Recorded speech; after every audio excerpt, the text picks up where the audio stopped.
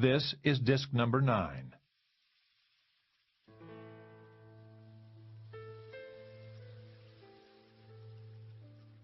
Hagen accompanied Clemenza and Tessio to their cars and arranged meetings with them to thrash out the operational details that would accomplish the stated desires of their Don.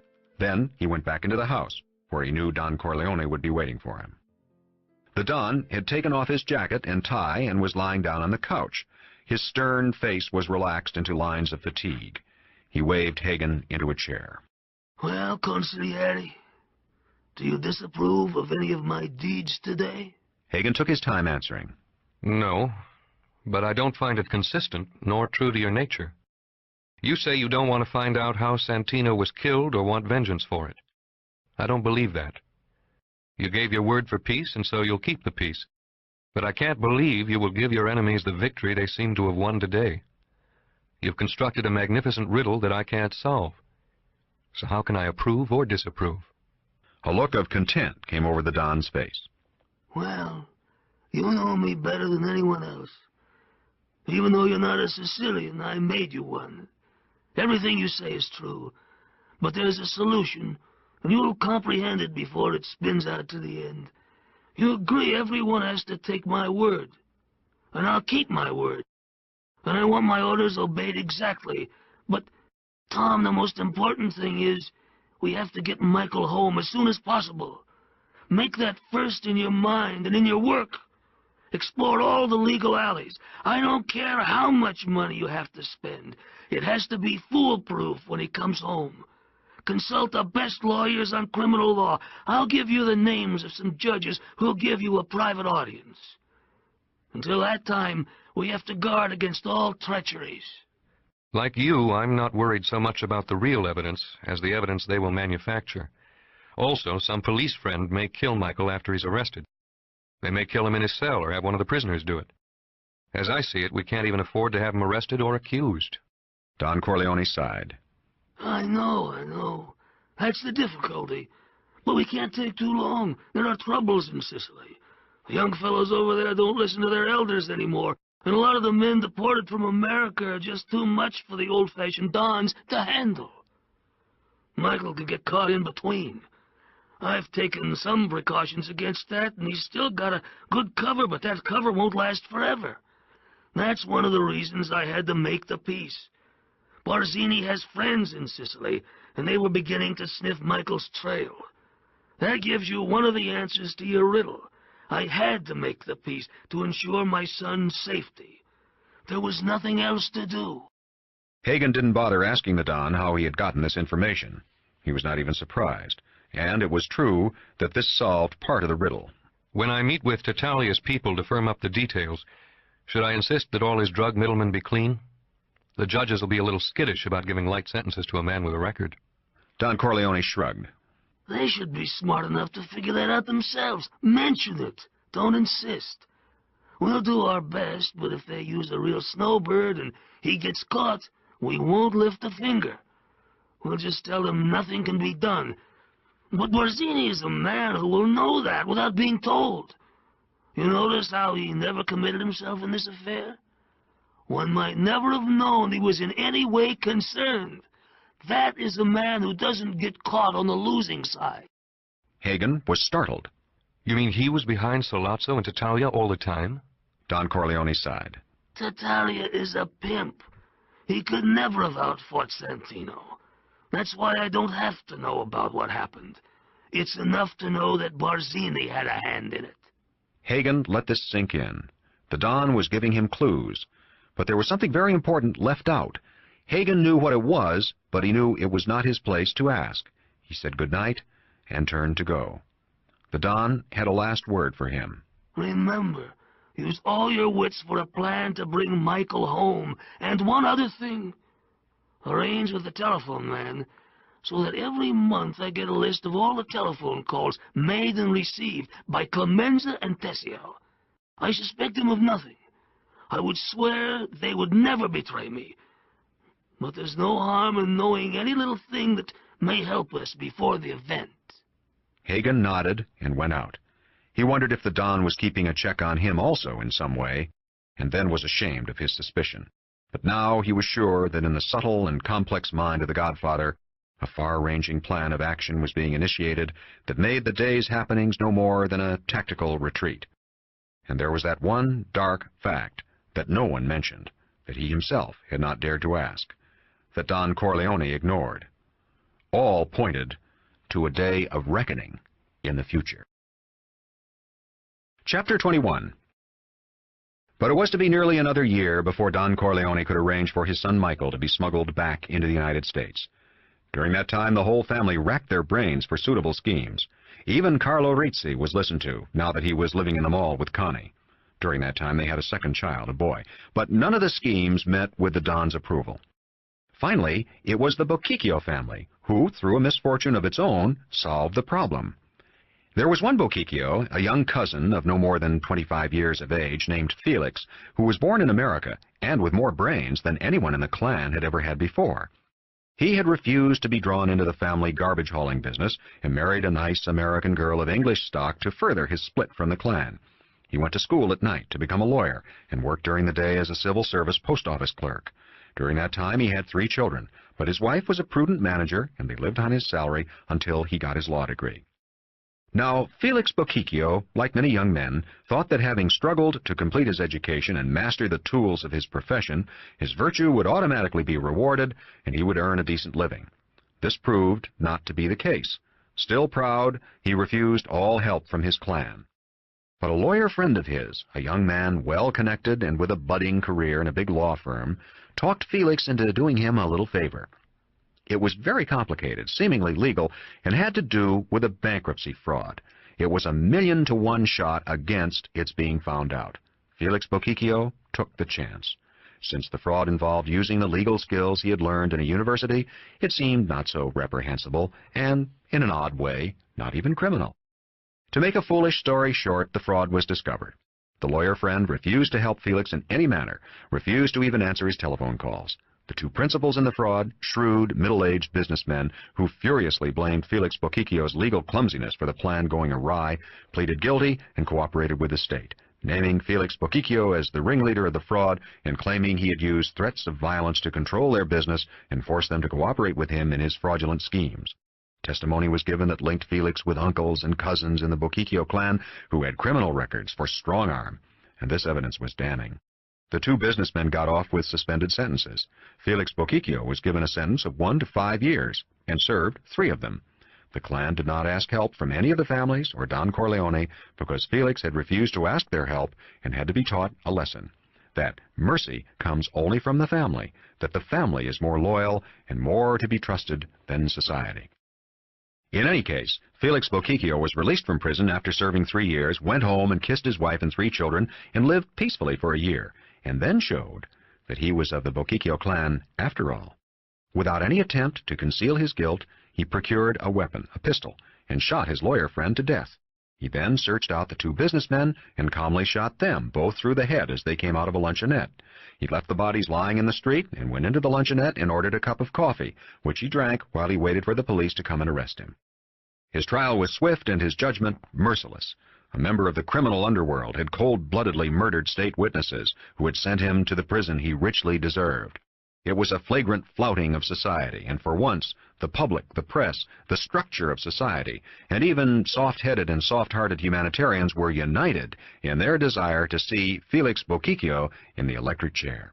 The governor of the state would no more grant him clemency than the officials of the pound spare a mad dog, which was the phrase of one of the governor's closest political aides.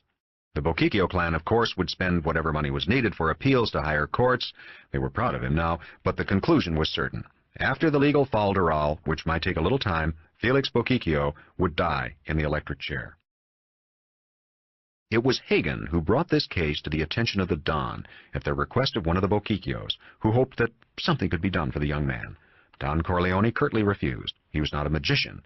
People asked him the impossible. But the next day the Don called Hagen into his office and had him go over the case in the most intimate detail. When Hagen was finished, Don Corleone told him to summon the head of the Bochicchio clan to the mall for a meeting. What happened next had the simplicity of genius. Don Corleone guaranteed to the head of the Bochicchio clan that the wife and children of Felix Bochicchio would be rewarded with a handsome pension. The money for this would be handed over to the Bokikio clan immediately. In turn, Felix must confess to the murder of Sollozzo and the police captain, McCluskey. There were many details to be arranged. Felix Bokikio would have to confess convincingly. That is, he would have to know some of the true details to confess to. Also, he must implicate the police captain in narcotics. Then, the waiter at the Luna restaurant must be persuaded to identify Felix Bokikio as the murderer. This would take some courage, as the description would change radically, Felix Bokikio being much shorter and heavier. But Don Corleone would attend to that. Also, since the condemned man had been a great believer in higher education and a college graduate, he would want his children to go to college, and so a sum of money would have to be paid by Don Corleone that would take care of the children's college. Then, the Bokikio clan had to be reassured that there was no hope for clemency on the original murders. The new confession, of course, would seal the man's already almost certain doom. Everything was arranged, the money paid and suitable contact made with the condemned man so that he could be instructed and advised. Finally, the plan was sprung, and the confession made headlines in all the newspapers. The whole thing was a huge success. But Don Corleone, cautious as always, waited until Felix Bokikio was actually executed 4 months later before finally giving the command that Michael Corleone could return home. Chapter 22. Lucy Mancini, a year after Sonny's death, still missed him terribly, grieved for him more fiercely than any lover in any romance. And her dreams were not the insipid dreams of a schoolgirl, her longings not the longings of a devoted wife. She was not rendered desolate by the loss of her life's companion, or miss him because of his stalwart character. She held no fond remembrances of sentimental gifts, of girlish hero worship, his smile, the amused glint of his eyes when she said something endearing or witty.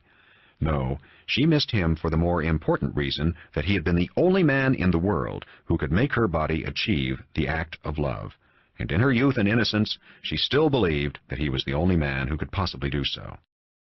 Now, a year later, she sunned herself in the balmy Nevada air. At her feet, the slender, blond young man was playing with her toes. They were at the side of the hotel pool for the Sunday afternoon, and despite the people all around them, his hand was sliding up her bare thigh. Oh, Jules, stop. I thought doctors at least weren't as silly as other men. Jules grinned at her. I'm a Las Vegas doctor. He tickled the inside of her thigh, and was amazed how just a little thing like that could excite her so powerfully. It showed on her face, though she tried to hide it. She was really a very primitive, innocent girl. Then why couldn't he make her come across? He had to figure that one out. And never mind the crap about a lost love that could never be replaced. This was living tissue here under his hand, and living tissue required other living tissue. Dr. Jules Siegel decided he would make the big push tonight at his apartment. He'd wanted to make her come across without any trickery, but if trickery there had to be, he was the man for it. All in the interest of science, of course, and besides, this poor kid was dying for it. Jules, stop. Please, stop. Her voice was trembling. Jules was immediately contrite. Okay, honey. He put his head in her lap, and using her soft thighs as a pillow, he took a little nap. He was amused at her squirming, the heat that registered from her loins, and when she put her hand on his head to smooth his hair, he grasped her wrist playfully and held it lover-like. But really, to feel her pulse, it was galloping. He'd get her tonight, and he'd solve the mystery, what the hell ever it was. Fully confident, Dr. Jules Siegel fell asleep. Lucy watched the people around the pool. She could never have imagined her life would change so in less than 2 years. She never regretted her foolishness at Connie Corleone's wedding. It was the most wonderful thing that had ever happened to her, and she lived it over and over again in her dreams, as she lived over and over again the months that followed. Sonny had visited her once a week, sometimes more, never less. The days before she saw him again, her body was in torment.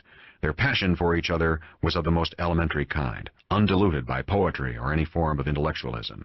It was love of the coarsest nature, a fleshly love, a love of tissue for opposing tissue. When Sonny called to tell her he was coming, she made certain there was enough liquor in the apartment and enough food for supper and breakfast, because usually he would not leave until late the next morning. He wanted his fill of her as she wanted her fill of him. He had his own key, and when he came in the door, she would fly into his massive arms.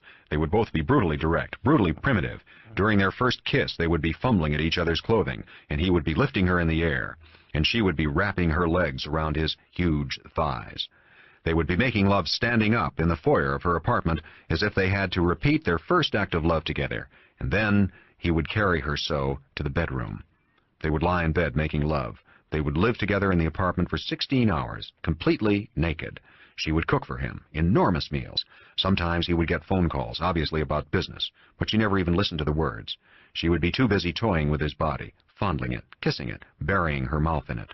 Sometimes, when he got up to get a drink and he walked by her, she couldn't help reaching out to touch his naked body, hold him, make love to him as if those special parts of his body were a plaything, a specially constructed, intricate but innocent toy, revealing its known but still surprising ecstasies.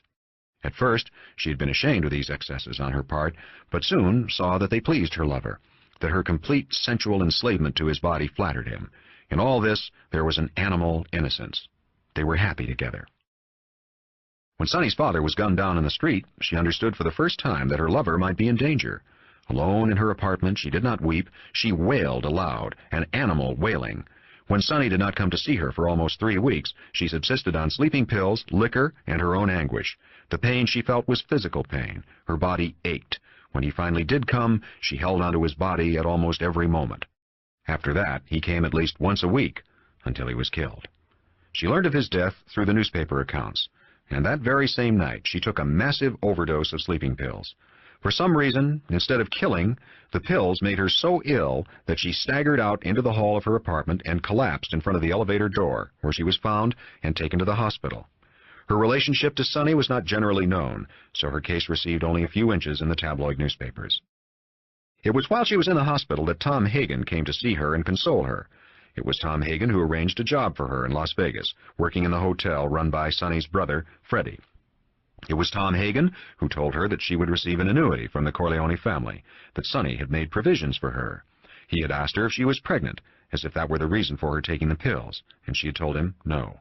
He asked her if Sonny had come to see her that fatal night, or had called that he would come to see her, and she told him no, that Sonny had not called, that she was always home waiting for him when she finished working, and she had told Hagen the truth. He's the only man I could ever love. I can't love anybody else. She saw him smile a little, but he also looked surprised. Do you find that so unbelievable? Wasn't he the one who brought you home when you were a kid? He was a different person. He grew up to be a different kind of man. Not to me. Maybe to everybody else, but not to me. She was still too weak to explain how Sonny had never been anything but gentle with her. He had never been angry with her, never even irritable or nervous. Hagen made all the arrangements for her to move to Las Vegas. A rented apartment was waiting. He took her to the airport himself, and he made her promise that if she ever felt lonely or if things didn't go right, she would call him and he would help her in any way he could. Before she got on the plane, she asked him hesitantly, Does Sonny's father know what you're doing? Hagen smiled. I'm acting for him as well as myself. He's old-fashioned in these things, and he would never go against the legal wife of his son. But he feels that you were just a young girl, and Sonny should have known better. And your taking all those pills shook everybody up. He didn't explain how incredible it was to a man like the Don that any person should try suicide. Now, after nearly 18 months in Las Vegas, she was surprised to find herself almost happy. Some nights she dreamed about Sonny, and lying awake before dawn continued her dream with her own caresses until she could sleep again. She had not had a man since. But the life in Vegas agreed with her. She went swimming in the hotel pool, sailed on Lake Mead, and drove through the desert on her day off. She became thinner, and this improved her figure. She was still voluptuous, but more in the American than the old Italian style. She worked in the public relations section of the hotel as a receptionist and had nothing to do with Freddie, though when he saw her he would stop and chat a little. She was surprised at the change in Freddie. He had become a ladies' man, dressed beautifully, and seemed to have a real flair for running a gambling resort. He controlled the hotel side, something not usually done by casino owners. With the long, very hot summer seasons, or perhaps his more active sex life, he too had become thinner, and Hollywood tailoring made him look almost debonair in a deadly sort of way. It was after 6 months that Tom Hagen came out to see how she was doing. She had been receiving a check for $600 a month, every month, in addition to her salary. Hagen explained that this money had to be shown as coming from someplace, and asked her to sign complete powers of attorney so that he could channel the money properly. He also told her that as a matter of form, she would be listed as owner of 5 points in the hotel in which she worked. She would have to go through all the legal formalities required by the Nevada laws, but everything would be taken care of for her, and her own personal inconvenience would be at a minimum. However, she was not to discuss this arrangement with anyone without his consent. She would be protected legally in every way, and her money every month would be assured. If the authorities or any law enforcement agencies ever questioned her, she was to simply refer them to her lawyer, and she would not be bothered any further. Lucy agreed. She understood what was happening, but had no objection to how she was being used. It seemed a reasonable favor. But when Hagen asked her to keep her eyes open around the hotel, keep an eye on Freddie and on Freddie's boss, the man who owned and operated the hotel as a major stockholder, she said to him, Oh, Tom, you don't want me to spy on Freddie. Hagen smiled. His father worries about Freddie. He's in fast company with Mo Green, and we just want to make sure he doesn't get into any trouble. He didn't bother to explain to her that the Don had backed the building of this hotel in the desert of Las Vegas not only to supply a haven for his son, but to get a foot in the door for bigger operations. It was shortly after this interview that Dr. Jules Siegel came to work as the hotel house physician. He was very thin, very handsome and charming, and seemed very young to be a doctor, at least to Lucy. She met him when a lump grew above her wrist on her forearm. She worried about it for a few days, then one morning went to the doctor's suite of offices in the hotel. Two of the showgirls from the chorus line were in the waiting room, gossiping with each other. They had the blonde, peach-colored prettiness Lucy always envied. They looked angelic. But one of the girls was saying, I swear, if I have another dose, I'm giving up dancing. When Dr. Jules Siegel opened his office door to motion one of the showgirls inside, Lucy was tempted to leave, and if it had been something more personal and serious, she would have. Dr. Siegel was wearing slacks and an open shirt. The horn-rimmed glasses helped, and his quiet, reserved manner, but the impression he gave was an informal one. And like many basically old-fashioned people, Lucy didn't believe that medicine and informality mixed. When she finally got into his office, there was something so reassuring in his manner that all her misgivings fled. He spoke hardly at all, and yet he was not brusque, and he took his time. When she asked him what the lump was, he patiently explained that it was a quite common fibrous growth that could in no way be malignant or a cause for serious concern. He picked up a heavy medical book and said, Hold out your arm. She held out her arms tentatively. He smiled at her for the first time. I'm going to cheat myself out of a surgical fee. I'll just smash it with this book and it will flatten out. It may pop up again, but if I remove it surgically, you'll be out of money and have to wear bandages and all that. Okay? She smiled at him. For some reason, she had an absolute trust in him. Okay. In the next instant, she let out a yell as he brought down the heavy medical volume on her forearm. The lump had flattened out, almost. Did it hurt that much? No. She watched him completing her case history card. Is that all? He nodded, not paying any more attention to her. She left. A week later, he saw her in the coffee shop and sat next to her at the counter. How's the arm? She smiled at him. Fine. You're pretty unorthodox, but you're pretty good. He grinned at her. You don't know how unorthodox I am. And I didn't know how rich you were. The Vegas Sun just published the list of point owners in the hotel, and Lucy Mancini has a big 10 points. I could have made a fortune on that little bump. She didn't answer him, suddenly reminded of Hagen's warnings. He grinned again. Don't worry. I know the score. You're just one of the dummies. Vegas is full of them. How about seeing one of the shows with me tonight, and I'll buy you dinner. I'll even buy you some roulette chips. She was a little doubtful. He urged her. Finally, she said, I'd like to come, but I'm afraid you might be disappointed by how the night ends. I'm not really a swinger like most of the girls here in Vegas. That's why I asked you. I've prescribed a night's rest for myself. Lucy smiled at him and said a little sadly, Is it that obvious? He shook his head. Okay, supper then, but I'll buy my own roulette chips. They went to the supper show, and Jules kept her amused by describing different types of bare thighs and breasts in medical terms, but without sneering, all in good humor.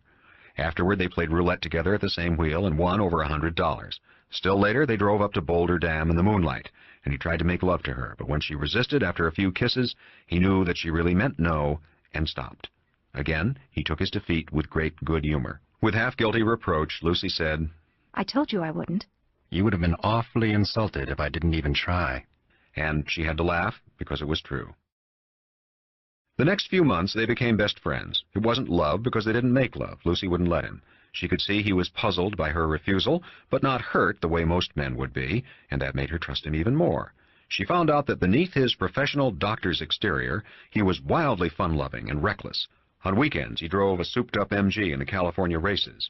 When he took a vacation, he went down into the interior of Mexico, the real wild country, he told her, where strangers were murdered for their shoes, and life was as primitive as 1,000 years ago.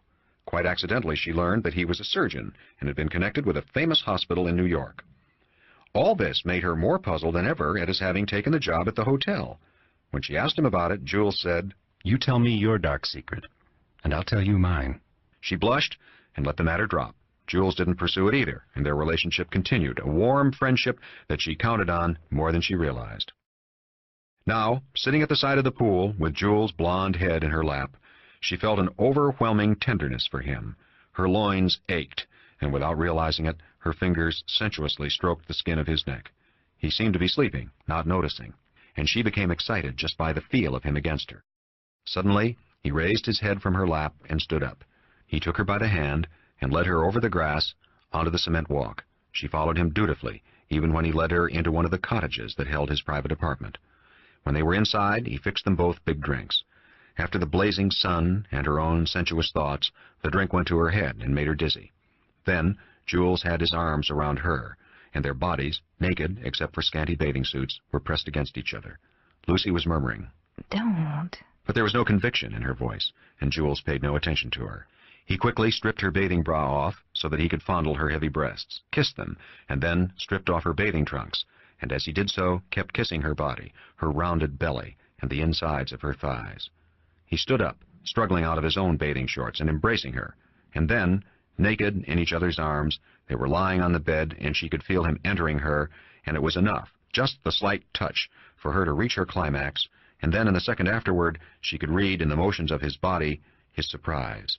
She felt the overwhelming shame she had felt before she knew Sonny, but Jules was twisting her body over the edge of the bed, positioning her legs a certain way, and she let him control her limbs and her body, and then he was entering her again and kissing her, and this time she could feel him, but more important, she could tell that he was feeling something too and coming to his climax.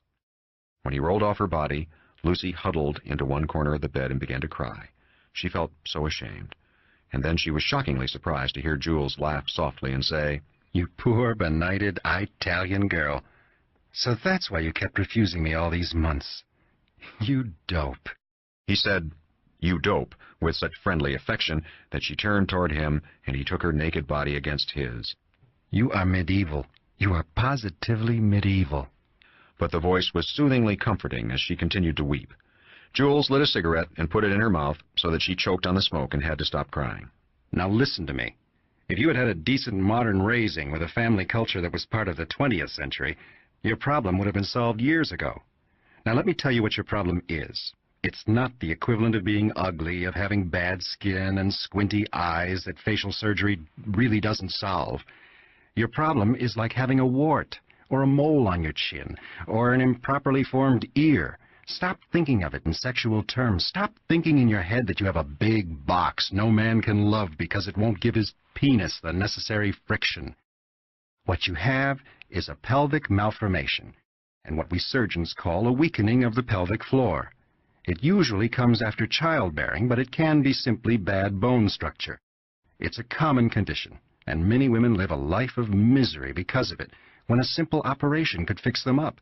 Some women even commit suicide because of it. But I never figured you for that condition because you have such a beautiful body. I thought it was psychological since I know your story. You told it to me often enough, you and Sonny. But let me give you a thorough physical examination, and I can tell you just exactly how much work will have to be done. Now, go in and take a shower." Lucy went in and took her shower. Patiently, and over her protests, Jules made her lie on the bed, legs spread apart. He had an extra doctor's bag in his apartment, and it was open. He also had a small glass-topped table by the bed, which held some other instruments. He was all business now, examining her, sticking his fingers inside her and moving them around. She was beginning to feel humiliated when he kissed her on the navel and said, almost absent-mindedly, "First time I've enjoyed my work." Then he flipped her over and thrust a finger in her rectum, feeling around, but his other hand was stroking her neck affectionately. When he was finished, he turned her right side up again, kissed her tenderly on the mouth, and said, "Baby, I'm going to build you a whole new thing down there, and then I'll try it out personally. It will be a medical first. I'll be able to write a paper on it for the official journals." Jules did everything with such good-humored affection. He so obviously cared for her that Lucy got over her shame and embarrassment. He even had the medical textbook down off its shelf to show her a case like her own and the surgical procedure to correct it. She found herself quite interested. It's a health thing, too. If you don't get it corrected, you're going to have a hell of a lot of trouble later on with your whole plumbing system. The structure becomes progressively weaker unless it's corrected by surgery. It's a damn shame that old-fashioned prudery keeps a lot of doctors from properly diagnosing and correcting the situation, and a lot of women from complaining about it. Don't talk about it. Please, don't talk about it. He could see that she was still, to some extent, ashamed of her secret, embarrassed by her ugly defect. Though to his medically trained mind, this seemed the height of silliness, he was sensitive enough to identify with her. It also put him on the right track to making her feel better. Okay, I know your secret, so now I'll tell you mine. You always ask me what I'm doing here in this town, one of the youngest and most brilliant surgeons in the East. He was mocking some newspaper reports about himself. The truth is that I'm an abortionist, which in itself is not so bad, so is half the medical profession. But I got caught. I had a friend, a doctor named Kennedy. We interned together. And he's really a straight guy, but he said he'd help me. I understand Tom Hagen had told him if he ever needed help on anything, the Corleone family was indebted to him. So he spoke to Hagen. The next thing I know, the charges were dropped, but the Medical Association and the Eastern Establishment had me blacklisted. So the Corleone family got me this job out here. I make a good living. I do a job that has to be done. These showgirls are always getting knocked up, and aborting them is the easiest thing in the world if they come to me right away. I curette them, like you scrape a frying pan. Freddie Corleone is a real terror. By my count, he's knocked up 15 girls while I've been here.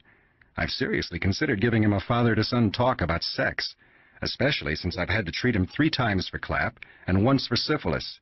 Freddie is the original bareback rider. Jules stopped talking. He had been deliberately indiscreet, something he never did, so that Lucy would know that other people, including someone she knew and feared a little like Freddie Corleone, also had shameful secrets. Think of it as a piece of elastic in your body that has lost its elasticity. By cutting out a piece, you make it tighter, snappier. I'll think about it. But she was sure she was going to go through with it. She trusted Jules absolutely. Then she thought of something else. How much will it cost? Jules frowned. I haven't the facilities here for surgery like that, and I'm not the expert at it.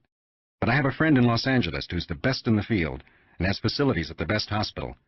In fact, he tightens up all the movie stars when those dames find out that getting their faces and breasts lifted isn't the whole answer to making a man love them.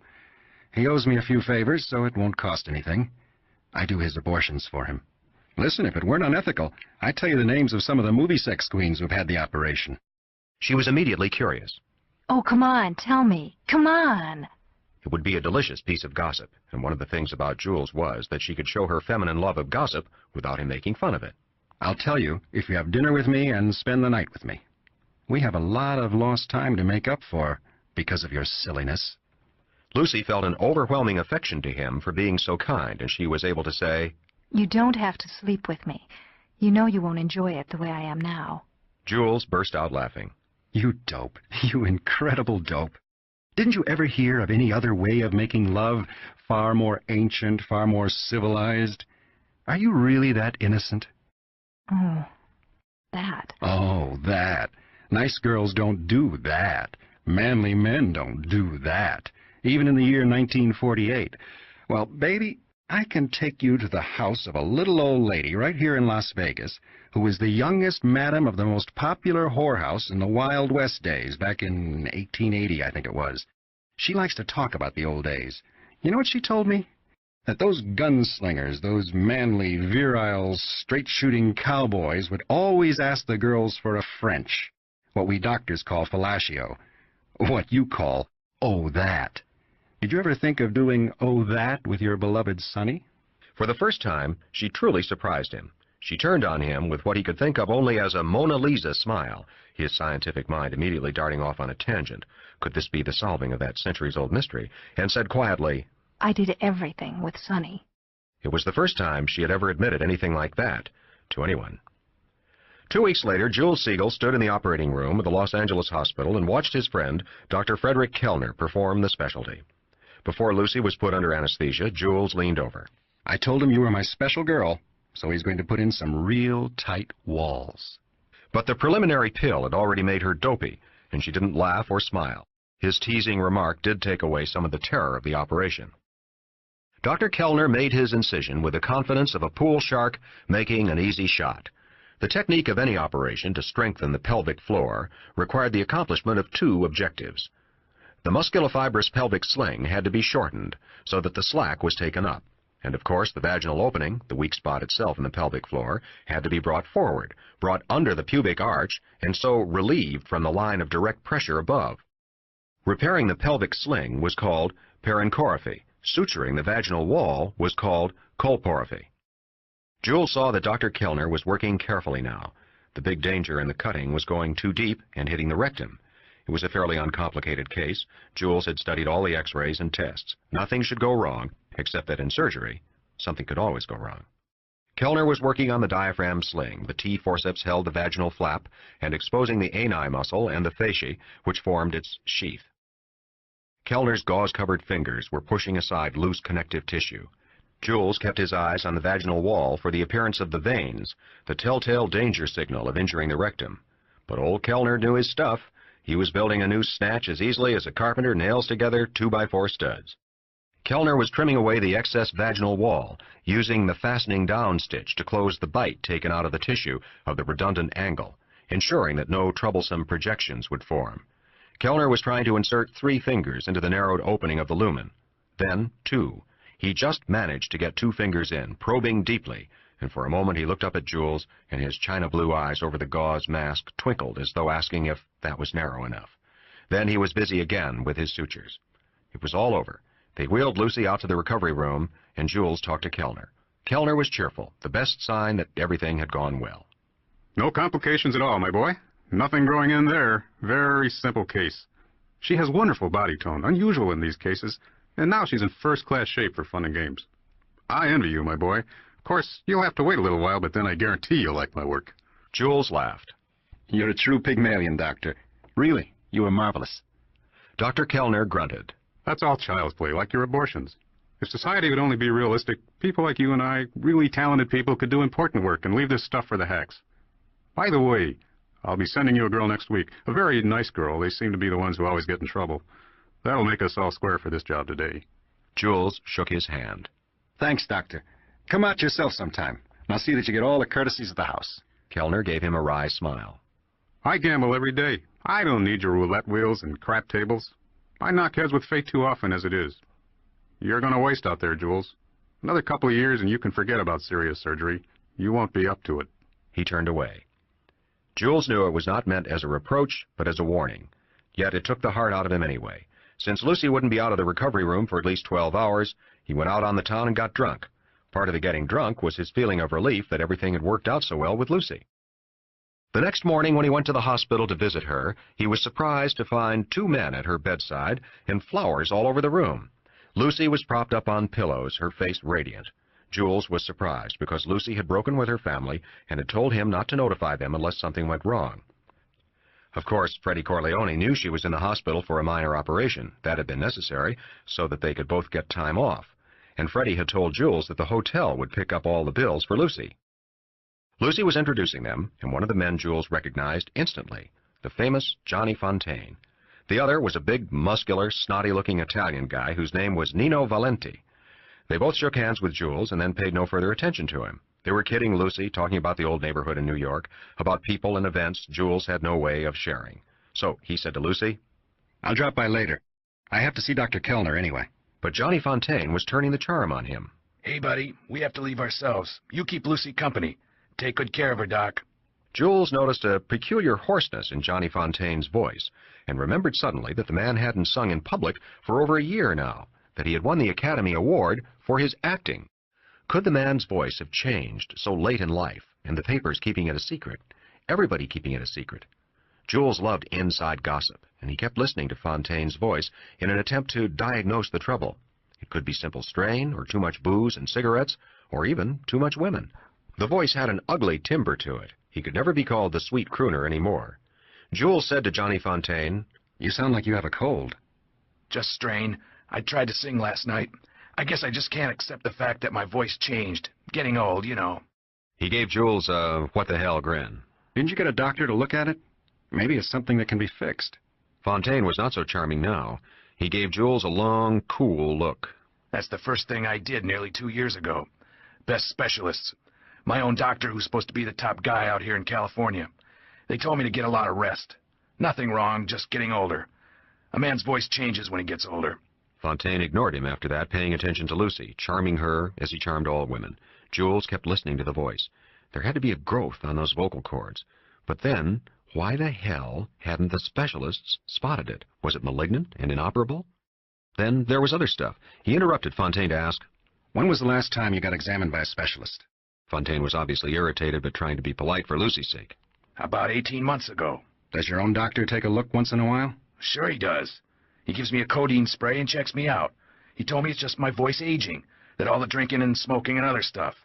Maybe you know more than he does. What's his name? Fontaine said with just a faint flicker of pride. Tucker. Dr. James Tucker. What do you think of him? The name was familiar, linked to famous movie stars, female, and to an expensive health farm. With a grin, Jules said, He's a sharp dresser. Fontaine was angry now. You think you're a better doctor than he is? Jules laughed. Are you a better singer than Carmen Lombardo? He was surprised to see Nino Valenti break up in laughter, banging his head on his chair. The joke hadn't been that good.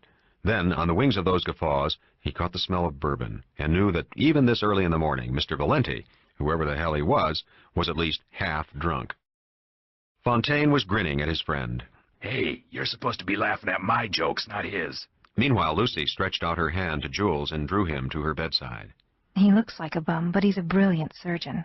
If he says he's better than Dr. Tucker, then he's better than Dr. Tucker. You listen to him, Johnny. The nurse came in and told them they would have to leave. The resident was going to do some work on Lucy and needed privacy. Jules was amused to see Lucy turn her head away, so when Johnny Fontaine and Nino Valenti kissed her, they would hit her cheek instead of her mouth. But they seemed to expect it. She let Jules kiss her on the mouth and whispered, Come back this afternoon, please. He nodded. Out in the corridor, Valenti asked him, What was the operation for? Anything serious? Jules shook his head. Just a little female plumbing. Absolutely routine, please believe me. I'm more concerned than you are. I hope to marry the girl. They were looking at him appraisingly, so he asked, How did you find out she was in the hospital? Freddie called us and asked us to look in. We all grew up in the same neighborhood. Lucy was maid of honor when Freddie's sister got married. Oh. He didn't let on that he knew the whole story, perhaps because they were so cagey about protecting Lucy and her affair with Sonny. As they walked down the corridor, Jules said to Fontaine, I have visiting doctor's privileges here. Why don't you let me have a look at your throat? Fontaine shook his head. I'm in a hurry. That's $1 million throat. He can't have cheap doctors looking down it. Jules saw Valenti was grinning at him, obviously on his side. I'm no cheap doctor. I was the brightest young surgeon and diagnostician on the East Coast until they got me on the abortion rap. As he had known it would, that made them take him seriously. By admitting his crime, he inspired belief in his claim of high competence. Valenti recovered first. If Johnny can't use you, I got a girlfriend I want you to look at. Not at her throat, though. How long will you take? 10 minutes. It was a lie, but he believed in telling lies to people. Truth-telling and medicine just didn't go together, except in dire emergencies, if then. Okay. His voice was darker, hoarser with fright. Jules recruited a nurse and a consulting room. It didn't have everything he needed, but there was enough. In less than 10 minutes, he knew there was a growth on the vocal cords. That was easy. Tucker, that incompetent, sartorial son of a bitch of a Hollywood phony, should have been able to spot it. Christ, maybe the guy didn't even have a license, and if he did, it should be taken away from him. Jules didn't pay any attention to the two men now. He picked up the phone and asked for the throat man at the hospital to come down. Then he swung around and said to Nino Valenti, I think it might be a long wait for you. You'd better leave. Fontaine stared at him in utter disbelief. You son of a bitch! You think you're gonna keep me here? You think you're gonna fuck around with my throat? Jules, with more pleasure than he would have thought possible, gave it to him straight between the eyes. You can do whatever you like. You've got a growth of some sort on your vocal cords, in your larynx. If you stay here the next few hours, we can nail it down, whether it's malignant or non-malignant. We can make a decision for surgery or treatment. I can give you the whole story. I can give you the name of the top specialist in America, and we can have him out here on the plane tonight. With your money, that is, and if I think it necessary. But you can walk out of here and see your quack buddy or sweat while you decide to see another doctor or get referred to somebody incompetent. Then, if it's malignant and gets big enough, they'll cut out your whole larynx or you'll die. Or you can just sweat. Stick here with me and we can get it all squared away in a few hours. You got anything more important to do? Let's stick around, Johnny. What the hell? I'll go down the hall and call the studio. I won't tell them anything, just that we're held up. Then I'll come back here and keep you company. It proved to be a very long afternoon, but a rewarding one. The diagnosis of the staff throat man was perfectly sound as far as Jules could see after the x-rays and swab analysis. Halfway through, Johnny Fontaine, his mouth soaked with iodine, retching over the roll of gauze stuck in his mouth, tried to quit. Nino Valenti grabbed him by the shoulders and slammed him back into the chair. When it was all over, Jules grinned at Fontaine and said, Warts. Fontaine didn't grasp it. Just some warts. We'll slice them right off like skin off bologna. In a few months, you'll be okay. Valenti let out a yell, but Fontaine was still frowning. How about singing afterward? How will it affect my singing? Jules shrugged. On that, there's no guarantee. But since you can't sing now, what's the difference? Fontaine looked at him with distaste. Kid, you don't know what the hell you're talking about. You act like you're giving me good news when what you're telling me is maybe I won't sing anymore. Is that right? Maybe I won't sing anymore? Finally, Jules was disgusted. He'd operated as a real doctor, and it had been a pleasure. He had done this bastard a real favor, and he was acting as if he'd been done dirt. Listen, Mr. Fontaine. I'm a doctor of medicine, and you can call me doctor, not kid. And I did give you very good news. When I brought you down here, I was certain that you had a malignant growth in your larynx, which would entail cutting out your whole voice box, or which could kill you. I was worried that I might have to tell you that you were a dead man. And I was so delighted when I could say the word warts, because your singing gave me so much pleasure, helped me seduce girls when I was younger, and you're a real artist. But also, you're a very spoiled guy. Do you think because you're Johnny Fontaine you can't get cancer? Or a brain tumor that's inoperable? Or a failure of the heart? Do you think you're never going to die? Well, it's not all sweet music. And if you want to see real trouble, take a walk through this hospital, and you'll sing a love song about warts. So just stop the crap and get on with what you have to do. Your Adolphe Monjou medical man can get you the proper surgeon, but if he tries to get into the operating room, I suggest you have him arrested for attempted murder. Jules started to walk out of the room when Valenti said, Attaboy, Doc, that's telling him. Jules whirled around. Do you always get looped before noontime? Sure. Valenti grinned at him, and with such good humor that Jules said more gently than he had meant to, You have to figure you'll be dead in 5 years if you keep that up. Valenti was lumbering up to him with little dancing steps. He threw his arms around Jules. His breath stank of bourbon. He was laughing very hard. He asked, still laughing, 5 years? Is it going to take that long?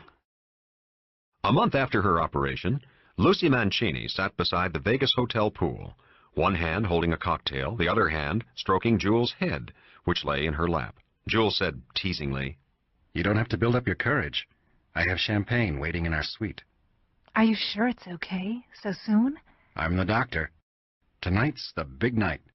Do you realize I'll be the first surgeon in medical history who tried out the results of his medical first operation?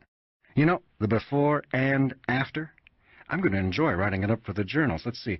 While the before was distinctly pleasurable for psychological reasons and the sophistication of the surgeon instructor, the post-operative coitus was extremely rewarding strictly for its neurological.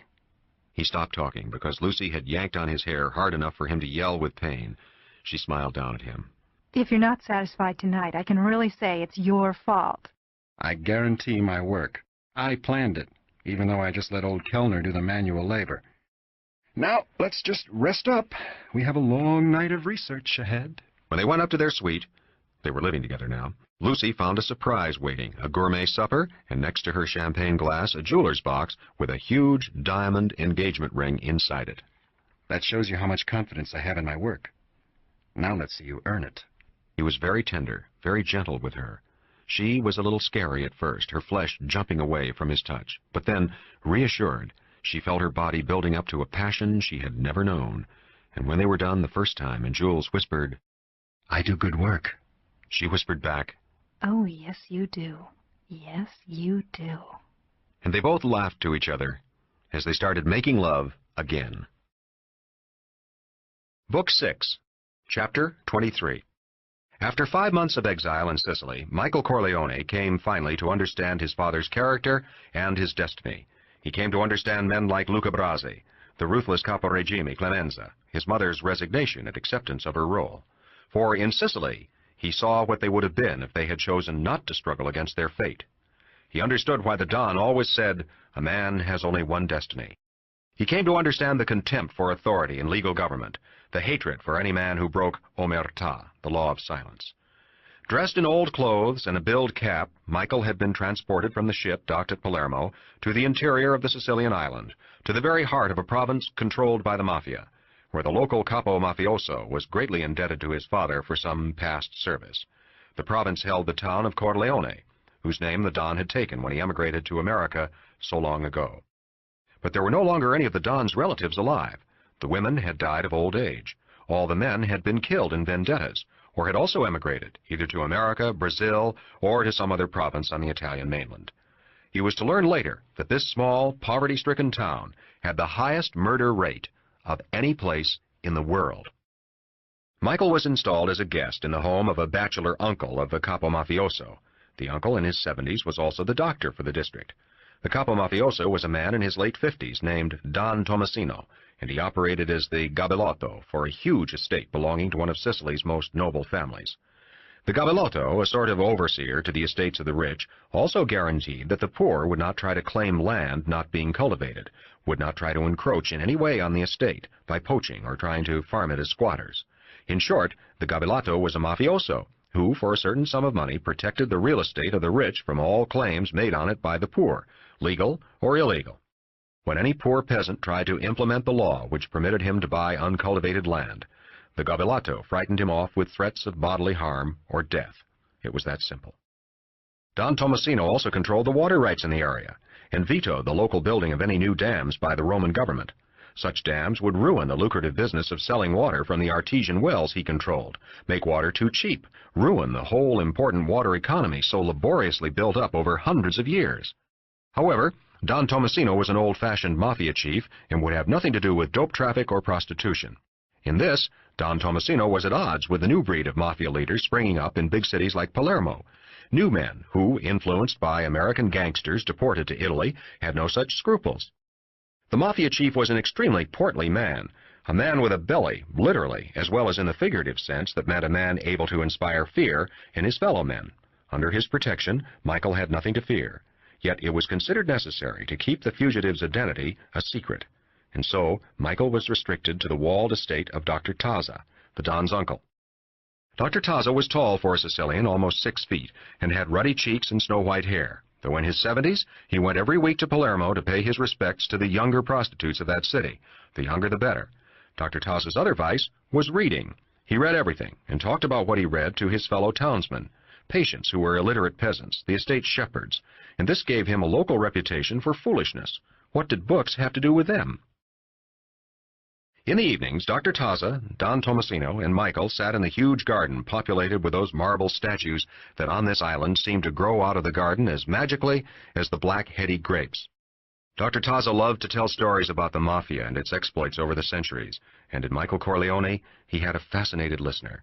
There were times when even Don Tomasino would be carried away by the balmy air, the fruity, intoxicating wine, the elegant and quiet comfort of the garden, and tell a story from his own practical experience.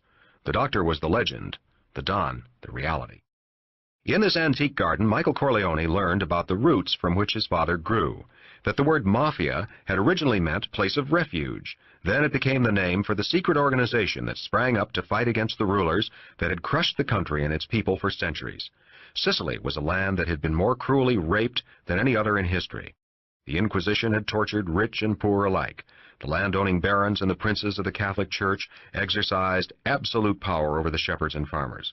The police were the instruments of their power, and so identified with them that to be called a policeman is the foulest insult one Sicilian can hurl at another. Faced with the savagery of this absolute power, the suffering people learned never to betray their anger and their hatred for fear of being crushed. They learned never to make themselves vulnerable by uttering any sort of threat, since giving such a warning ensured a quick reprisal. They learned that society was their enemy, and so, when they sought redress for their wrongs, they went to the rebel underground, the mafia. And the mafia cemented its power by originating the law of silence, the omerta.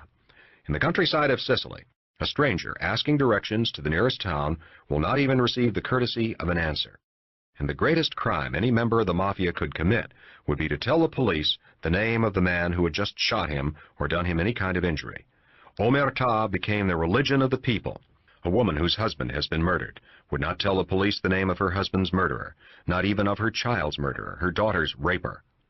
Justice had never been forthcoming from the authorities, and so the people had always gone to the Robin Hood Mafia. And to some extent, the Mafia still fulfilled this role. People turned to their local capo mafioso for help in every emergency. He was their social worker, their district captain, ready with a basket of food and a job, their protector. But what Dr. Taza did not add, what Michael learned on his own in the months that followed, was that the Mafia in Sicily had become the illegal arm of the rich, and even the auxiliary police of the legal and political structure. It had become a degenerate capitalist structure, anti-communist, anti-liberal, placing its own taxes on every form of business endeavor, no matter how small. Michael Corleone understood for the first time why men like his father chose to become thieves and murderers rather than members of the legal society. The poverty and fear and degradation were too awful to be acceptable to any man of spirit, and in America, some emigrating Sicilians had assumed there would be an equally cruel authority. Dr. Taza offered to take Michael into Palermo with him on his weekly visit to the bordello, but Michael refused. His flight to Sicily had prevented him from getting proper medical treatment for his smashed jaw, and he now carried a memento from Captain McCluskey on the left side of his face. The bones had knitted badly, throwing his profile askew, giving him the appearance of depravity when viewed from that side. He had always been vain about his looks, and this upset him more than he thought possible. The pain that came and went, he didn't mind at all. Dr. Taza gave him some pills that deadened it. Taza offered to treat his face, but Michael refused. He had been there long enough to learn that Dr. Taza was perhaps the worst physician in Sicily. Dr. Taza read everything but his medical literature, which he admitted he could not understand. He had passed his medical exams through the good offices of the most important mafia chief in Sicily, who had made a special trip to Palermo to confer with Taza's professors about what grades they should give him. And this, too, showed how the mafia in Sicily was cancerous to the society it inhabited. Merit meant nothing. Talent meant nothing. Work meant nothing. The mafia godfather gave you your profession as a gift. Michael had plenty of time to think things out. During the day, he took walks in the countryside, always accompanied by two of the shepherds attached to Don Tomasino's estate. The shepherds of the island were often recruited to act as the mafia's hired killers, and did their job simply to earn money to live. Michael thought about his father's organization. If it continued to prosper, it would grow into what had happened here on this island, so cancerous that it would destroy the whole country. Sicily was already a land of ghosts, its men emigrating to every other country on earth to be able to earn their bread, or simply to escape being murdered for exercising their political and economic freedoms. On his long walks, the most striking thing in Michael's eyes was the magnificent beauty of the country. He walked through the orange orchards that formed shady, deep caverns through the countryside, with their ancient conduits splashing water out of the fanged mouths of great snake stones carved before Christ. Houses built like ancient Roman villas, with huge marble portals and great vaulted rooms, falling into ruins, or inhabited by stray sheep. On the horizon, the bony hills shone like picked bleached bones piled high. Gardens and fields, sparkly green, decorated the desert landscape like bright emerald necklaces. And sometimes he walked as far as the town of Corleone, its 18,000 people strung out in dwellings that pitted the side of the nearest mountain, the mean hovels built out of black rock quarried from that mountain. In the last year, there had been over 60 murders in Corleone, and it seemed that death shadowed the town. Further on, the wood of Ficuzza broke the savage monotony of arable plain. His two shepherd bodyguards always carried their lupadas with them when accompanying Michael on his walks. The deadly Sicilian shotgun was the favorite weapon of the mafia.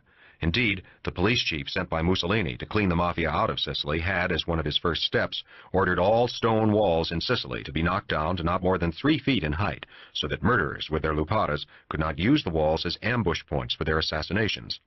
This didn't help much, and the police minister solved his problem by arresting and deporting to penal colonies any male suspected of being a mafioso. When the island of Sicily was liberated by the Allied armies, the American military government officials believed that anyone imprisoned by the fascist regime was a Democrat, and many of these mafiosi were appointed as mayors of villages or interpreters to the military government. This good fortune enabled the mafia to reconstitute itself and become more formidable than ever before. The long walks, a bottle of strong wine at night with a heavy plate of pasta and meat, enabled Michael to sleep. There were books in Italian in Dr. Taza's library, and though Michael spoke dialect Italian and had taken some college courses in Italian, his reading of these books took a great deal of effort and time. His speech became almost accentless, and though he could never pass as a native of the district, It would be believed that he was one of those strange Italians from the far north of Italy, bordering the Swiss and Germans. The distortion of the left side of his face made him more native. It was the kind of disfigurement common in Sicily because of the lack of medical care. The little injury that cannot be patched up simply for lack of money. Many children, many men bore disfigurements that in America would have been repaired by minor surgery or sophisticated medical treatments. Michael often thought of Kay, of her smile, her body, and always felt a twinge of conscience at leaving her so brutally without a word of farewell. Oddly enough, his conscience was never troubled by the two men he had murdered. Sollozzo had tried to kill his father. Captain McCluskey had disfigured him for life. Dr. Taza always kept after him about getting surgery done for his lopsided face, especially when Michael asked him for pain-killing drugs, the pain getting worse as time went on, and more frequent. Taza explained that there was a facial nerve below the eye, from which radiated a whole complex of nerves. Indeed, this was the favorite spot for mafia torturers, who searched it out on the cheeks of their victims with the needle-fine point of an ice pick. That particular nerve in Michael's face had been injured, or perhaps there was a splinter of bone lanced into it. Simple surgery in a Palermo hospital would permanently relieve the pain. Michael refused. When the doctor asked why, Michael grinned and said, "It's something from home." And he really didn't mind the pain, which was more an ache, a small throbbing in his skull, like a motored apparatus running in liquid to purify it. It was nearly 7 months of leisurely, rustic living before Michael felt real boredom. At about this time, Don Tomasino became very busy and was seldom seen at the villa. He was having his troubles with the new mafia springing up in Palermo, young men who were making a fortune out of the post-war construction boom in that city. With this wealth, they were trying to encroach on the country fiefs of old-time mafia leaders, whom they contemptuously labeled Mustache Pete's. Don Tomasino was kept busy defending his domain. And so, Michael was deprived of the old man's company and had to be content with Dr. Taza's stories, which were beginning to repeat themselves. One morning, Michael decided to take a long hike to the mountains beyond Corleone. He was, naturally, accompanied by the 2 shepherd bodyguards. This was not really a protection against enemies of the Corleone family. It was simply too dangerous for anyone not a native to go wandering about by himself. It was dangerous enough for a native. The region was loaded with bandits, with mafia partisans fighting against each other and endangering everybody else in the process. He might also be mistaken for a pagliaio thief. A pagliaio is a straw-thatched hut erected in the fields to house farming tools and to provide shelter for the agricultural laborers so that they will not have to carry them on the long walk from their homes in the village. In Sicily, the peasant does not live on the land he cultivates. It is too dangerous, and any arable land, if he owns it, is too precious. Rather, he lives in his village, and at sunrise begins his voyage out to work in distant fields, a commuter on foot. A worker who arrived at his pagliaio and found it looted was an injured man indeed. The bread was taken out of his mouth for that day.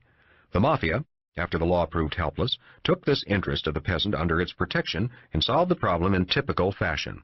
It hunted down and slaughtered all pagliaio thieves. It was inevitable that some innocent suffered.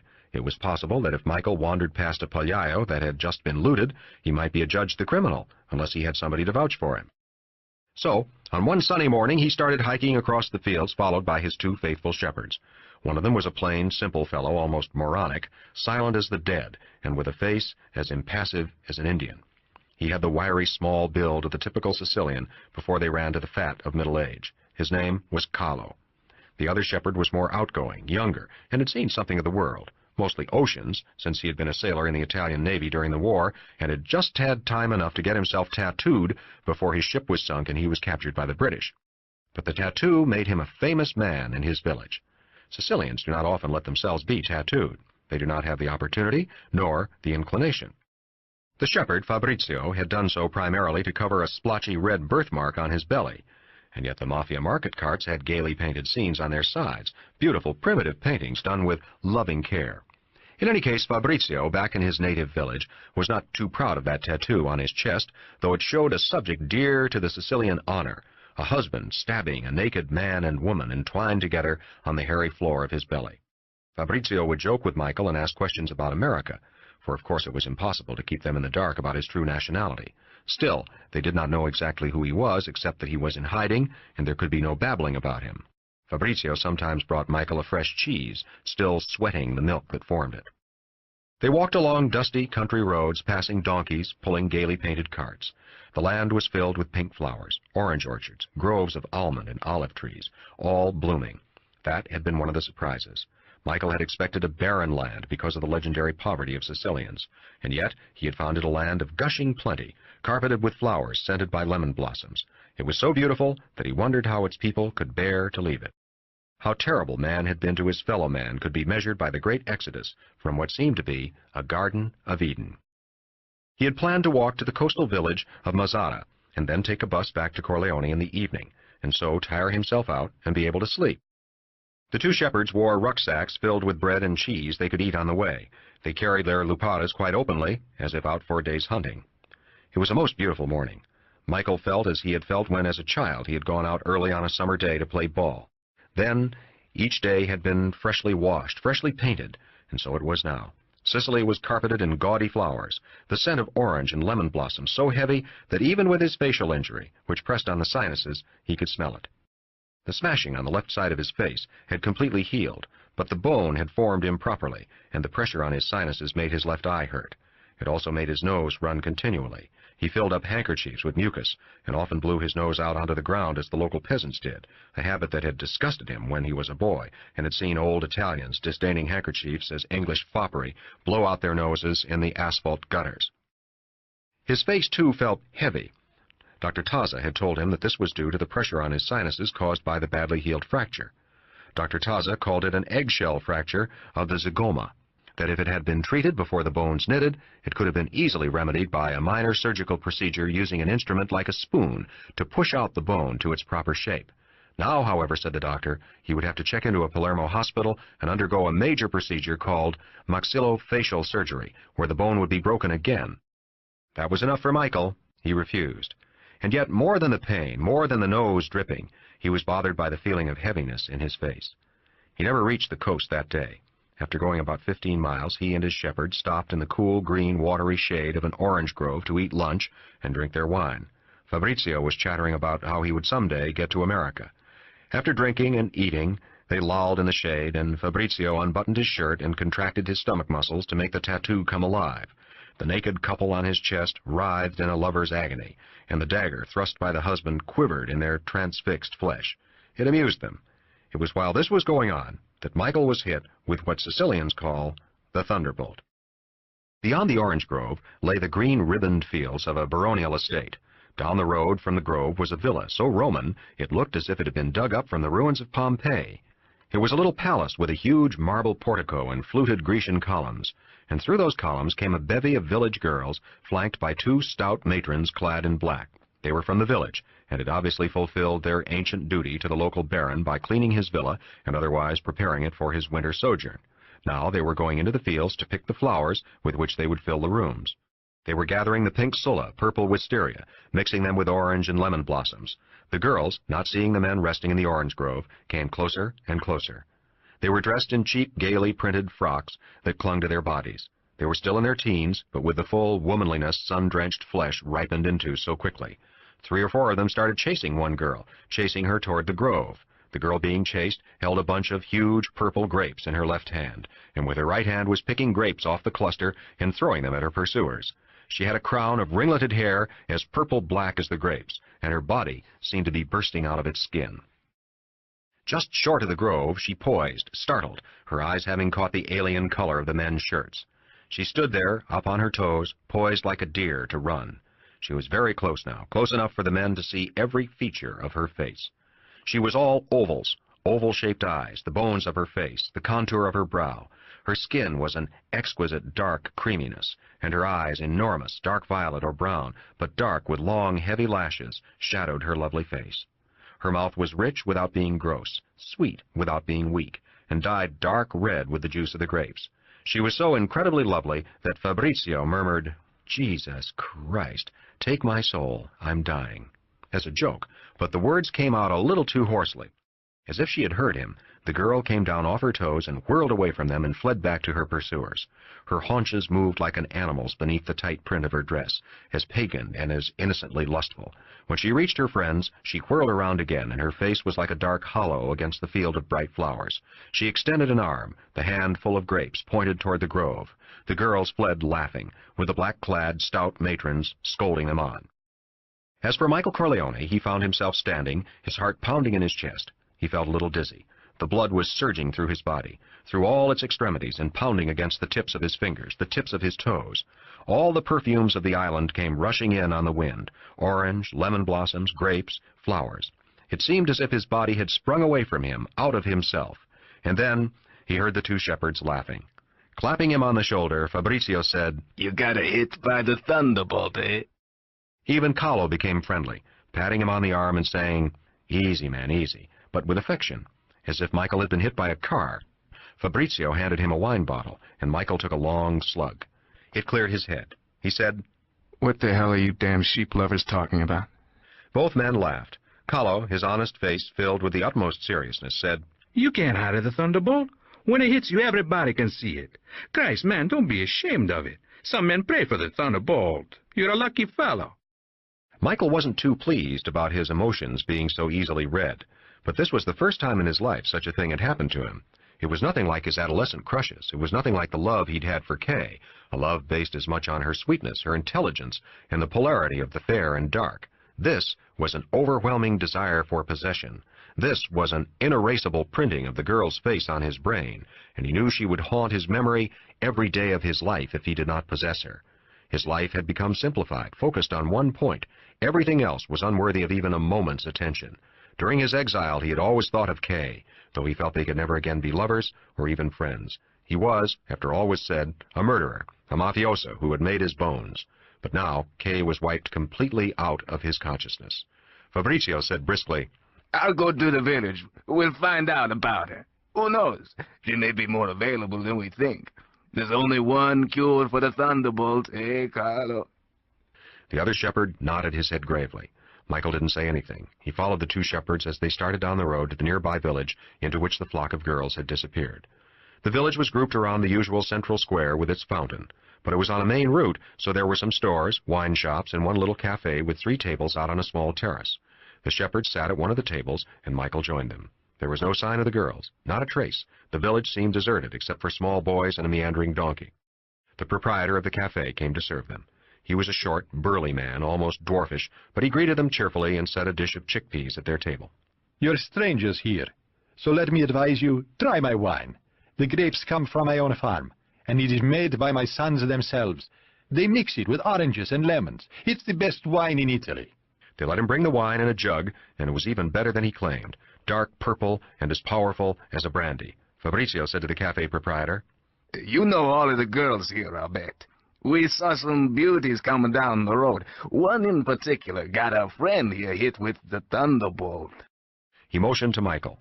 The cafe owner looked at Michael with new interest. The cracked face had seemed quite ordinary to him before, not worth a second glance. But a man hit with a thunderbolt was another matter. "You had better bring a few bottles home with you, my friend. You'll need help in getting to sleep tonight." Michael asked the man, "Do you know a girl with her hair all curly? Very creamy skin, very big eyes, very dark eyes. Do you know a girl like that in the village?" "No, I don't know any girl like that." He vanished from the terrace into his cafe. The 3 men drank their wine slowly, finished off the jug, and called for more. The owner did not reappear. Fabrizio went into the cafe after him. When Fabrizio came out, he grimaced and said to Michael, "Just as I had thought. It's his daughter we were talking about, and now he's in the back, boiling up his blood to do us a mischief. I think we'd better start walking toward Corleone." Despite his months on the island, Michael still could not get used to the Sicilian touchiness on matters of sex, and this was extreme, even for a Sicilian. But the two shepherds seemed to take it as a matter of course. They were waiting for him to leave. Fabrizio said, "The old bastard mentioned he has 2 sons, big, tough lads that he has only to whistle up. Let's get going."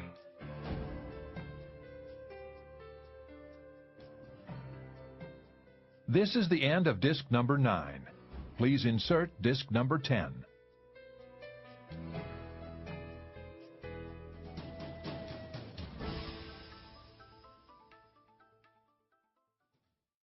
This is disc number 10.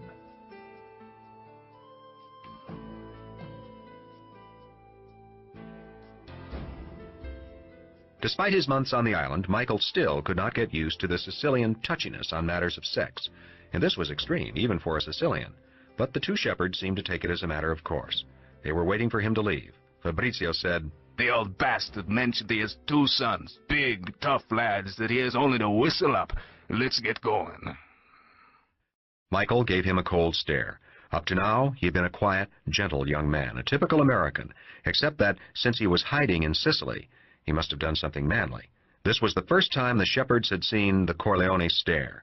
Don Tomasino, knowing Michael's true identity and deed, had always been wary of him, treating him as a fellow man of respect. But these unsophisticated sheep herders had come to their own opinion of Michael, and not a wise one. The cold look, Michael's rigid white face, his anger that came off him like cold smoke off ice, sobered their laughter and snuffed out their familiar friendliness. When he saw he had their proper, respectful attention, Michael said to them, "Get that man out here to me." They didn't hesitate. They shouldered their lupadas and went into the dark coolness of the cafe. A few seconds later, they reappeared with the cafe owner between them. The stubby man looked in no way frightened, but his anger had a certain wariness about it. Michael leaned back in his chair and studied the man for a moment. Then he said very quietly, "I understand that I've offended you by talking about your daughter. I offer you my apologies. I'm a stranger in this country. I don't know the customs that well. Let me say this. I meant no disrespect to you or her." The shepherd bodyguards were impressed.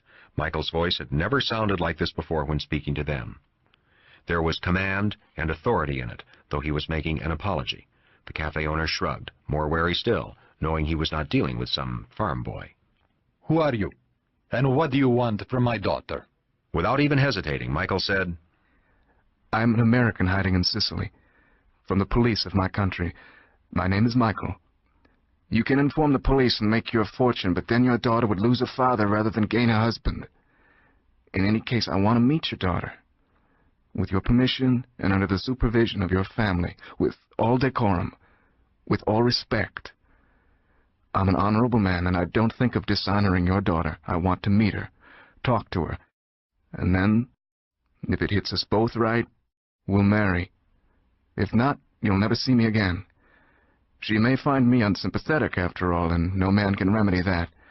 But when the proper time comes, I'll tell you everything about me that a wife's father should know." All 3 men were looking at him with amazement. Fabrizio whispered in awe, "It's the real thunderbolt." The cafe owner, for the first time, didn't look so confident or contemptuous. His anger was not so sure. Finally he asked, "Are you a friend of the Friends?" Since the word mafia could never be uttered aloud by the ordinary Sicilian, this was as close as the cafe owner could come to asking if Michael was a member of the mafia. It was the usual way of asking if someone belonged, but it was ordinarily not addressed to the person directly concerned. "No, I'm a stranger in this country."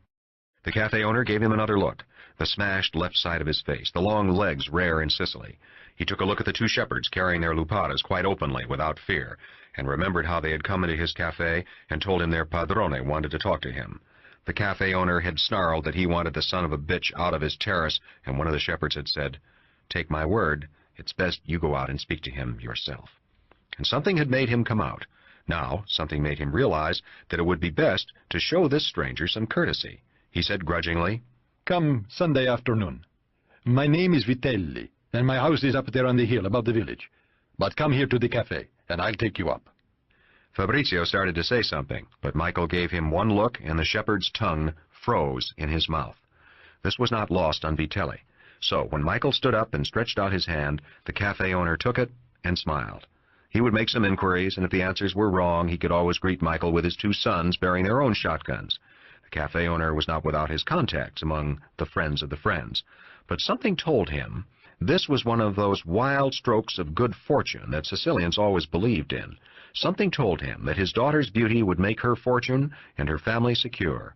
And it was just as well. Some of the local youths were already beginning to buzz around, and this stranger with his broken face could do the necessary job of scaring them off. Vitelli, to show his goodwill, sent the strangers off with a bottle of his best and coldest wine. He noticed that one of the shepherds paid the bill. This impressed him even more, made it clear that Michael was the superior of the 2 men who accompanied him. Michael was no longer interested in his hike. They found a garage and hired a car and driver to take them back to Corleone. And, some time before supper, Dr. Taza must have been informed by the shepherds of what had happened. That evening, sitting in the garden, Dr. Taza said to Don Tomasino, "Our friend got hit by a thunderbolt today." Don Tomasino did not seem surprised. He grunted. I wish some of those young fellows in Palermo would get a thunderbolt. Maybe I could get some peace. He was talking about the new-style mafia chiefs rising in the big cities of Palermo and challenging the power of old regime stalwarts like himself. Michael said to Tomasino, I want you to tell those two sheep herders to leave me alone Sunday. I'm going to go to this girl's family for dinner, and I don't want them hanging around. Don Tomasino shook his head. I'm responsible to your father for you. Don't ask me that. Another thing. I hear you've even talked marriage. I can't allow that until I've sent somebody to speak to your father. Michael Corleone was very careful. This was, after all, a man of respect. Don Tomasino, you know my father. He's a man who goes deaf when somebody says the word no to him, and he doesn't get his hearing back until they answer him with a yes. Willie has heard my no many times. I understand about the two guards. I don't want to cause you trouble. They can come with me Sunday. But if I want to marry, I'll marry. Surely if I don't permit my own father to interfere with my personal life, it would be an insult to him to allow you to do so. The capo mafioso sighed. Well, then marriage it will have to be. I know your thunderbolt. She is a good girl from a respectable family. You can't dishonor them without the father trying to kill you. And then you'll have to shed blood. Besides, I know the family well. I can't allow it to happen. She may not be able to stand the sight of me. And she's a very young girl. She'll think me old. He saw the two men smiling at him. I'll need some money for presents, and I think I'll need a car. The Don nodded. Fabrizio will take care of everything. He's a clever boy. They taught him mechanics in the Navy. I'll give you some money in the morning, and I'll let your father know what's happening. That I must do. Michael said to Dr. Taza, Have you got anything that can dry up this damn snot always coming out of my nose? I can't have that girl seeing me wiping it all the time. Dr. Taza said, I'll accord it with a drug before you have to see her. It makes your flesh a little numb, but don't worry.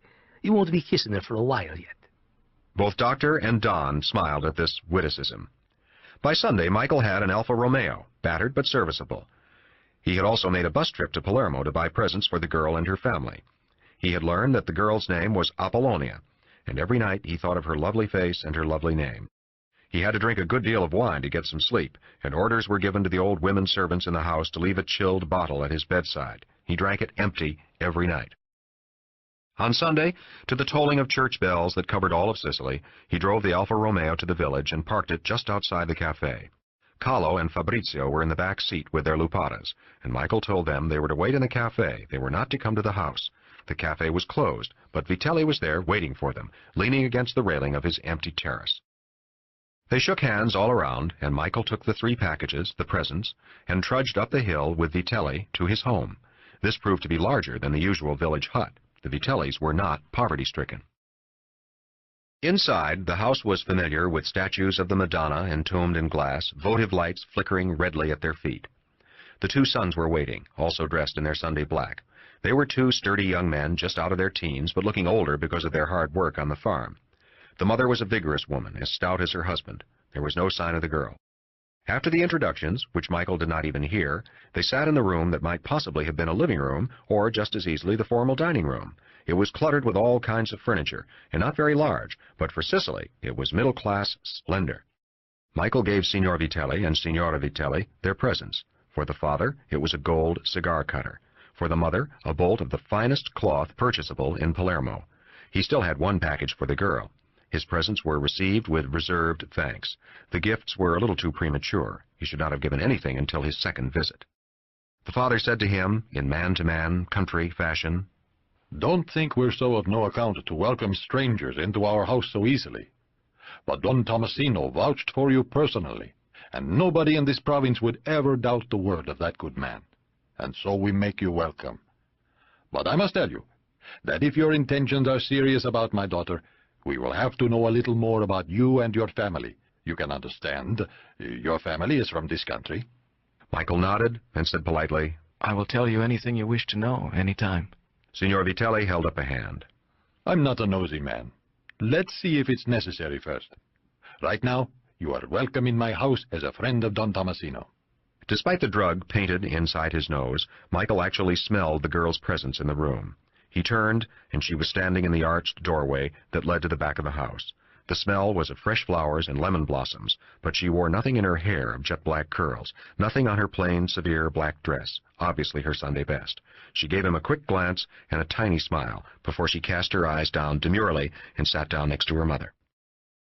Again, Michael felt that shortness of breath, that flooding through his body of something that was not so much desire as an insane possessiveness. He understood for the first time the classical jealousy of the Italian male. He was, at that moment, ready to kill anyone who touched this girl, who tried to claim her, take her away from him.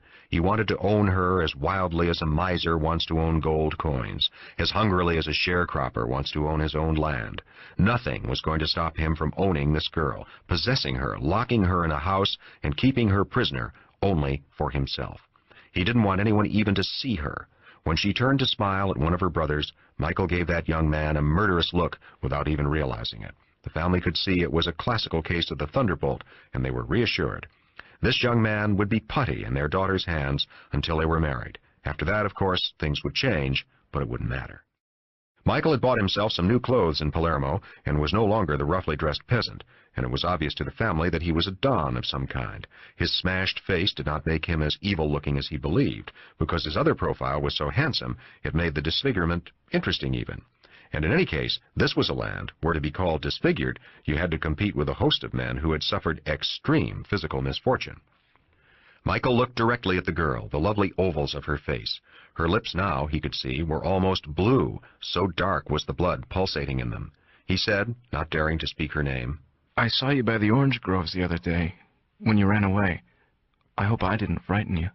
The girl raised her eyes to him for just a fraction. She shook her head, but the loveliness of those eyes had made Michael look away. The mother said tartly, Apollonia, speak to the poor fellow. He's come miles to see you. But the girl's long jet lashes remained closed like wings over her eyes. Michael handed her the present wrapped in gold paper, and the girl put it in her lap. The father said, Open it, girl. But her hands did not move. Her hands were small and brown, an urchin's hands. The mother reached over and opened the package impatiently, yet careful not to tear the precious paper. The red velvet jeweler's box gave her pause. She had never held such a thing in her hands and didn't know how to spring its catch. But she got it open on pure instinct, and then took out the present. It was a heavy gold chain to be worn as a necklace, and it awed them, not only because of its obvious value, but because the gift of gold in this society was a statement of the most serious intentions. It was no less than a proposal of matrimony, or rather the signal that there was the intention to propose matrimony. They could no longer doubt the seriousness of this stranger, and they could not doubt his substance. Apollonia still had not touched her present. Her mother held it up for her to see, and she raised those long lashes for a moment, and then she looked directly at Michael, her doe-like brown eyes grave, and said, Grazia. It was the first time he had heard her voice. It had all the velvety softness of youth and shyness, and it set Michael's ears ringing. He kept looking away from her and talking to the father and mother simply because looking at her confused him so much. But he noticed that despite the conservative looseness of her dress, her body almost shone through the cloth with sheer sensuality. And he noticed the darkening of her skin, blushing, the dark, creamy skin going darker with the blood surging to her face. Finally, Michael rose to go, and the family rose too. They said their goodbyes formally, the girl at last confronting him as they shook hands, and he felt the shock of her skin on his skin. Her skin, warm and rough, peasant skin. The father walked down the hill with him to his car and invited him to Sunday dinner the next week. Michael nodded, but he knew he couldn't wait a week to see the girl again. He didn't. The next day, without his shepherds, he drove to the village and sat on the garden terrace of the cafe to chat with her father. Signor Vitelli took pity on him and sent for his wife and daughter to come down to the cafe to join them. This meeting was less awkward. The girl Apollonia was less shy and spoke more. She was dressed in her everyday print frock, which suited her coloring much better. The next day the same thing happened, only this time Apollonia was wearing the gold chain he had given her. He smiled at her then, knowing that this was a signal to him. He walked with her up the hill, her mother close behind them.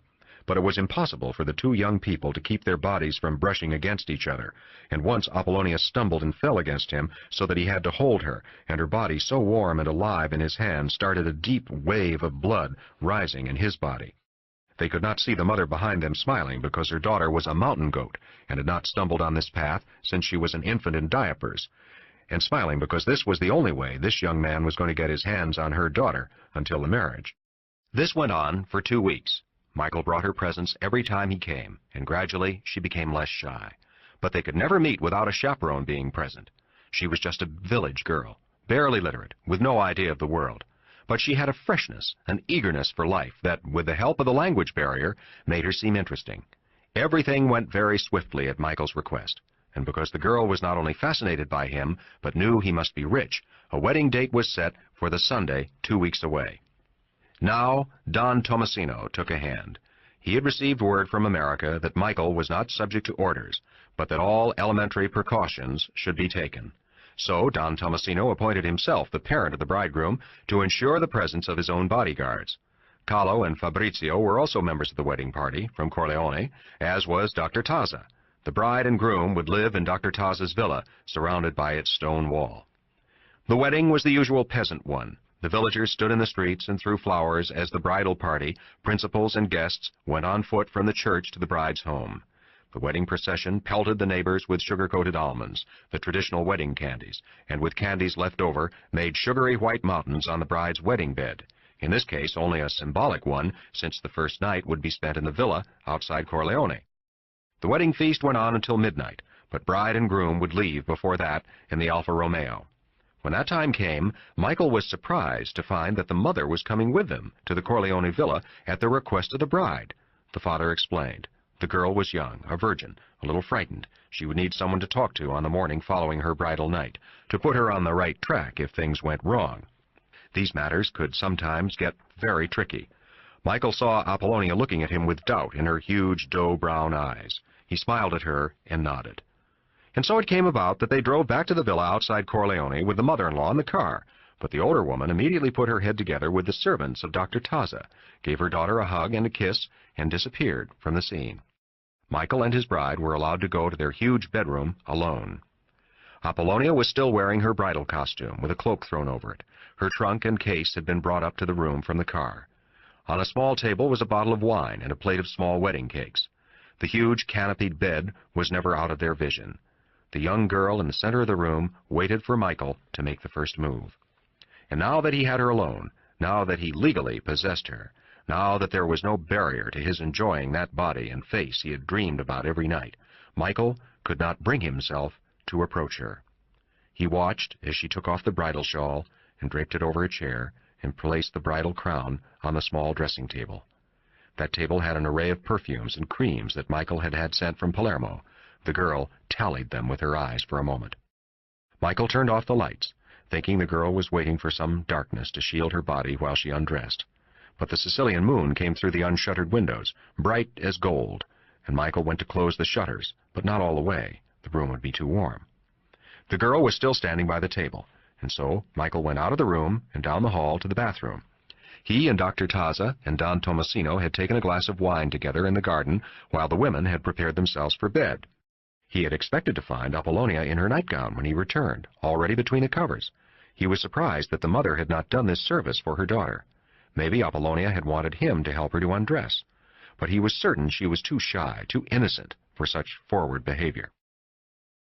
Coming back into the bedroom, he found it completely dark. Someone had closed the shutters all the way.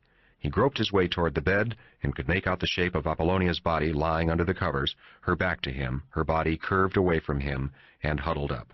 He undressed and slipped naked beneath the sheets. He stretched out one hand and touched silky, naked skin.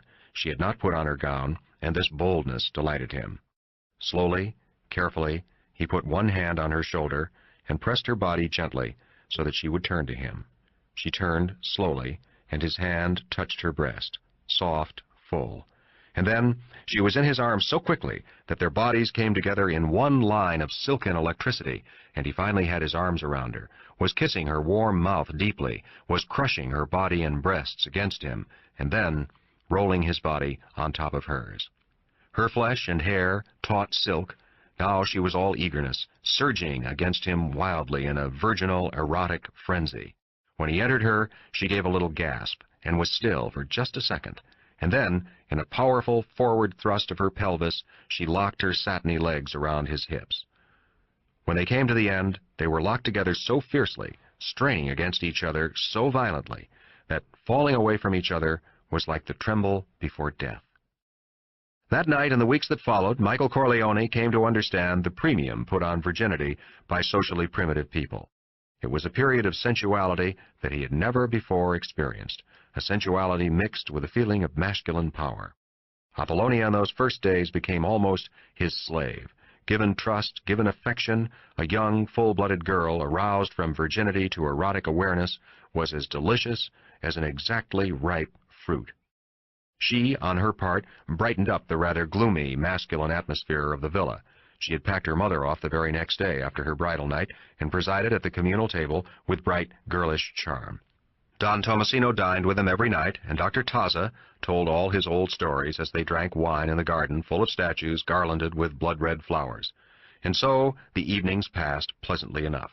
At night in their bedroom, the newly married couple spent hours of feverish lovemaking. Michael could not get enough of Apollonia's beautifully sculpted body, her honey-colored skin, her huge brown eyes glowing with passion. She had a wonderfully fresh smell, a fleshy smell perfumed by her sex, yet almost sweet and unbearably aphrodisiacal. Her virginal passion matched his nuptial lust, and often it was dawn when they fell into an exhausted slumber. Sometimes, spent but not yet ready for sleep, Michael sat on the window ledge and stared at Apollonia's naked body while she slept. Her face, too, was lovely in repose.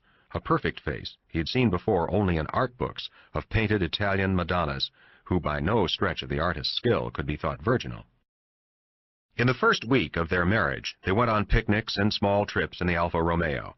But then, Don Tomasino took Michael aside and explained that the marriage had made his presence and identity common knowledge in that part of Sicily, and precautions had to be taken against the enemies of the Corleone family, whose long arms also stretched to this island refuge.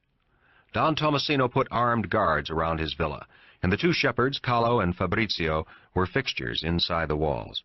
So Michael and his wife had to remain on the villa grounds.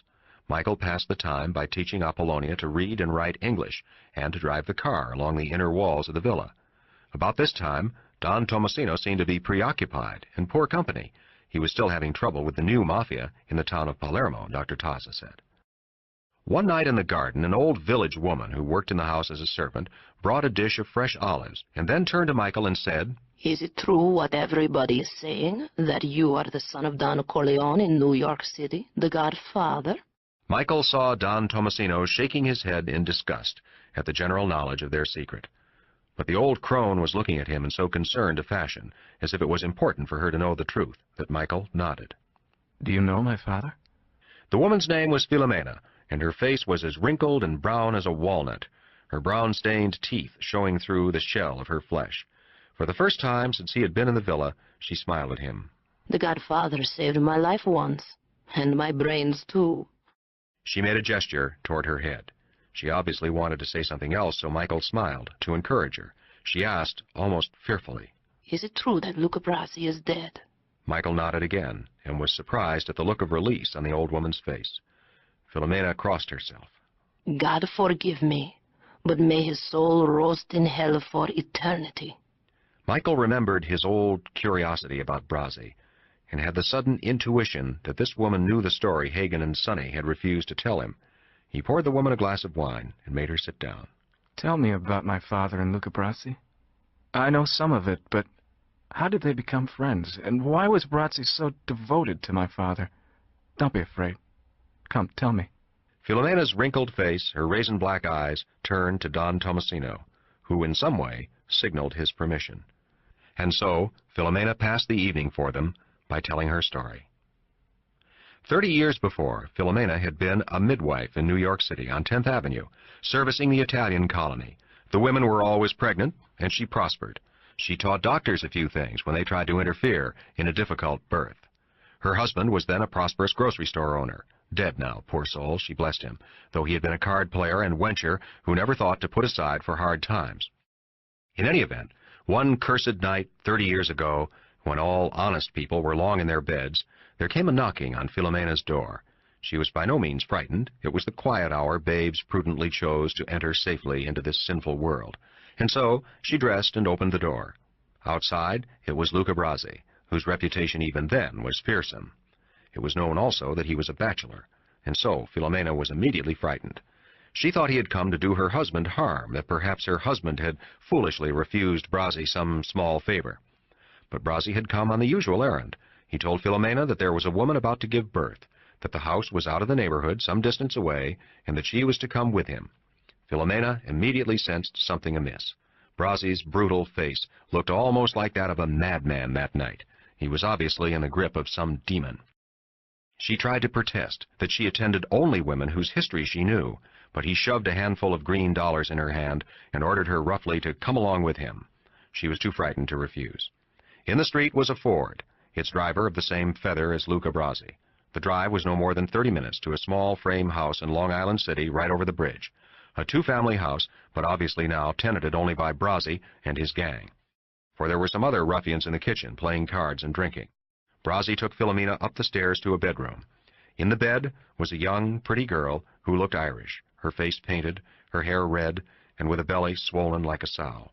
The poor girl was so frightened.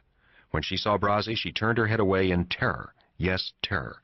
And indeed, the look of hatred on Brasi's evil face was the most frightening thing she had ever seen in her life. Here Philomena crossed herself again. To make a long story short, Brasi left the room. 2 of his men assisted the midwife, and the baby was born. The mother was exhausted and went into a deep sleep. Brasi was summoned, and Philomena, who had wrapped the newborn child in an extra blanket, extended the bundle to him and said, "If you're the father, take her. My work is finished." Brasi glared at her, malevolent, insanity stamped on his face.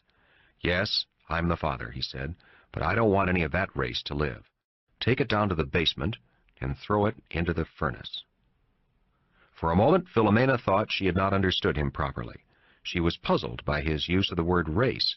Did he mean because the girl was not Italian, or did he mean because the girl was obviously of the lowest type? A whore, in short. Or did he mean that anything springing from his loins he forbade to live? And then she was sure he was making a brutal joke. She said shortly, "It's your child. Do what you want." And she tried to hand him the bundle. At this time the exhausted mother awoke and turned on her side to face them. She was just in time to see Brasi thrust violently at the bundle, crushing the newborn infant against Philomena's chest. She called out weakly, Luke, I'm sorry," and Brasi turned to face her. It was terrible, Philomena said now, so terrible. They were like 2 mad animals. They were not human. The hatred they bore each other blazed through the room. Nothing else, not even the newborn infant, existed for them at that moment. And yet there was a strange passion, a bloody, demoniacal lust so unnatural you knew they were damned forever. Then Luca Brasi turned back to Philomena and said harshly, "Do what I tell you. I'll make you rich." Philomena could not speak in her terror. She shook her head. Finally she managed to whisper, "You do it. You're the father. Do it, if you like." But Brasi didn't answer. Instead, he drew a knife from inside his shirt. "I'll cut your throat," he said. She must have gone into shock then, because the next thing she remembered, they were all standing in the basement of the house in front of a square iron furnace. Philomena was still holding the blanketed baby, which had not made a sound. Maybe if it had cried. Maybe if I had been shrewd enough to pinch it, Philomena said, that monster would have shown mercy. One of the men must have opened the furnace door. The fire now was visible. And then she was alone with Brasi in that basement with its sweating pipes, its mousy odor. Brasi had his knife out again, and there could be no doubting that he would kill her. There were the flames, there were Brasi's eyes, his face was the gargoyle of the devil. It was not human, it was not sane.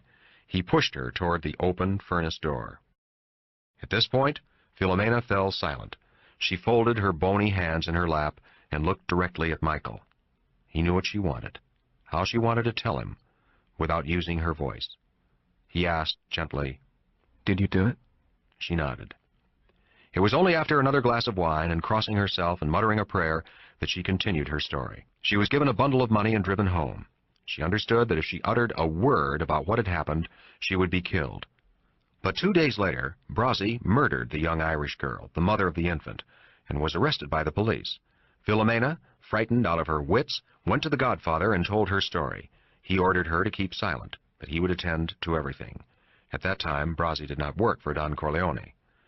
Before Don Corleone could set matters aright, Luca Brazzi tried to commit suicide in his cell, hacking at his throat with a piece of glass. He was transferred to the prison hospital, and by the time he recovered, Don Corleone had arranged everything.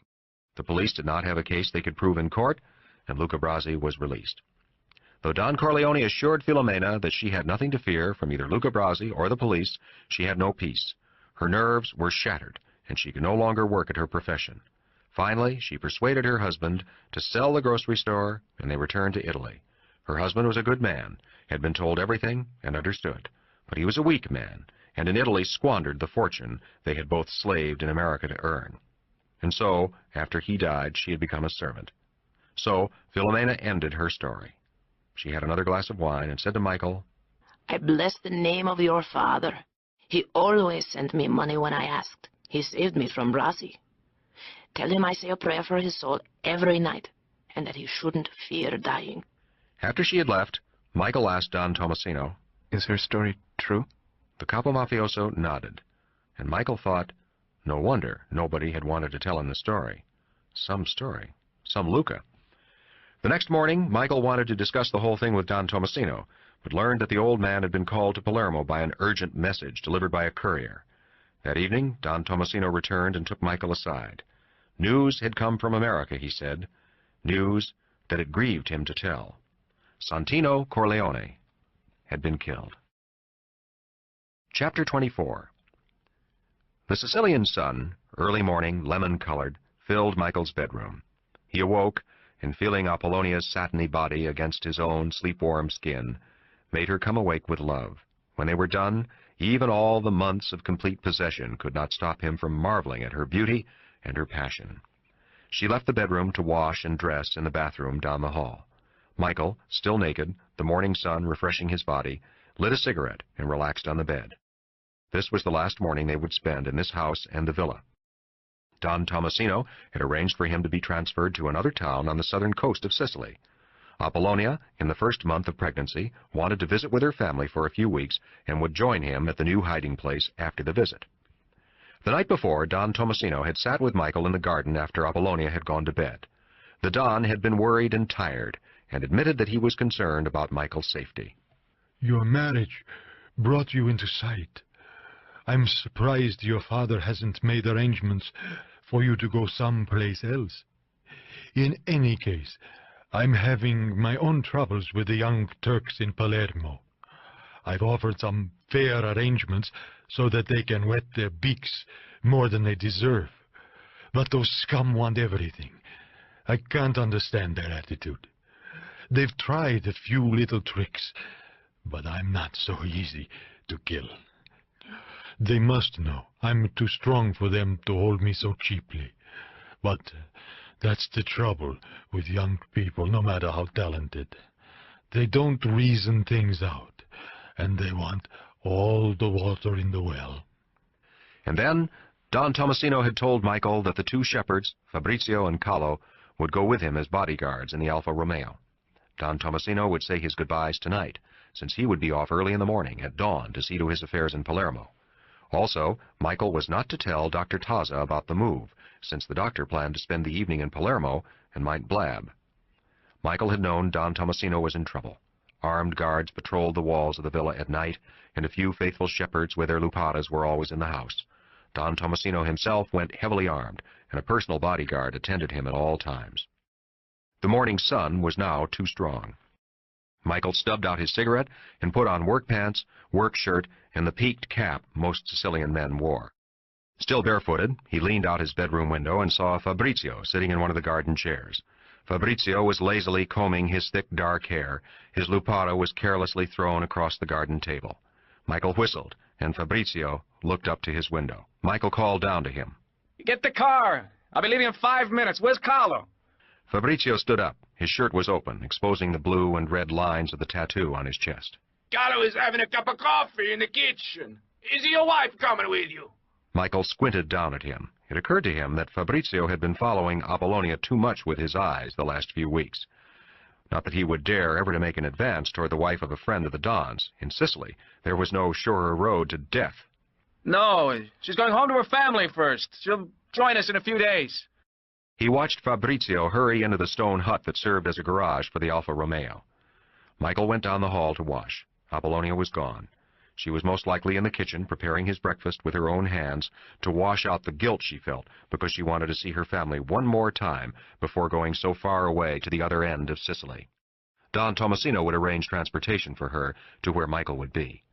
Down in the kitchen, the old woman, Filomena, brought him his coffee and shyly bid him a goodbye. I'll remember you to my father. And she nodded. Carlo came into the kitchen and said to Michael, "The car's outside. Shall I get your bag?" No, I'll get it. Where's Apollo? Carlo's face broke into an amused grin. "She's sitting in the driver's seat of the car, dying to step under the gas. She'll be a real American woman before she gets to America." It was unheard of for one of the peasant women in Sicily to attempt driving a car, but Michael sometimes let Apollonia guide the Alfa Romeo around the inside of the villa walls, always beside her, however, because she sometimes stepped on the gas when she meant to step on the brake. Michael said to Carlo, "Get Fabrizio and wait for me in the car." He went out of the kitchen and ran up the stairs to the bedroom. His bag was already packed. Before picking it up, he looked out the window and saw the car parked in front of the portico steps rather than the kitchen entrance.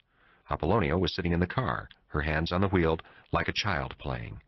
Carlo was just putting the lunch basket in the rear seat. And then Michael was annoyed to see Fabrizio disappearing through the gates of the villa on some errand outside. What the hell was he doing? He saw Fabrizio take a look over his shoulder, a look that was somehow furtive. He'd have to straighten that damn shepherd out. Michael went down the stairs and decided to go through the kitchen to see Filomena again and give her a final farewell. He asked the old woman, "Is Dr. Taza still sleeping?" Filomena's wrinkled face was sly. Old roosters can't greet the sun. The doctor went to Palermo last night. Michael laughed. He went out the kitchen entrance, and the smell of lemon blossoms penetrated even his sinus-filled nose. He saw Apollonia wave to him from the car just 10 paces up the villa's driveway, and then he realized she was motioning him to stay where he was, that she meant to drive the car to where he stood. Carlo stood grinning beside the car, his lupata dangling in his hand. But there was still no sign of Fabrizio.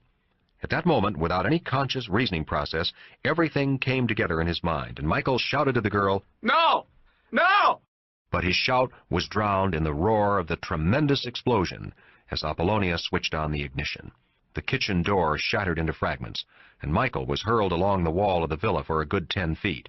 Stones tumbling from the villa roof hit him on the shoulders, and one glanced off his skull as he was lying on the ground. He was conscious just long enough to see that nothing remained of the Alfa Romeo but its 4 wheels and the steel shafts which held them together.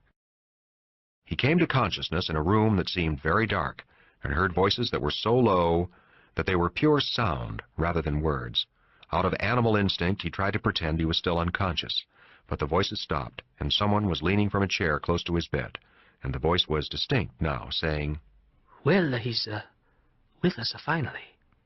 A lamp went on, its light like white fire on his eyeballs, and Michael turned his head. It felt very heavy, numb, and then he could see the face over his bed was that of Dr. Taza. "Let me look at you a minute, and I'll put the light out." He was busy shining a small pencil flashlight into Michael's eyes. "He'll be all right." Dr. Taza turned to someone else in the room. "You can speak to him." It was Don Tomasino sitting on a chair near his bed. Michael could see him clearly now. Michael? Michael, can I talk to you? Do you want to rest? It was easier to raise a hand to make a gesture, and Michael did so. And Don Tomasino said, Did Fabrizio bring the car from the garage? Michael, without knowing he did so, smiled. It was in some strange way a chilling smile of assent. Fabrizio has vanished. Listen to me, Michael. You've been unconscious for nearly a week. Do you understand? Everybody thinks you're dead, so you're safe now. They've stopped looking for you. I've sent messages to your father, and he sent back instructions. It won't be long now. You'll be back in America. Meanwhile, you'll rest here, quietly. You're safe up in the mountains in a special farmhouse I own. The Palermo people have made their peace with me, now that you are supposed to be dead. So it was you they were after all the time. They wanted to kill you, while making people think it was me they were after. That's something you should know. As for everything else, leave it all to me. You recover your strength, and be tranquil. Michael was remembering everything now. He knew his wife was dead, that Carlo was dead. He thought of the old woman in the kitchen. He couldn't remember if she'd come outside with him. He whispered, Philomena? She wasn't hurt. Just a bloody nose from the blast. Don't worry about her. Fabrizio, let your shepherds know that the one who gives me Fabrizio will own the finest pastures in Sicily. Both men seemed to sigh with relief. Don Tomasino lifted a glass from a nearby table and drank from it an amber fluid that jolted his head up. Dr. Taza sat on the bed. You know, you're a widower. That's rare in Sicily. As if the distinction might comfort him. Michael motioned to Don Tomasino to lean closer. The Don sat on the bed and bent his head. Tell my father to get me home. Tell my father I wish to be his son. But it was to be another month before Michael recovered from his injuries, and another 2 months after that before all the necessary papers and arrangements were ready. Then he was flown from Palermo to Rome, and from Rome to New York. In all that time, no trace had been found of Fabrizio. Book 7, Chapter 25. When Kay Adams received her college degree, she took a job teaching grade school in her New Hampshire hometown. The first 6 months after Michael vanished, she made weekly telephone calls to his mother, asking about him. Mrs. Corleone was always friendly, and always wound up saying, "You were very, very nice a girl. You forget about Mikey, and find a nicer husband." Kay was not offended at her bluntness, and understood that the mother spoke out of concern for her as a young girl in an impossible situation. When her first school term ended, she decided to go to New York to buy some decent clothes and see some old college girlfriends. She thought also about looking for some sort of interesting job in New York. She had lived like a spinster for almost 2 years, reading and teaching, refusing dates, refusing to go out at all, even though she had given up making calls to Long Beach. She knew she couldn't keep that up. She was becoming irritable and unhappy. But she had always believed Michael would write her or send her a message of some sort. That he had not done so humiliated her. It saddened her that he was so distrustful, even of her. She took an early train and was checked into her hotel by mid-afternoon. Her girlfriends worked, and she didn't want to bother them at their jobs. She planned to call them at night. And she didn't really feel like going shopping after the exhausting train trip. Being alone in the hotel room, remembering all the times she and Michael had used hotel rooms to make love, gave her a feeling of desolation. It was that, more than anything else, that gave her the idea of calling Michael's mother out in Long Beach. The phone was answered by a rough, masculine voice, with a typical, to her, New York accent. Kay asked to speak to Mrs. Corleone. There was a few minutes' silence, and then Kay heard the heavily accented voice asking who it was. Kay was a little embarrassed now. This is Kay Adams, Mrs. Corleone. Do you remember me? Sure, I remember you. How come you no call up no more? You get married? Oh, no. I've been busy. She was surprised at the mother obviously being annoyed that she had stopped calling. Have you heard anything from Michael? Is he all right? There was silence at the other end of the phone, and then Mrs. Corleone's voice came strong. Mikey is home. He no call you up? He no see you? Kate felt her stomach go weak from shock and a humiliating desire to weep. Her voice broke a little when she asked, How long has he been home? 6 months. Oh, I see. And she did. She felt hot waves of shame that Michael's mother knew he was treating her so cheaply. And then she was angry. Angry at Michael, at his mother, angry at all foreigners, Italians who didn't have the common courtesy to keep up a decent show of friendship, even if a love affair was over. Didn't Michael know she would be concerned for him as a friend, even if he no longer wanted her for a bed companion, even if he no longer wanted to marry her?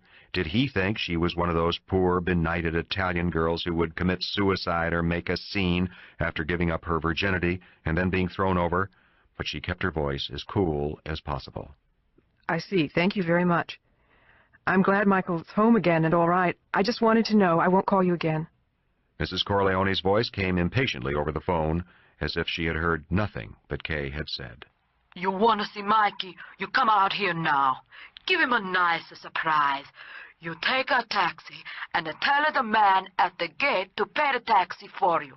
You tell the taxi man he gets 2 times his clock. Otherwise, he no come way out of Long Beach. But don't you pay. My husband's a man at the gate pay the taxi. I couldn't do that, Mrs. Corleone. If Michael wanted to see me, he would have called me at home before this. Obviously, he doesn't want to resume our relationship. You a very nice girl. You got a nice legs, but you no got a much brains. She chuckled. You come out to see me, not Mikey. I want to talk to you. You come out right now, and no pay the taxi. I wait for you. The phone clicked. Mrs. Corleone had hung up. Kay could have called back and said she wasn't coming, but she knew she had to see Michael, to talk to him, even if it was just polite talk. If he was home now, openly, that meant he was no longer in trouble. He could live normally. She jumped off the bed and started to get ready to see him. She took a great deal of care with her makeup and dress. When she was ready to leave, she stared at her reflection in the mirror. Was she better looking than when Michael had disappeared? Or would he find her unattractively older? Her figure had become more womanly, her hips rounder, her breasts fuller.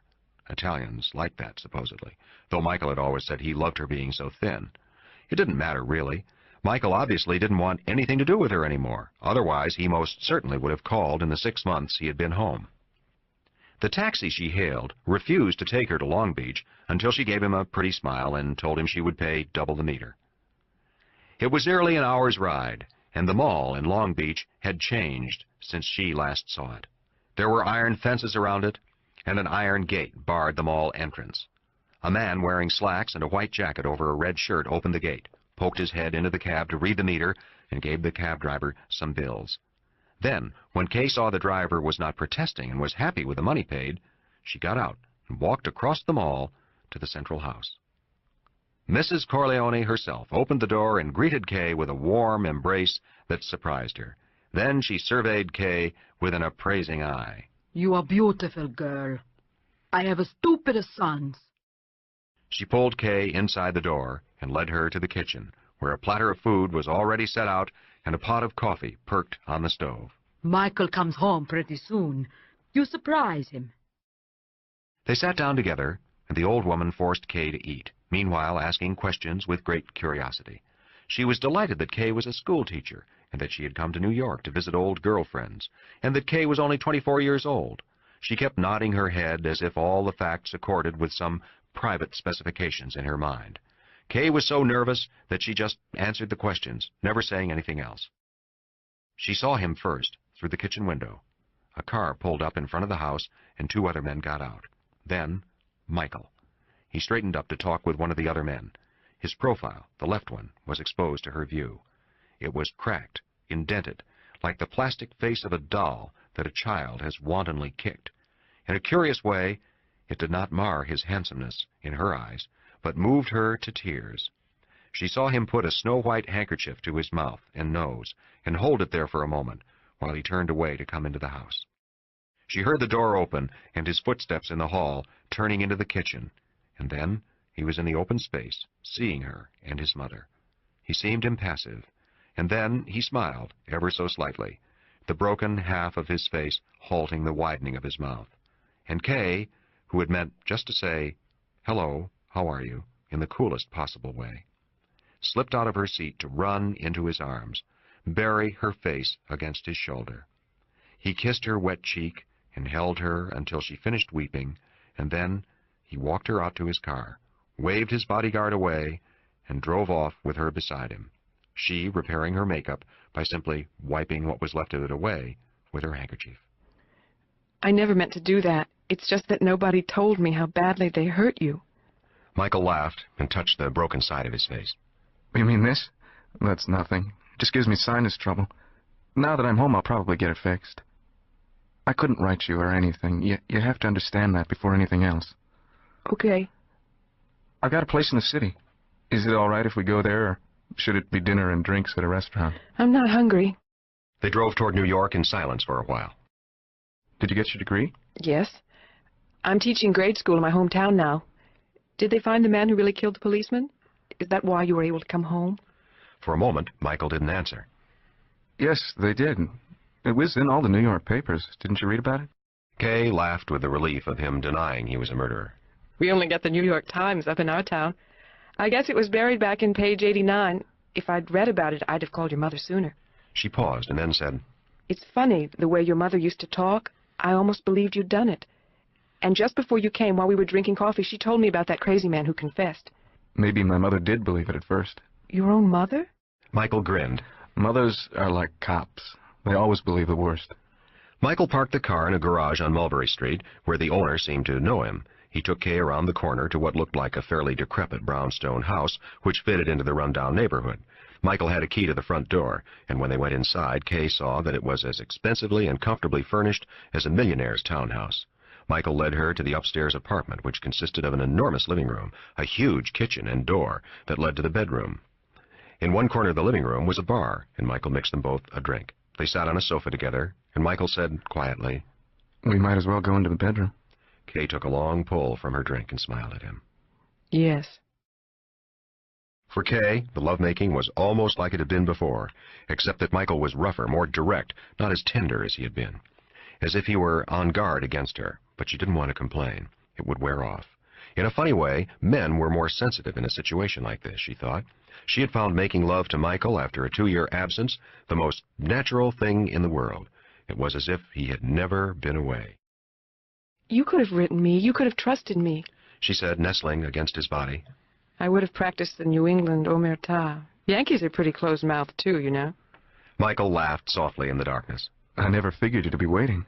I never figured you to wait after what happened. I never believed you killed those 2 men, except maybe when your mother seemed to think so. But I never believed it in my heart. I know you too well. She could hear Michael give a sigh. It doesn't matter whether I did or not. You have to understand that. Kay was a little stunned by the coldness in his voice. So just tell me now, did you or didn't you? Michael sat up on his pillow, and in the darkness a light flared as he got a cigarette going. If I asked you to marry me, would I have to answer that question first before you'd give me an answer to mine? I don't care. I love you. I don't care. If you loved me, you wouldn't be afraid to tell me the truth. You wouldn't be afraid I might tell the police. That's it, isn't it? You're really a gangster then, isn't that so? But I really don't care. What I care about is that you obviously don't love me. You didn't even call me up when you got back home. Michael was puffing on his cigarette, and some burning ashes fell on Kay's bare back. She flinched a little. Stop torturing me. I won't talk. Michael didn't laugh. His voice sounded absent-minded. You know, when I came home, I wasn't that glad when I saw my family. My father, my mother, my sister Connie, and Tom. It was nice, but I didn't really give a damn. Then I came home tonight, and I saw you in the kitchen. And I was glad. Is that what you mean by love? That's close enough for me. They made love again for a while. Michael was more tender this time, and then he went out to get them both a drink. When he came back, he sat on an armchair facing the bed. Let's get serious. How do you feel about marrying me? Kay smiled at him and motioned him into the bed. Michael smiled back at her. Be serious. I can't tell you about anything that happened. I'm working for my father now. I'm being trained to take over the family olive oil business. But you know my family has enemies. My father has enemies. You might be a very young widow. There's a chance, not much of one, but it could happen. And I won't be telling you what happened at the office every day. I won't be telling you anything about my business. You'll be my wife, but you won't be my partner in life, as I think they say. Not an equal partner. That can't be. Kay sat up in bed. She switched on a huge lamp standing on the night table, and then she lit a cigarette. She leaned back on the pillows. You're telling me you're a gangster, isn't that it? You're telling me that you're responsible for people being killed and other sundry crimes related to murder, and that I'm not ever to ask about that part of your life, not even to think about it, just like in the horror movies when the monster asked the beautiful girl to marry him. Michael grinned, the cracked part of his face turned toward her. And Kay said in contrition, Oh, Mike, I don't even notice that stupid thing. I swear I don't. I know. I like having it now, except that it makes the snot drip out of my nose. You said be serious. If we get married, what kind of a life am I supposed to lead? Like your mother? Like an Italian housewife with just the kids and home to take care of? And what about if something happens? I suppose you could wind up in jail someday. No, that's not possible. Killed, yes. Jail, no. Kay laughed at this confidence. It was a laugh that had a funny mixture of pride with its amusement. But how can you say that? Really? Michael sighed. These are all the things I can't talk to you about. I don't want to talk to you about. Kay was silent for a long time. Why do you want me to marry you after never calling me all these months? Am I so good in bed? Michael nodded gravely. Sure. But I'm getting it for nothing, so why should I marry you for that? Look, I don't want an answer now. We're going to keep seeing each other. You can talk it over with your parents. I hear your father's a real tough guy in his own way. Listen to his advice. You haven't answered why. Why you want to marry me. Michael took a white handkerchief from the drawer of the night table and held it to his nose. He blew into it and then wiped. That's the best reason for not marrying me. How would that be, having a guy around who always has to blow his nose? Come on, be serious. I asked you a question. Michael held the handkerchief in his hand. Okay, this one time. You're the only person I've felt any affection for that I care about. I didn't call you because it never occurred to me that you'd still be interested in me after everything that's happened. Sure, I could have chased you, I could have conned you, but I didn't want to do that. Now here's something I'll trust you with, and I don't want you to repeat it even to your father. If everything goes right, the Corleone family will be completely legitimate in about 5 years. Some very tricky things have to be done to make that possible. That's when you may become a wealthy widow. Now, what do I want you for? Well, because I want you, and I want a family. I want kids. It's time. And I don't want those kids to be influenced by me the way I was influenced by my father. I don't mean my father deliberately influenced me. He never did. He never even wanted me in the family business. He wanted me to become a professor or a doctor, something like that. But things went bad, and I had to fight for my family. I had to fight because I love and admire my father. I never knew a man more worthy of respect. He was a good husband and a good father and a good friend to people who are not so fortunate in life. There's another side to him, but that's not relevant to me as his son. Anyway, I don't want that to happen to my kids. I want them to be influenced by you. I want them to grow up to be all-American kids, real all-American, the whole works. Maybe they or their grandchildren will go into politics. Michael grinned. Maybe one of them will be President of the United States. Why the hell not? In my history course at Dartmouth, we did some background on all the presidents, and they had fathers and grandfathers who were lucky they didn't get hanged. But I'll settle for my kids being doctors or musicians or teachers. They'll never be in the family business. By the time they're that old, I'll be retired anyway. And you and I will be part of some country club crowd. The good, simple life of well-to-do Americans. How does that strike you for a proposition? Marvelous. But you sort of skipped over the widow part. There's not much chance of that. I just mentioned it to give you a fair presentation. Michael patted his nose with a handkerchief. I can't believe it. I can't believe you're a man like that. You're just not. Her face had a bewildered look. I just don't understand the whole thing, how it could possibly be. Well, I'm not giving any more explanations. You know, you don't have to think about any of this stuff. It has nothing to do with you, really, or with our life together if we get married. Kay shook her head. How can you want to marry me? How can you hint that you love me? You never say the word, but you just now said you loved your father. You never said you loved me. How could you, if you distrust me so much you can't tell me about the most important things in your life? How can you want to have a wife you can't trust? Your father trusts your mother, I know that. Sure, but that doesn't mean he tells her everything. And you know, he has reason to trust her, not because they got married and she's his wife, but she bore him 4 children in times when it was not that safe to bear children. She nursed and guarded him when people shot him. She believed in him. He was always her first loyalty for 40 years. After you do that, maybe I'll tell you a few things you really don't want to hear. Will we have to live in the mall? Michael nodded. We'll have our own house. It won't be so bad. My parents don't meddle. Our lives will be our own, but until everything gets straightened out, I have to live in the mall. Because it's dangerous for you to live outside it. For the first time since she had come to know him, she saw Michael angry. It was cold, chilling anger that was not externalized in any gesture or change in voice. It was a coldness that came off him like death, and Kay knew that it was this coldness that would make her decide not to marry him, if she so decided. The trouble is all that damned trash in the movies and the newspapers. You've got the wrong idea of my father and the Corleone family. I'll make a final explanation, and this one will be really final. My father is a businessman trying to provide for his wife and children, and those friends he might need someday in a time of trouble. He doesn't accept the rules of the society we live in, because those rules would have condemned him to a life not suitable to a man like himself, a man of extraordinary force and character. What you have to understand is that he considers himself the equal of all those great men, like presidents and prime ministers and Supreme Court justices and governors of the states. He refuses to accept their will over his own. He refuses to live by rules set up by others, rules which condemn him to a defeated life. His ultimate aim is to enter that society with a certain power, since society doesn't really protect its members who do not have their own individual power. In the meantime, he operates on a code of ethics he considers far superior to the legal structures of society. Kay was looking at him incredulously. But that's ridiculous. What if everybody felt the same way? How could society ever function? We'd be back in the times of the cavemen. Mike, you don't believe what you're saying, do you? Michael grinned at her. I'm just telling you what my father believes. I just want you to understand that whatever else he is, he's not irresponsible, or at least not in the society which he has created. He's not a crazy machine-gunning mobster, as you seem to think. He's a responsible man in his own way. And what do you believe? Michael shrugged. I believe in my family. I believe in you and the family we may have. I don't trust society to protect us. I have no intention of placing my fate in the hands of men whose only qualification is that they manage to con a block of people to vote for them. But that's for now. My father's time is done. The things he did can no longer be done except with a great deal of risk.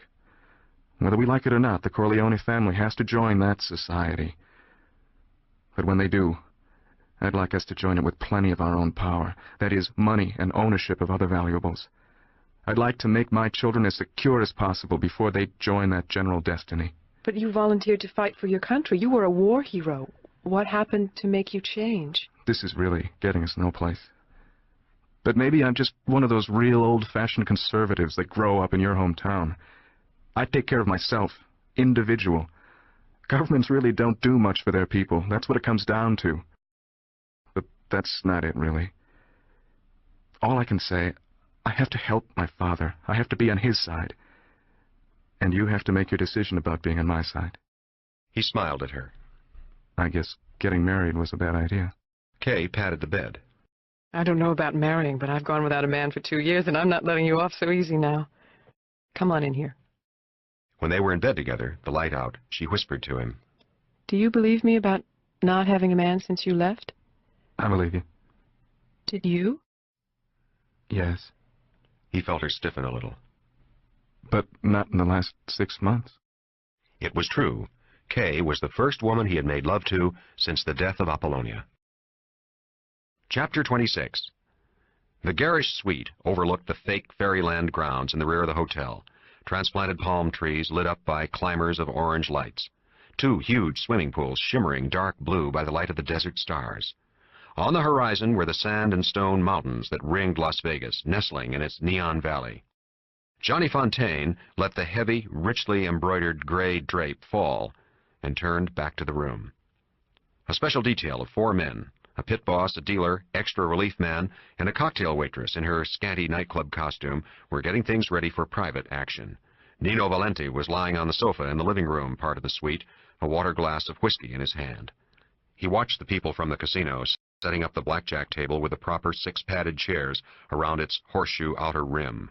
He said in a slurred voice that was not quite drunken, That's great, that's great. Johnny, come on and gamble with me against these bastards. I got the luck. We'll beat their crullers in. Johnny sat on a footstool opposite the couch. You know I don't gamble. How you feeling, Nino? Nino Valenti grinned at him. Great. I got broads coming up at midnight, then some supper, then back to the blackjack table. You know, I got the house beat for almost 50 grand, and they've been grinding me for a week. Yeah. Who do you want to leave it to when you croak? Nino drained his glass empty. Johnny, where the hell do you get your rep as a swinger? You're a deadhead, Johnny. Christ, the tourists in this town have more fun than you do. Yeah. You want to lift to that blackjack table? Nino struggled erect on the sofa and planted his feet firmly on the rug. I can make it. He let the glass slip to the floor and got up and walked quite steadily to where the blackjack table had been set up. The dealer was ready. The pit boss stood behind the dealer, watching. The relief dealer sat on a chair away from the table. The cocktail waitress sat on another chair in a line of vision so that she could see any of Nino Valenti's gestures. Nino rapped on the green baize with his knuckles. Chips. The pit boss took a pad from his pocket and filled out a slip and put it in front of Nino with a small fountain pen. Here you are, Mr. Valenti. The usual 5,000 to start. Nino scrawled his signature on the bottom of the slip, and the pit boss put it in his pocket. He nodded to the dealer. The dealer, with incredibly deft fingers, took stacks of black and gold $100 chips from the built-in racks before him. In not more than 5 seconds, Nino had 5 even stacks of $100 chips before him. Each stack had 10 chips. There were 6 squares, a little larger than playing card shapes, etched in white on the green baize, each square placed to correspond to where a player would sit. Now, Nino was placing bets on 3 of these squares, single chips, and so playing 3 hands each for $100. He refused to take a hit on all 3 hands because the dealer had a 6-up, a bust card, and the dealer did bust. Nino raked in his chips and turned to Johnny Fontaine. That's how to start the night, huh, Johnny? Johnny smiled. It was unusual for a gambler like Nino to have to sign a chit while gambling. A word was usually good enough for the high rollers. Maybe they were afraid Nino wouldn't remember his takeout because of his drinking. They didn't know that Nino remembered everything. Nino kept winning, and after the 3rd round, lifted a finger at the cocktail waitress. She went to the bar at the end of the room and brought him his usual rye in a water glass. Nino took the drink, switched it to his other hand so he could put an arm around the waitress. Sit with me, honey. Play a few hands. Bring me luck. The cocktail waitress was a very beautiful girl, but Johnny could see she was all cold hustle, no real personality, though she worked at it. She was giving Nino a big smile, but her tongue was hanging out for one of those black and gold chips. What the hell, Johnny thought. Why shouldn't she get some of it? He just regretted that Nino wasn't getting something better for his money. Nino let the waitress play his hands for a few rounds, and then gave her one of the chips and a pat on the behind to send her away from the table. Johnny motioned to her to bring him a drink. She did so, but she did it as if she were playing the most dramatic moment in the most dramatic movie ever made. She turned all her charm on the great Johnny Fontaine. She made her eyes sparkle with invitation. Her walk was the sexiest walk ever walked. Her mouth was very slightly parted, as if she were ready to bite the nearest object of her obvious passion. She resembled nothing so much as a female animal in heat, but it was a deliberate act. Johnny Fontaine thought, "Ah, Christ, one of them." It was the most popular approach of women who wanted to take him to bed. It only worked when he was very drunk, and he wasn't drunk now. He gave the girl one of his famous grins. Thank you, honey. The girl looked at him and parted her lips in a thank-you smile. Her eyes went all smoky, her body tensed with the torso leaning slightly back from the long, tapering legs in their mesh stockings. An enormous tension seemed to be building up in her body. Her breasts seemed to grow fuller and swell burstingly against her thin, scantily cut blouse. Then, her whole body gave a slight quiver that almost let off a sexual twang. The whole impression was one of a woman having an orgasm simply because Johnny Fontaine had smiled at her and said, "Thank you, honey." It was very well done. It was done better than Johnny had ever seen it done before, but by now he knew it was fake, and the odds were always good that the broads who did it were a lousy lay. He watched her go back to her chair and nursed his drink slowly. He didn't want to see that little trick again. He wasn't in the mood for it tonight. It was an hour before Nino Valenti began to go. He started leaning first, wavered back, then plunged off the chair straight to the floor. But the pit boss and the relief dealer had been alerted by the first weave and caught him before he hit the ground. They lifted him and carried him through the parted drapes that led to the bedroom of the suite. Johnny kept watching as the cocktail waitress helped the other 2 men undress Nino and shove him under the bed covers. The pit boss was counting Nino's chips and making a note on his pad of chits, then guarding the table with its dealer's chips. Johnny said to him, "How long has that been going on?" The pit boss shrugged. He went early tonight. The first time we got the house dark, and he fixed Mr. Valenti up with something and gave him some sort of a lecture. Then Nino told us that we shouldn't call the doc when that happened. Just put him to bed and he'd be okay in the morning. So that's what we do. He's pretty lucky. He was a winner again tonight. Almost $3 grand. Well, let's get the house doc up here tonight, okay? Page the casino floor if you have to. It was almost 15 minutes before Jules Siegel came into the suite. Johnny noted with irritation that this guy never looked like a doctor. Tonight he was wearing a blue, loose-knit polo shirt with white trim, some sort of white suede shoes, and no socks. He looked funny as hell carrying the traditional black doctor's bag. Johnny said, "You ought to figure out a way to carry your stuff in a cut-down golf bag." Jules grinned understandingly. Yeah, this medical school carryall is a real drag. Scares the hell out of people. They should change the color anyway. He went over to where Nino was lying in bed. As he opened his bag, he said to Johnny, "Thanks for that check you sent me as a consultant. It was excessive. I didn't do that much." Like hell you didn't. Anyway, forget that. That was a long time ago. What's with Nino? Jules was making a quick examination of heartbeat, pulse, and blood pressure. He took a needle out of his bag and shoved it casually into Nino's arm and pressed the plunger. Nino's sleeping face lost its waxy paleness. Color came into the cheeks, as if the blood had started pumping faster. Very simple diagnosis. I had a chance to examine him and run some tests when he first came here, and fainted. I had him moved to the hospital before he regained consciousness. He's got diabetes, mild adult stabile, which is no problem if you take care of it with medication and diet and so forth. He insists on ignoring it. Also, he is firmly determined to drink himself to death. His liver is going, and his brain will go. Right now he's in a mild diabetic coma. My advice is to have him put away. Johnny felt a sense of relief. It couldn't be too serious. All Nino had to do was take care of himself. You mean in one of those joints where they dry you out? Jules went over to the bar in the far corner of the room and made himself a drink. No, I mean committed. You know, the crazy house. Don't be funny. I'm not joking. I'm not up on all the psychiatric jazz, but I know something about it, part of my trade. Your friend Nino can be put back into fairly good shape, unless the liver damage has gone too far, which we can't know until an autopsy, really. But the real disease is in his head. In essence, he doesn't care if he dies. Maybe he even wants to kill himself. Until that is cured, there's no hope for him. That's why I say have him committed, and then he can undergo the necessary psychiatric treatment. There was a knock on the door, and Johnny went to answer it. It was Lucy Mancini. She came into Johnny's arms and kissed him.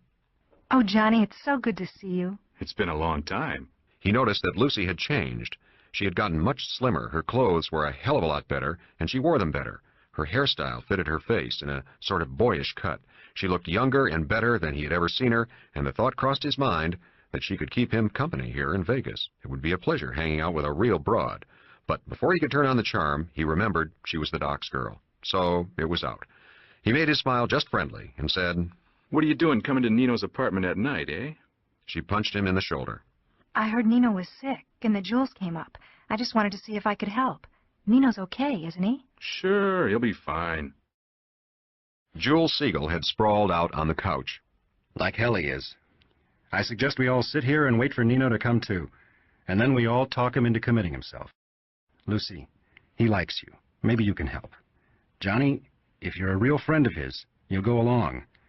Otherwise, old Nino's liver will shortly be Exhibit A in some university medical lab. Johnny was offended by the doctor's flippant attitude. Who the hell did he think he was? He started to say so, but Nino's voice came from the bed. Hey, old buddy, how about a drink? Nino was sitting up in bed. He grinned at Lucy. Hey, baby, come to old Nino. He held his arms wide open. Lucy sat on the edge of the bed and gave him a hug. Oddly enough, Nino didn't look bad at all now, almost normal. Nino snapped his fingers. Come on, Johnny, give me a drink. The night's young yet. Where the hell's my blackjack table? Jules took a long slug from his own glass and said to Nino, You can't have a drink. Your doctor forbids it. Nino scowled. Screw my doctor. Then a play-acting look of contrition came on his face. Hey, Julie, that's you. You're my doctor, right? I don't mean you, old buddy.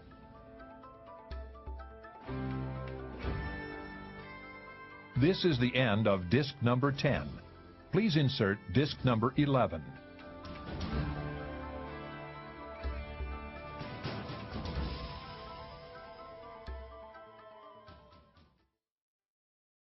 This is disc number 11.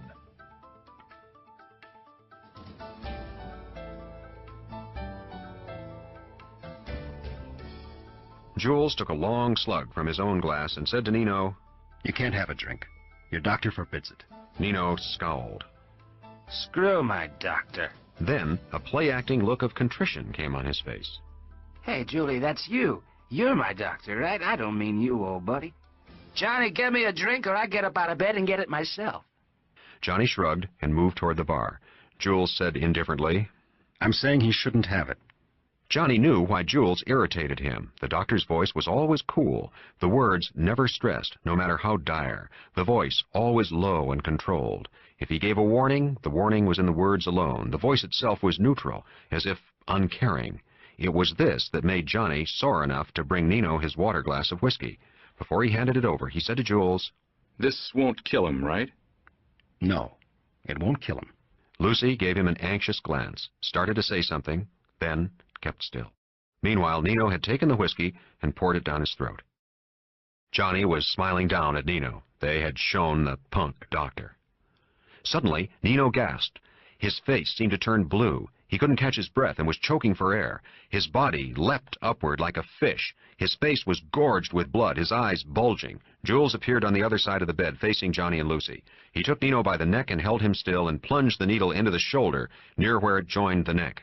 Nino went limp in his hands. The heaves of his body subsided, and after a moment he slumped down back into his pillow. His eyes closed in sleep. Johnny, Lucy, and Jules went back into the living room part of the suite and sat around the huge, solid coffee table. Lucy picked up one of the aquamarine phones and ordered coffee and some food to be sent up. Johnny had gone over to the bar and mixed himself a drink. "Did you know you would have that reaction from the whiskey?" Jules shrugged. "I was pretty sure he would." "Then why didn't you warn me?" "I warned you." "You didn't warn me right. You are really one hell of a doctor. You don't give a shit. You tell me to get Nino in a crazy house. You don't bother to use a nice word like sanatorium. You really like to stick it to people, right?" Lucy was staring down in her lap. Jules kept smiling at Fontaine. "Nothing was going to stop you from giving Nino that drink. You had to show you didn't have to accept my warnings, my orders. Remember when you offered me a job as your personal physician after that throat business? I turned you down because I knew we could never get along. A doctor thinks he's God. He's the high priest in modern society. That's one of his rewards. But you would never treat me that way. I'd be a flunky god to you, like those doctors you guys have in Hollywood. Where do you get those people from, anyway? Christ, don't they know anything? Or don't they just care? They must know what's happening to Nino. But they just give him all kinds of drugs to keep him going. They wear those silk suits and they kiss your ass because you're a power movie man, and so you think they are great doctors. Showbiz, docs, you gotta have heart, right? But they don't give a fuck if you live or die. Well, my little hobby, unforgivable as it is to keep people alive. I let you give Nino that drink to show you what could happen to him." Jules leaned toward Johnny Fontaine, his voice still calm, unemotional. "Your friend is almost terminal. Do you understand that? He hasn't got a chance without therapy and strict medical care. His blood pressure and diabetes and bad habits can cause a cerebral hemorrhage in this very next instant. His brain will blow itself apart. Is that vivid enough for you? Sure, I said crazy house. I want you to understand what's needed, or you won't make a move. I'll put it to you straight. You can save your buddy's life by having him committed. Otherwise, kiss him goodbye." Jules, darling, Jules, don't be so tough. Just tell him. Jules stood up. His usual cool was gone. Johnny Fontaine noticed with satisfaction. His voice, too, had lost its quiet, unaccented monotone. "Do you think this is the first time I've had to talk to people like you in a situation like this? I did it every day. Lucy says don't be so tough, but she doesn't know what she's talking about. You know, I used to tell people, don't eat so much or you'll die. Don't smoke so much or you'll die. Don't work so much or you'll die. Don't drink so much or you'll die. Nobody listens. You know why? Because I don't say you will die tomorrow. Well, I can tell you that Nino may very well die tomorrow." Jules went over to the bar and mixed himself another drink. "How about it, Johnny? Are you going to get Nino committed?" "I don't know." Jules took a quick drink at the bar and filled his glass again. "You know, it's a funny thing. You can smoke yourself to death, drink yourself to death, work yourself to death, and even eat yourself to death. But that's all acceptable. The only thing you can't do medically is screw yourself to death, and yet that's where they put all the obstacles." He paused to finish his drink. "But even that's trouble, for women anyway.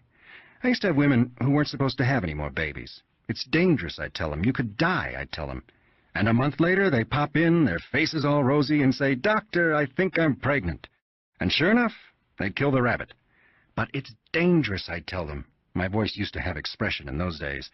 And they'd smile at me and say, 'But my husband and I are very strict Catholic,' they'd say." There was a knock on the door, and 2 waiters wheeled in a cart covered with food and silver service coffee pots. They took a portable table from the bottom of the cart and set it up. Then Johnny dismissed them. They sat at the table and ate the hot sandwiches Lucy had ordered and drank the coffee. Johnny leaned back and lit up a cigarette. So you saved lives. How come you became an abortionist? Lucy spoke for the first time. He wanted to help girls in trouble. Girls who might commit suicide or do something dangerous to get rid of the baby. Jules smiled at her and sighed. It's not that simple. I became a surgeon finally. I've got the good hands, as ballplayers say. But I was so good I scared myself silly.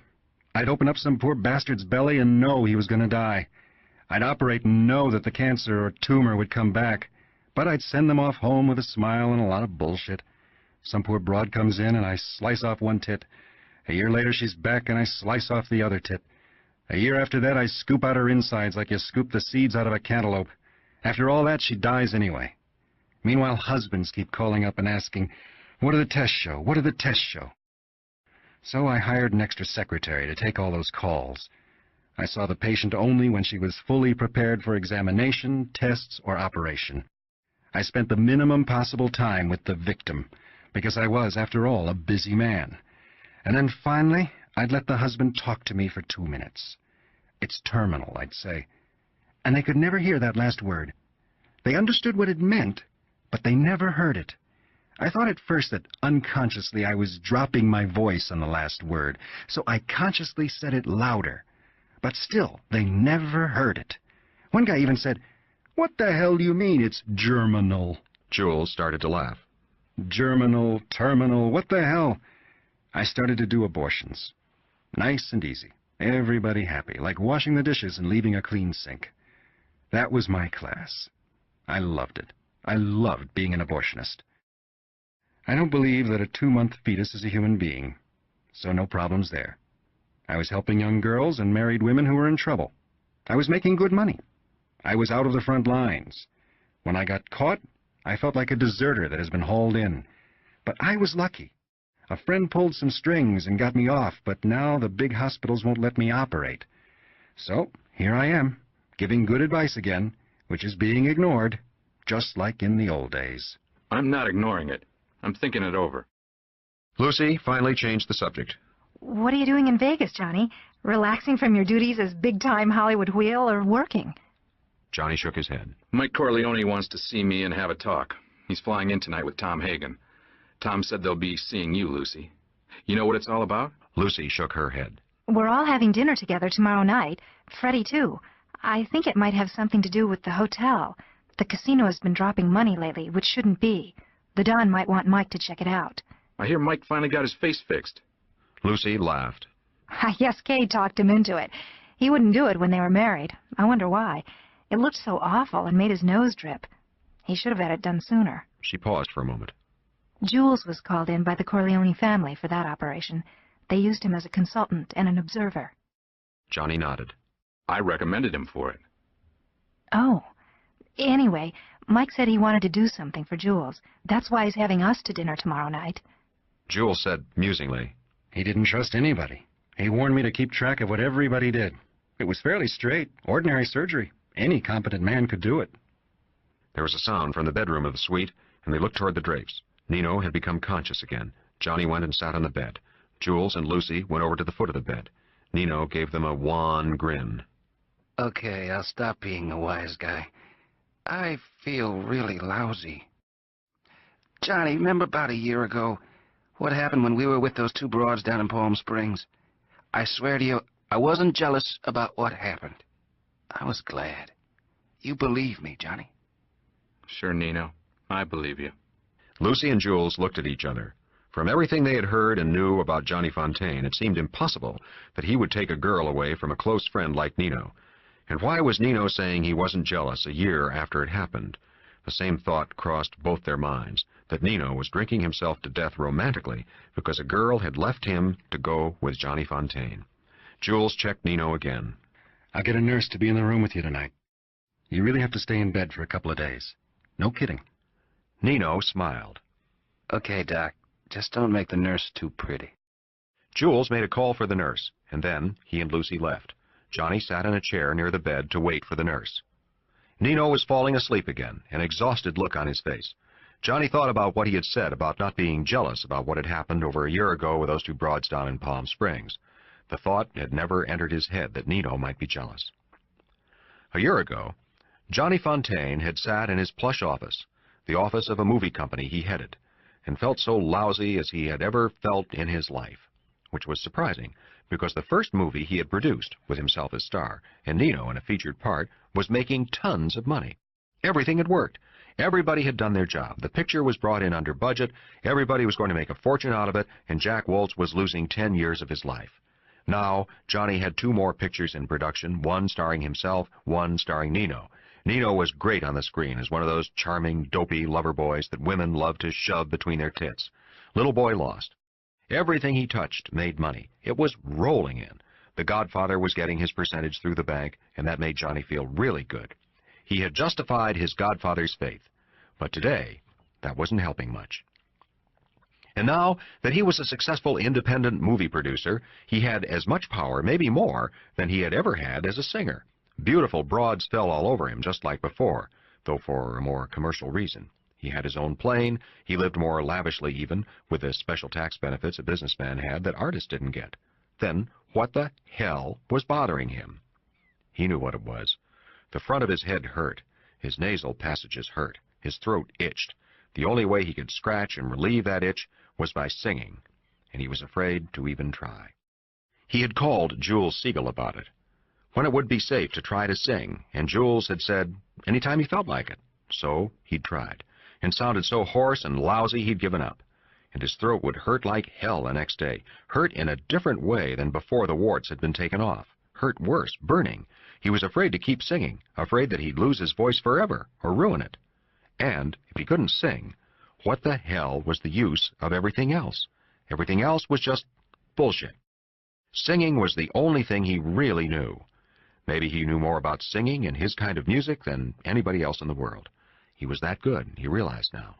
All those years had made him a real pro. Nobody could tell him the right and the wrong. He didn't have to ask anybody. He knew. What a waste. What a damn waste.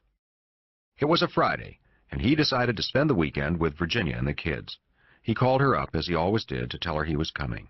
Really, to give her a chance to say no. She never said no. Not in all the years they had been divorced, because she would never say no to a meeting of her daughters and their father. What a broad, Johnny thought. He'd been lucky with Virginia, and though he knew he cared more about her than any other woman he knew, it was impossible for them ever to live together sexually. Maybe when they were 65, like when you retire, they'd retire together, retire from everything. But reality shattered these thoughts when he arrived there and found Virginia was feeling a little grouchy herself, and the 2 girls not that crazy to see him because they had been promised a weekend visit with some girlfriends on a California ranch where they could ride horses. He told Virginia to send the girls off to the ranch and kiss them goodbye with an amused smile. He understood them so well. What kid wouldn't rather go riding horses on a ranch than hang around with a grouchy father who picked his own spots as a father? He said to Virginia, "I'll have a few drinks, and then I'll shove off, too." All right. She was having one of her bad days, rare but recognizable. It wasn't too easy for her, leading this kind of life. She saw him taking an extra large drink. What are you cheering yourself up for? Everything is going so beautifully for you. I never dreamed you had it in you to be such a good businessman. Johnny smiled at her. It's not so hard. At the same time, he was thinking, so that's what was wrong. He understood women, and he understood now that Virginia was down because she thought he was having everything his own way. Women really hated seeing their men doing too well. It irritated them. It made them less sure of the hold they exerted over them through affection, sexual custom, or marriage ties. So, more to cheer her up than voice his own complaints, Johnny said, "What the hell difference does it make if I can't sing?" Oh, Johnny, you're not a kid anymore. You're over 35. Why do you keep worrying about that silly singing stuff? You make more money as a producer anyhow. Johnny looked at her curiously. "I'm a singer. I love to sing. What's being old got to do with that?" Virginia was impatient. I never liked your singing anyway. Now that you've shown you can make movies, I'm glad you can't sing anymore. They were both surprised when Johnny said with fury, That's a fucking lousy thing to say. He was shaken. How could Virginia feel like that? How could she dislike him so much? Virginia smiled at his being hurt, and because it was so outrageous that he should be angry at her, she said, How do you think I felt when all those girls came running after you because of the way you sang? How would you feel if I went ass naked down the street to get men running after me? That's what your singing was. And I used to wish you'd lose your voice and could never sing again. But that was before we got divorced. Johnny finished his drink. You don't understand a thing. Not a damn thing. He went into the kitchen and dialed Nino's number. He quickly arranged for them both to go down to Palm Springs for the weekend and gave Nino the number of a girl to call, a real, fresh, young beauty he'd been meaning to get around to. She'll have a friend for you. I'll be at your place in an hour.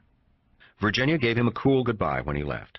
He didn't give a damn. It was one of the few times he was angry with her. The hell with it. He'd just tear loose for the weekend and get all the poison out of his system. Sure enough, everything was fine down in Palm Springs. Johnny used his own house down there, was always kept open and staffed this time of the year. The two girls were young enough to be great fun and not too rapacious for some kind of favor. Some people came over to keep them company at the pool until supper time. Nino went to his room with his girl to get ready for supper and a quick bang while he was still warm from the sun. Johnny wasn't in the mood, so he sent his girl, a short, bandbox blonde named Tina, up to shower by herself. He never could make love to another woman after he'd had a fight with Virginia. He went into the glass-walled patio living room that held a piano. When singing with the band, he'd fool around with the piano just for laughs, so he could pick out a song in a fake moonlight soft ballad style. He sat down now and hummed along a little bit with the piano, very softly, muttering a few words but not really singing. Before he knew it, Tina was in the living room making him a drink and sitting beside him at the piano. He played a few tunes, and she hummed with him. He left her at the piano and went up to take his shower. In the shower, he sang short phrases, more like speaking. He got dressed and went back down. Tina was still alone. Nino was really working his girl over or getting drunk. Johnny sat down at the piano again while Tina wandered off outside to watch the pool. He started singing one of his old songs. There was no burning in his throat.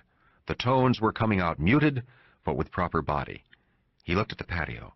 Tina was still out there. The glass door was closed. She wouldn't hear him. For some reason, he didn't want anybody to hear him. He started off fresh on an old ballad that was his favorite.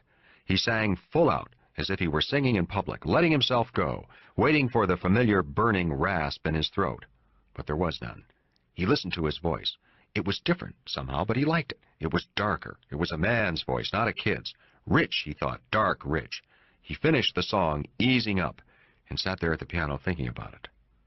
Behind him, Nino said, Not bad, old buddy, not bad at all. Johnny swiveled his body around. Nino was standing in the doorway alone. His girl wasn't with him. Johnny was relieved. He didn't mind Nino hearing him. Yeah, let's get rid of those two broads. Send them home. You send them home. They're nice kids. They're not going to hurt their feelings. Besides, they just banged mine twice. How would it look if I sent her away without even giving her dinner? The hell with it, Johnny thought. Let the girls listen, even if he sounded lousy. He called up a band leader he knew in Palm Springs and asked him to send over a mandolin for Nino. The band leader protested. Hell, nobody plays a mandolin in California. Johnny yelled, just get one. The house was loaded with recording equipment, and Johnny had the two girls work the turnoff and volumes. After they had dinner, Johnny went to work. He had Nino playing the mandolin as accompaniment and sang all his old songs. He sang them all the way out, not nursing his voice at all. His throat was fine. He felt that he could sing forever. In the months he had not been able to sing, he had often thought about singing, planned out how he would phrase lyrics differently now than as a kid. He had sung the songs in his head with more sophisticated variations of emphasis.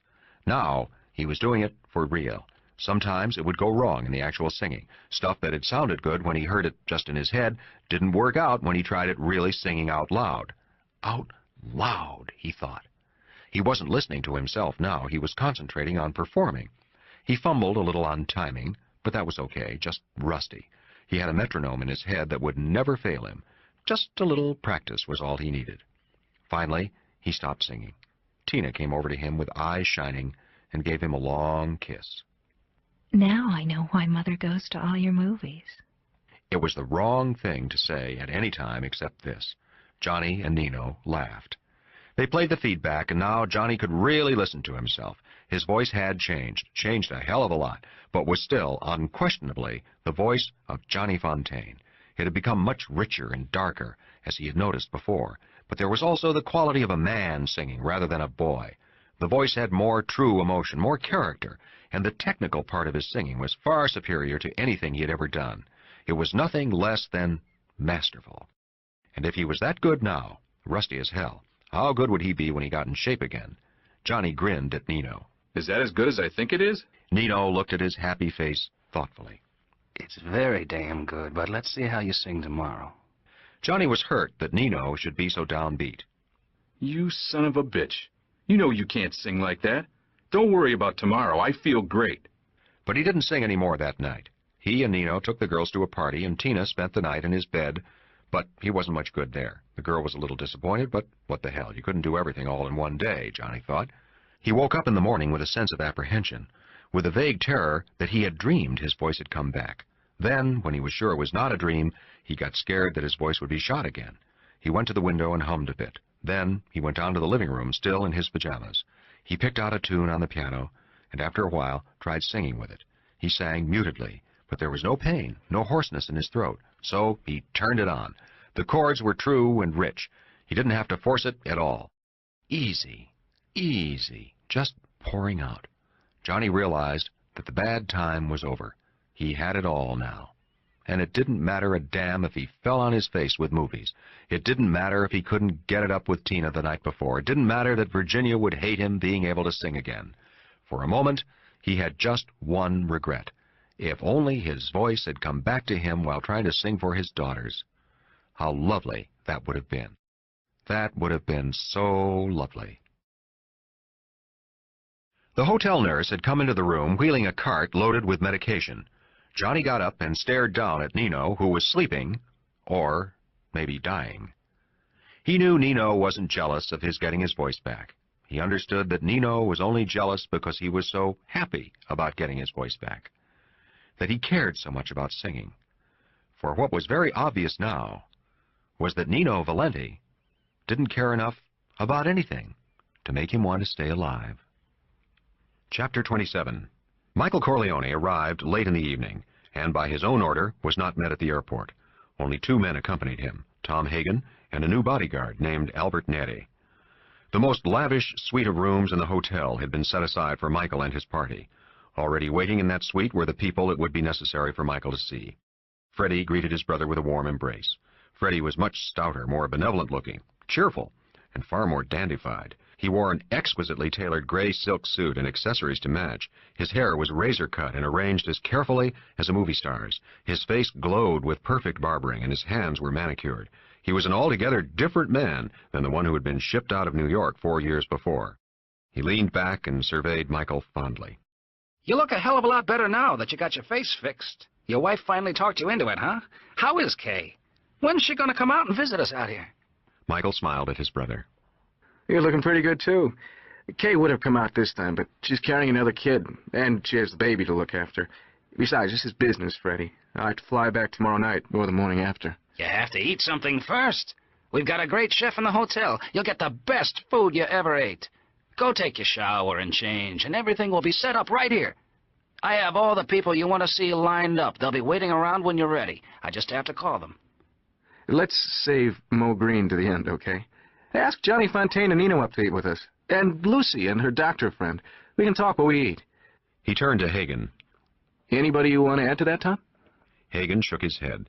Freddie had greeted him much less affectionately than Michael, but Hagen understood. Freddie was on his father's shit list, and Freddie naturally blamed the consigliere for not straightening things out. Hagen would gladly have done so, but he didn't know why Freddie was in his father's bad graces. The Don did not give voice to specific grievances. He just made his displeasure felt.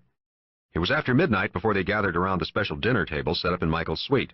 Lucy kissed Michael and didn't comment on his face looking so much better after the operation. Jules Siegel boldly studied the repaired cheekbone. A good job. It's knitted nicely. Is the sinus okay? Fine. Thanks for helping out. Dinner focused on Michael as they ate.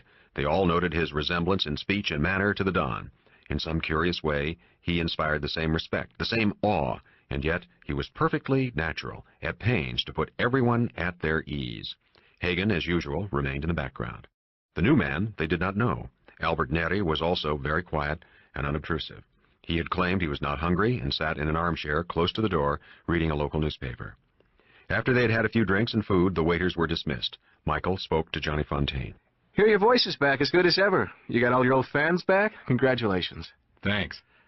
He was curious about exactly why Michael wanted to see him. What favor would be asked? Michael addressed them all in general. The Corleone family is thinking of moving out here to Vegas, selling out all our interest in the olive oil business and settling here. The Don and Hagen and myself have talked it over, and we think here is where the future is for the family. That doesn't mean right now or next year. It may take 2, 3, even 4 years to get things squared away, but that's the general plan. Some friends of ours own a good percentage of this hotel and casino, so that will be our foundation.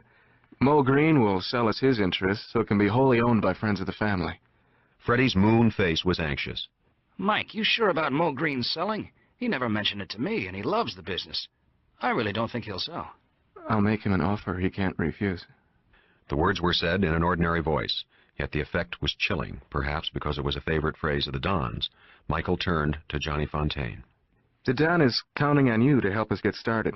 It's been explained to us that entertainment will be the big factor in drawing gamblers. We hope you'll sign a contract to appear 5 times a year for maybe a week-long engagement. We hope your friends in movies do the same. You've done them a lot of favors. Now you can call them in. Sure, I'll do anything for my Godfather. You know that, Mike. But there was just the faint shadow of doubt in his voice. Michael smiled. You won't lose money on the deal, and neither will your friends. You get points in the hotel, and if there's somebody else you think important enough, they get some points too. Maybe you don't believe me, so let me say I'm speaking the Don's words. I believe you, Mike, but there's 10 more hotels and casinos being built on the Strip right now. When you come in, the market may be glutted. You may be too late with all that competition already there. Tom Hagen spoke up. The Corleone family has friends who are financing 3 of those hotels. Johnny understood immediately that he meant the Corleone family owned the 3 hotels with their casinos, and that there would be plenty of points to give out. I'll start working on it. Michael turned to Lucy and Jules Siegel. I owe you. I hear you want to go back to cutting people up, and that hospitals won't let you use their facilities because of that old abortion business. I have to know from you, is that what you want? Jules smiled. I guess so. But you don't know the medical setup. Whatever power you have doesn't mean anything to them. I'm afraid you can't help me in that. Michael nodded absent-mindedly. Sure, you're right. But some friends of mine, pretty well-known people, are going to build a big hospital for Las Vegas. The town will need it the way it's growing and the way it's projected to grow. Maybe they'll let you into the operating room if it's put to them right. Hell, how many surgeons as good as you can they get to come out to this desert? Or any half as good? We'll be doing the hospital a favor, so stick around. I hear you and Lucy are going to get married. Jules shrugged. When I see that I have any future... Mike, if you don't build that hospital, I'll die an old maid. They all laughed, all except Jules. He said to Michael, If I took a job like that, there couldn't be any strings attached. No strings. I just owe you and I want to even out. Mike, don't get sore. Michael smiled at her. I'm not sore. He turned to Jules. That was a dumb thing for you to say. The Corleone family has pulled some strings for you. Do you think I'm so stupid I'd ask you to do things you'd hate to do? But if I did, so what? Who the hell else ever lifted a finger to help you when you were in trouble? When I heard you wanted to get back to being a real surgeon, I took a lot of time to find out if I could help. I can. I'm not asking you for anything. But at least you could consider our relationship friendly, and I assume you would do for me what you do for any good friend. That's my string. But you can refuse it. Tom Hagen lowered his head and smiled. Not even the Don himself could have done it any better. Jules was flushing. Mike, I didn't mean it that way at all. I'm very grateful to you and your father. Forget I said it. Michael nodded. Fine. Until the hospital gets built and opens up, you'll be medical director for the 4 hotels. Get yourself a staff. Your money goes up too, but you can discuss that with Tom at a later time. And Lucy, I want you to do something more important. Maybe coordinate all the shops that will be opening up in the hotel arcades, on the financial side. Or maybe hiring the girls we need to work in the casino, something like that. So if Jules doesn't marry you, you can be a rich old maid. Freddie had been puffing on his cigar angrily. Michael turned to him. I'm just the errand boy for the Don, Freddie. What he wants you to do, he'll tell you himself, naturally. but I'm sure it will be something big enough to make you happy. Everybody tells us what a great job you've been doing out here. Then why is he sore at me? Just because the casino's been losing money? I don't control that end. Mo Green does. What the hell does the old man want from me? Don't worry about it. He turned to Johnny Fontaine. Where's Nino? I was looking forward to seeing him again. Johnny shrugged. Nino is pretty sick. A nurse is taking care of him in his room. But the doc here says he should be committed, that he's trying to kill himself. Nino. Michael said thoughtfully, really surprised. Nino was always a real good guy. I never knew him to do anything lousy, say anything to put anybody down. He never gave a damn about anything, except the booze. Yeah. The money is rolling in, he could get a lot of work, singing or in the movies. He gets 50 grand a picture now, and he blows it. He doesn't give a damn about being famous. All the years we've been buddies, I've never known him to do anything creepy. And the son of a bitch is drinking himself to death. Jules was about to say something when there was a knock on the door of the suite.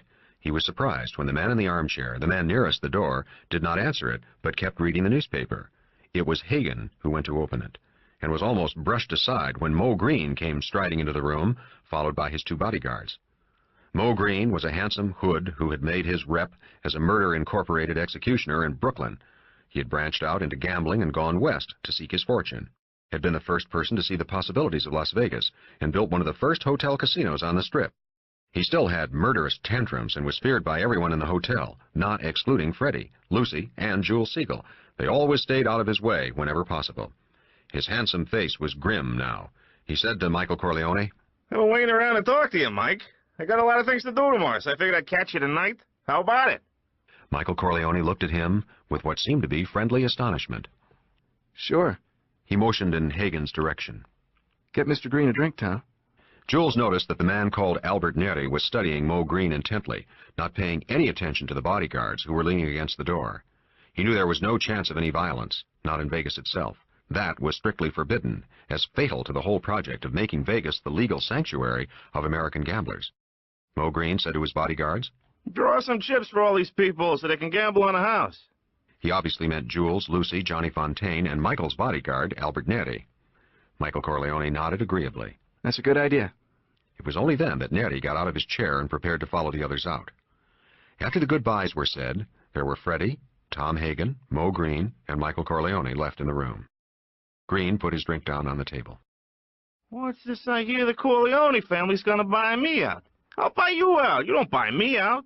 Your casino has been losing money against all the odds. There's something wrong with the way you operate. Maybe we can do better. Green laughed harshly. You goddamn Dagos.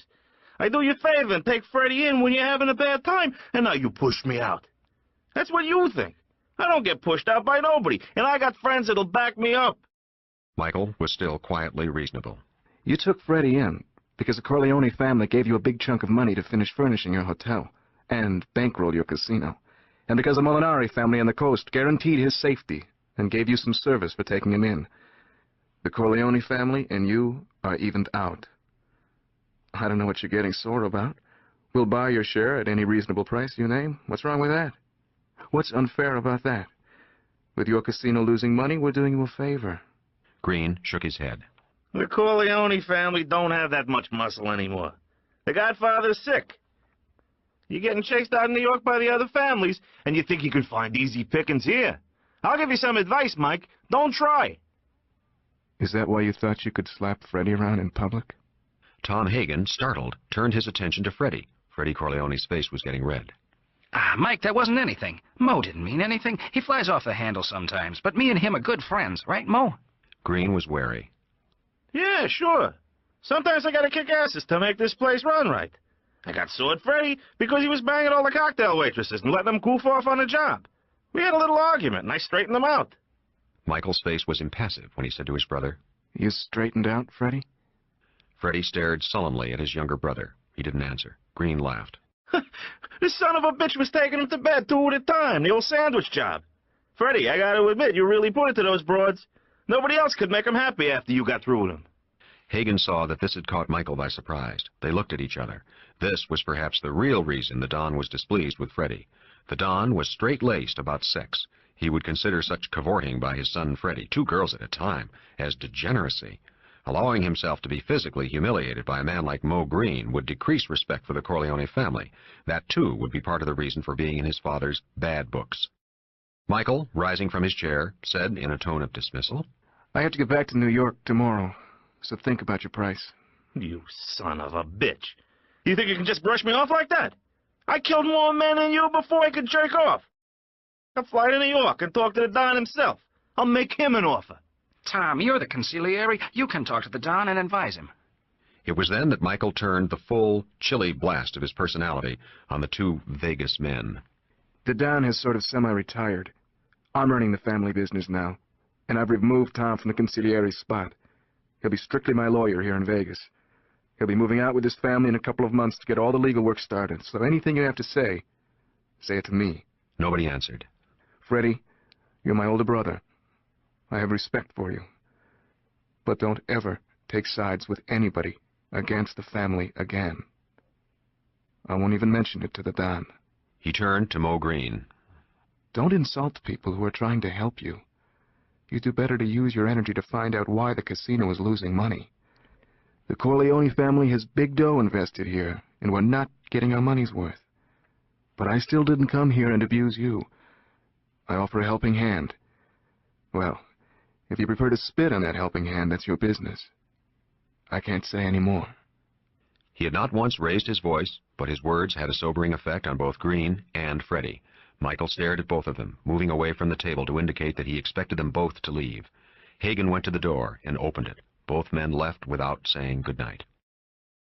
The next morning, Michael Corleone got the message from Mo Green. He would not sell his share of the hotel at any price. It was Freddie who delivered the message. Michael shrugged and said to his brother, I want to see Nino before I go back to New York. In Nino's suite, they found Johnny Fontaine sitting on the couch eating breakfast. Jules was examining Nino behind the closed drapes of the bedroom. Finally, the drapes were drawn back. Michael was shocked at how Nino looked. The man was visibly disintegrating. The eyes were dazed, the mouth loose, all the muscles of his face slack. Michael sat on his bedside. Nino, it's good to catch up with you. The Don always asks about you. Nino grinned. It was the old grin. Tell him I'm dying. Tell him show business is more dangerous than the olive oil business. You'll be okay. If there's anything bothering you that the family can help, just tell me. Nino shook his head. There's nothing. Nothing. Michael chatted for a few more moments and then left. Freddie accompanied him and his party to the airport, but at Michael's request didn't hang around for departure time. As they boarded the plane with Tom Hagen and Al Neri, Michael turned to Neri and said, Did you make him good? Neri tapped his forehead. I got Mo Green mugged and numbered up here. Chapter 28. On the plane ride back to New York, Michael Corleone relaxed and tried to sleep. It was useless. The most terrible period of his life was approaching, perhaps even a fatal time. It could no longer be put off. Everything was in readiness. All precautions had been taken. 2 years of precautions. There could be no further delay. Last week, when the Don had formally announced his retirement to the Capo Regime and the other members of the Corleone family, Michael knew that this was his father's way of telling him the time was ripe. It was almost 3 years now since he had returned home, and over 2 years since he had married Kay. The 3 years had been spent in learning the family business. He had put in long hours with Tom Hagen, long hours with the Don. He was amazed at how wealthy and powerful the Corleone family truly was. It owned tremendously valuable real estate in Midtown New York, whole office buildings. It owned, through fronts, partnerships in 2 Wall Street brokerage houses, pieces of banks on Long Island, partnerships in some garment center firms. All this in addition to its illegal operations in gambling.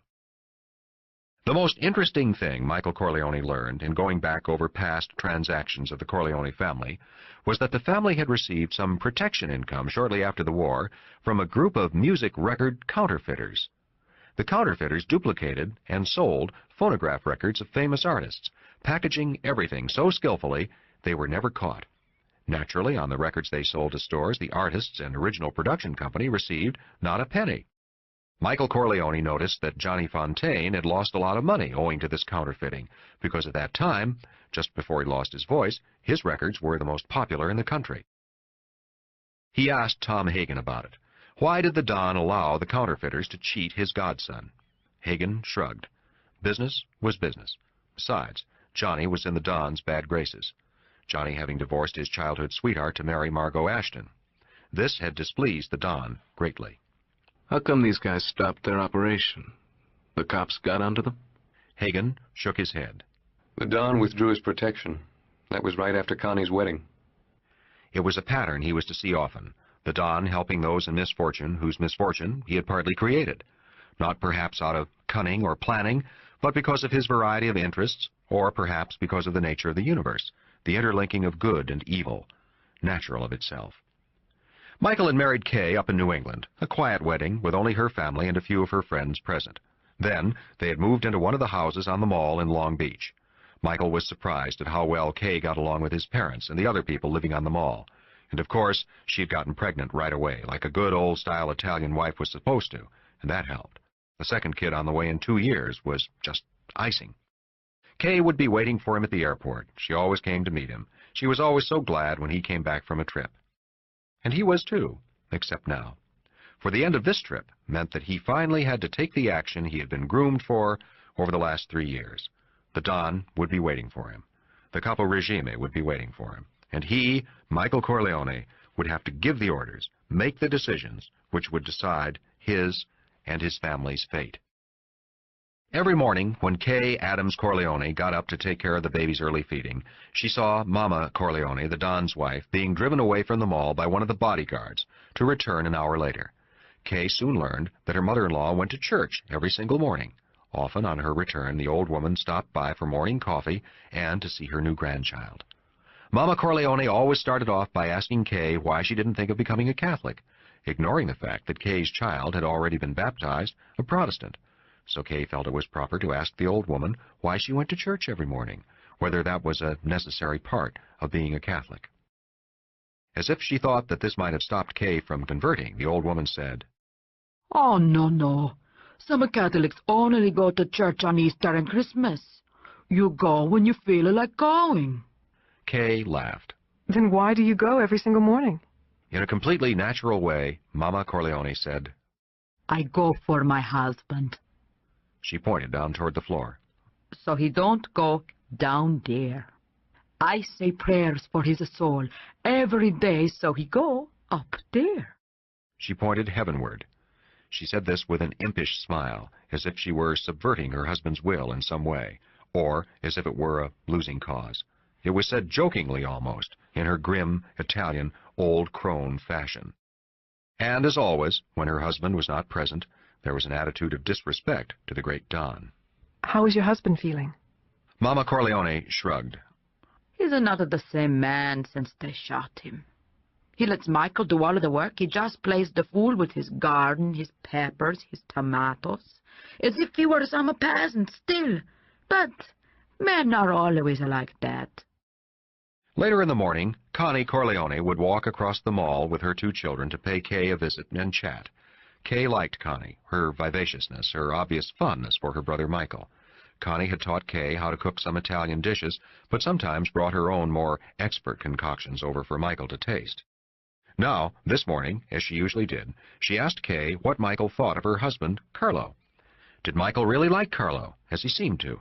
Carlo had always had a little trouble with the family, but now, over the last years, he had straightened out. He was really doing well in the labor union, but he had to work so hard, such long hours. Carlo really liked Michael, Connie always said. But then, everybody liked Michael, just as everybody liked her father. Michael was the Don all over again. It was the best thing that Michael was going to run the family olive oil business. Kay had observed before that when Connie spoke about her husband in relation to the family, she was always nervously eager for some word of approval for Carlo. Kay would have been stupid if she had not noticed that almost terrified concern Connie had for whether Michael liked Carlo or not. One night, she spoke to Michael about it and mentioned the fact that nobody ever spoke about Sonny Corleone. Nobody even referred to him, at least not in her presence. Kay had once tried to express her condolences to the Don and his wife, and had been listened to with almost rude silence, and then ignored. She had tried to get Connie talking about her older brother without success. Sonny's wife, Sandra, had taken her children and moved to Florida, where her parents now lived. Certain financial arrangements had been made so that she and her children could live comfortably, but Sonny had left no estate. Michael reluctantly explained what had happened the night Sonny was killed, that Carlo had beaten his wife, and Connie had called them all, and Sonny had taken the call and rushed out in a blind rage. So naturally, Connie and Carlo were always nervous that the rest of the family blamed her for indirectly causing Sonny's death, or blamed her husband, Carlo. But this wasn't the case. The proof was that they had given Connie and Carlo a house in the mall itself and promoted Carlo to an important job in the labor union setup. And Carlo had straightened out, stopped drinking, stopped whoring, stopped trying to be a wise guy. The family was pleased with his work and attitude for the last 2 years. Nobody blamed him for what had happened. Then why don't you invite them over some evening and you can reassure your sister? Kay said. The poor thing is always so nervous about what you think of her husband. Tell her, and tell her to put these silly worries out of her head. I can't do that. We don't talk about those things in our family. Do you want me to tell her what you've told me? She was puzzled, because he took such a long time thinking over a suggestion that was obviously the proper thing to do. Finally, he said, I don't think you should, Kay. I don't think it will do any good. She'll worry anyway. It's something nobody can do anything about. Kay was amazed. She realized that Michael was always a little colder to his sister Connie than he was to anyone else, despite Connie's affection. Surely you don't blame Connie for Sonny being killed. Michael sighed. Of course not. She's my kid sister, and I'm very fond of her. I feel sorry for her. Carlo straightened out, but he's really the wrong kind of husband. It's just one of those things. Let's forget about it. It was not in Kay's nature to nag. She let it drop.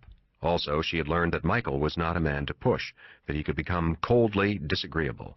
She knew she was the only person in the world who could bend his will, but she also knew that to do it too often would be to destroy that power, and living with him the last 2 years had made her love him more. She loved him because he was always fair, an odd thing, but he always was fair to everybody around him, never arbitrary, even in little things. She had observed that he was now a very powerful man. People came to the house to confer with him and ask favors, treating him with deference and respect. But one thing had endeared him to her above everything else. Ever since Michael had come back from Sicily with his broken face, everybody in the family had tried to get him to undergo corrective surgery. Michael's mother was after him constantly. One Sunday dinner, with all the Corleones gathered on the mall, she shouted at Michael, "You look like a gangster in the movies. Get your face fixed for the sake of Jesus Christ and your poor wife, and so your nose will stop running like a drunken Irish." The Don, at the head of the table, watching everything, said to Kay, Does it bother you? Kay shook her head. The Don said to his wife, He's out of your hands. It's no concern of yours. The old woman immediately held her peace, not that she feared her husband, but because it would have been disrespectful to dispute him in such a matter before the others. But Connie, the Don's favorite, came in from the kitchen, where she was cooking the Sunday dinner, her face flushed from the stove. I think he should get his face fixed. He was the most handsome one in the family before he got hurt. Come on, Mike, say you'll do it. Michael looked at her in an absent-minded fashion. It seemed as if he really and truly had not heard anything said. He didn't answer. Connie came to stand beside her father. Make him do it. Her 2 hands rested affectionately on his shoulders, and she rubbed his neck. She was the only one who was ever so familiar with the Don. Her affection for her father was touching. It was trusting, like a little girl's. The Don patted one of her hands. And we're all starving here. Put the spaghetti on the table and then chatter. Connie turned to her husband. Carlo, you tell Mike to get his face fixed. Maybe he'll listen to you. Her voice implied that Michael and Carlo Rizzi had some friendly relationship over and above anyone else's. Carlo, handsomely sunburned, blonde hair neatly cut and combed, sipped at his glass of homemade wine. Nobody can tell Mike what to do. Carlo had become a different man since moving into the mall. He knew his place in the family and kept to it. There was something that Kay didn't understand in all this, something that didn't quite meet the eye. As a woman, she could see that Connie was deliberately charming her father, though it was beautifully done and even sincere. Yet it was not spontaneous. Carlo's reply had been a manly knuckling of his forehead. Michael had absolutely ignored everything. Kay didn't care about her husband's disfigurement, but she worried about his sinus trouble, which sprang from it. Surgery repair of the face would cure the sinus also. For that reason, she wanted Michael to enter the hospital and get the necessary work done. But she understood that in a curious way, he desired his disfigurement. She was sure that the Don understood this too. But after Kay gave birth to her first child, she was surprised by Michael asking her, Do you want me to get my face fixed? Kay nodded. You know how kids are. Your son will feel bad about your face when he gets old enough to understand it's not normal. I just don't want our child to see it. I don't mind at all, honestly, Michael. Okay. He smiled at her. I'll do it. He waited until she was home from the hospital and then made all the necessary arrangements. The operation was successful. The cheek indentation was now just barely noticeable.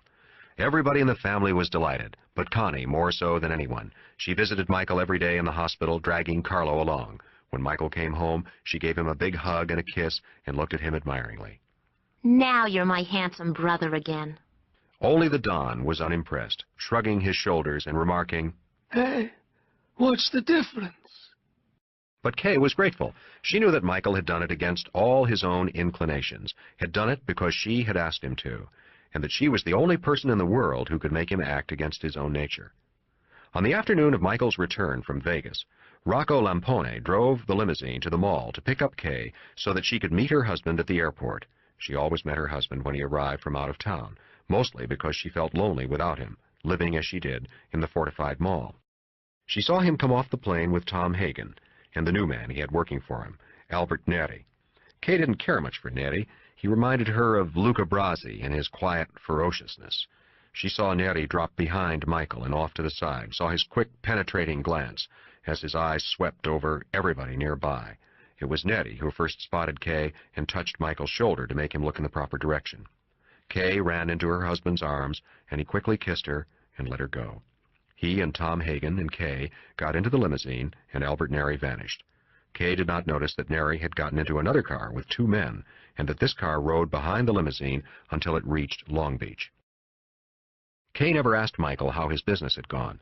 Even such polite questions were understood to be awkward. Not that he wouldn't give her an equally polite answer, but it would remind them both of the forbidden territory their marriage could never include. Kay didn't mind anymore. But when Michael told her he would have to spend the evening with his father to tell him about the Vegas trip, she couldn't help making a little frown of disappointment. Michael said, I'm sorry. Tomorrow night we'll go into New York and see a show and have dinner, okay? He patted her stomach. She was almost 7 months pregnant. After the kid comes, you'll be tied down again. Hell, you're more Italian than Yankee. 2 kids in 2 years. And you're more Yankee than Italian. Your first evening home and you spend it on business. But she smiled at him when she said it. You won't be home late. Before midnight. Don't wait up for me if you feel tired. I'll wait up. At the meeting that night, in the corner room library of Don Corleone's house, were the Don himself, Michael, Tom Hagen, Carlo Rizzi, and the 2 Caporegime, Clemenza and Tessio. The atmosphere of the meeting was by no means so congenial as in former days. Ever since Don Corleone had announced his semi-retirement and Michael's takeover of the family business, there had been some strain. Succession and control of such an enterprise as the family was by no means hereditary. In any other family, powerful caporegime such as Clemenza and Tessio might have succeeded to the position of Don, or at least they might have been allowed to split off and form their own family. Then, too, ever since Don Corleone had made the peace with the 5 families, the strength of the Corleone family had declined. The Barzini family was now indisputably the most powerful one in the New York area, allied as they were to the Tattaglias. They now held the position the Corleone family had once held. Also, they were slyly whittling down the power of the Corleone family, muscling into their gambling areas, testing the Corleones' reactions, and, finding them weak, establishing their own bookmakers. The Barzinis and Tattaglias were delighted with the Don's retirement. Michael, formidable as he might prove to be, could never hope to equal the Don in cunning and influence for at least another decade. The Corleone family was definitely in a decline. It had, of course, suffered serious misfortunes. Freddie had proved to be nothing more than an innkeeper and ladies' man, the idiom for ladies' man untranslatable, but connotating a greedy infant always at its mother's nipple. In short, unmanly. Sonny's death, too, had been a disaster. Sonny had been a man to be feared, not to be taken lightly. Of course, he had made a mistake in sending his younger brother, Michael, to kill the Turk and the police captain. Though necessary in a tactical sense as a long-term strategy, it proved to be a serious error. It had forced the Don eventually to rise from his sickbed. It had deprived Michael of 2 years of valuable experience and training under his father's tutelage. And of course, an Irish as a consigliere had been the only foolishness the Don had ever perpetrated. No Irishman could hope to equal a Sicilian for cunning. So went the opinion of all the families, and they were naturally more respectful to the Barzini-Tattaglia alliance than to the Corleones. Their opinion of Michael was that he was not equal to Sonny in force, though more intelligent, certainly, but not as intelligent as his father, a mediocre successor and a man not to be feared too greatly. Also, though the Don was generally admired for his statesmanship in making the peace, the fact that he had not avenged Sonny's murder lost the family a great deal of respect. It was recognized that such statesmanship sprang out of weakness. All this was known to the men sitting in the room, and perhaps even believed by a few. Carlo Rizzi liked Michael, but did not fear him as he had feared Sonny. Clemenza, too, though he gave Michael credit for a bravura performance with the Turk and the police captain, could not help thinking Michael too soft to be a Don. Clemenza had hoped to be given permission to form his own family, to have his own empire split away from the Corleone. But the Don had indicated that this was not to be, and Clemenza respected the Don too much to disobey, unless, of course, the whole situation became intolerable. Tessio had a better opinion of Michael. He sensed something else in the young man, a force cleverly kept hidden, a man jealously guarding his true strength from public gaze, following the Don's precept that a friend should always underestimate your virtues and an enemy overestimate your faults. The Don himself and Tom Hagen were, of course, under no illusions about Michael. The Don would never have retired if he had not had absolute faith in his son's ability to retrieve the family position. Hagen had been Michael's teacher for the last 2 years and was amazed at how quickly Michael grasped all the intricacies of the family business. Truly, his father's son. Clemenza and Tessio were annoyed with Michael because he had reduced the strength of their regime and had never reconstituted Sonny's regime. The Corleone family, in effect, had now only 2 fighting divisions, with less personnel than formerly.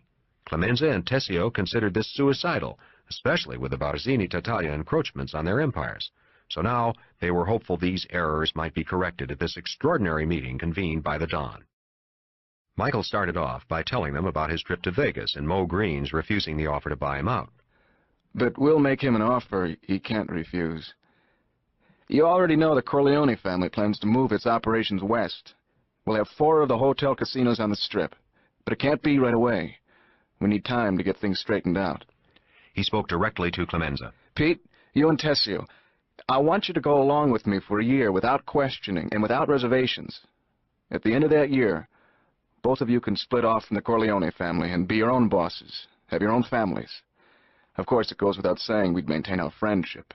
I wouldn't insult you and your respect for my father by thinking otherwise for a minute.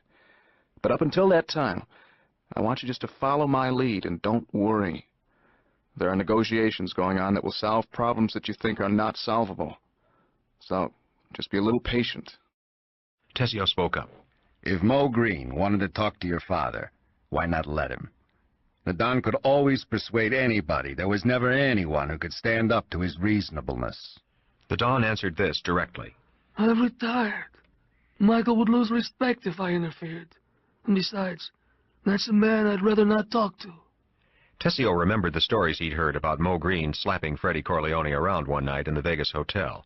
He began to smell a rat. He leaned back. Mo Green was a dead man, he thought. The Corleone family did not wish to persuade him. Carlo Rizzi spoke up. Is the Corleone family going to stop operating in New York altogether? Michael nodded. We're selling the olive oil business.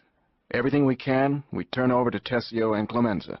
But, Carlo, I don't want you to worry about your job.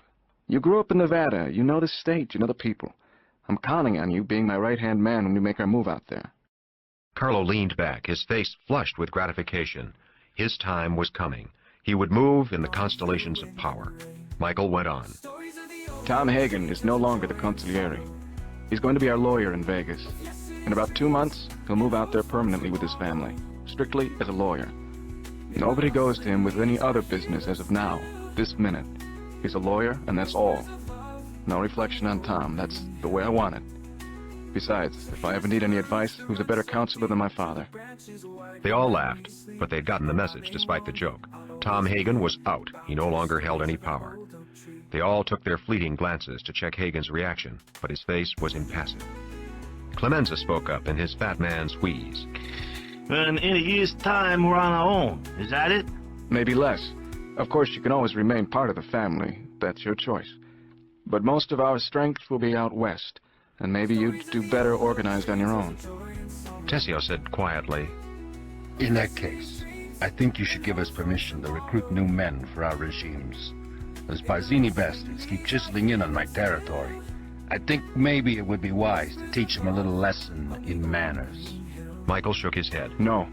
No good. Just stay still. All that stuff will be negotiated. Everything will be straightened out before we leave. Tessio was not to be so easily satisfied. He spoke to the Don directly, taking a chance on incurring Michael's ill will. Forgive me, Godfather. Let our years of friendship be my excuse. But I think you and your son are all wrong with this Nevada business. How can you hope for success there without your strength here to back you up? The two go hand in hand. And with you gone from here, the Barzini and the Tartaglia will be too strong for us. Me and Pete will have trouble. We'll come under their thumb sooner or later. And Barzini is a man not to my taste. I say the Corleone family has to make its move from strength, not from weakness. We should build up our regimes and take back our lost territories in Staten Island at least.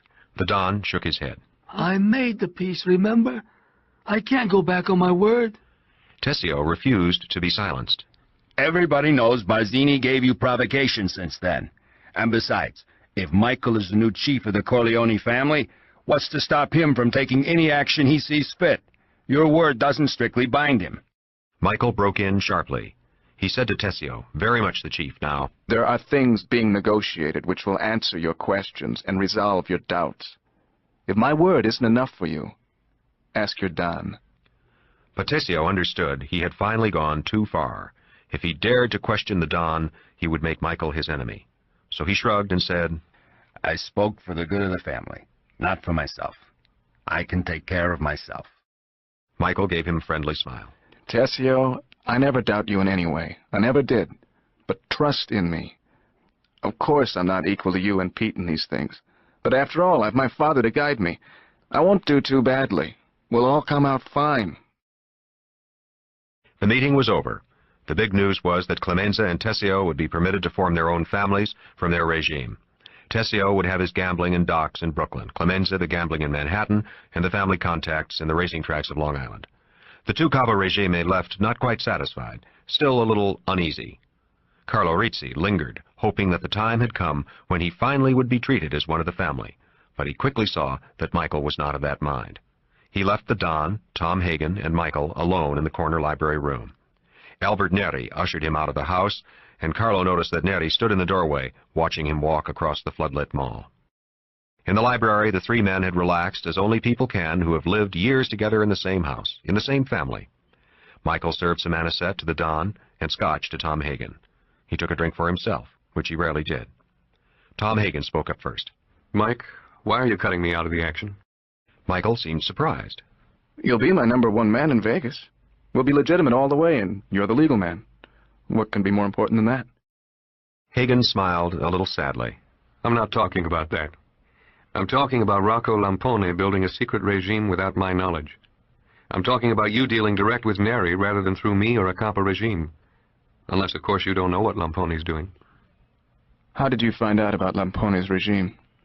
Hagen shrugged. Don't worry, there's no leak. Nobody else knows. But in my position, I can see what's happening. You gave Lampone his own living. You gave him a lot of freedom. So he needs people to help him in his little empire. But everybody he recruits has to be reported to me. And I notice everybody he puts on the payroll is a little too good for that particular job, is getting a little more money than that particular exercise is worth. You picked the right man when you picked Lampone, by the way.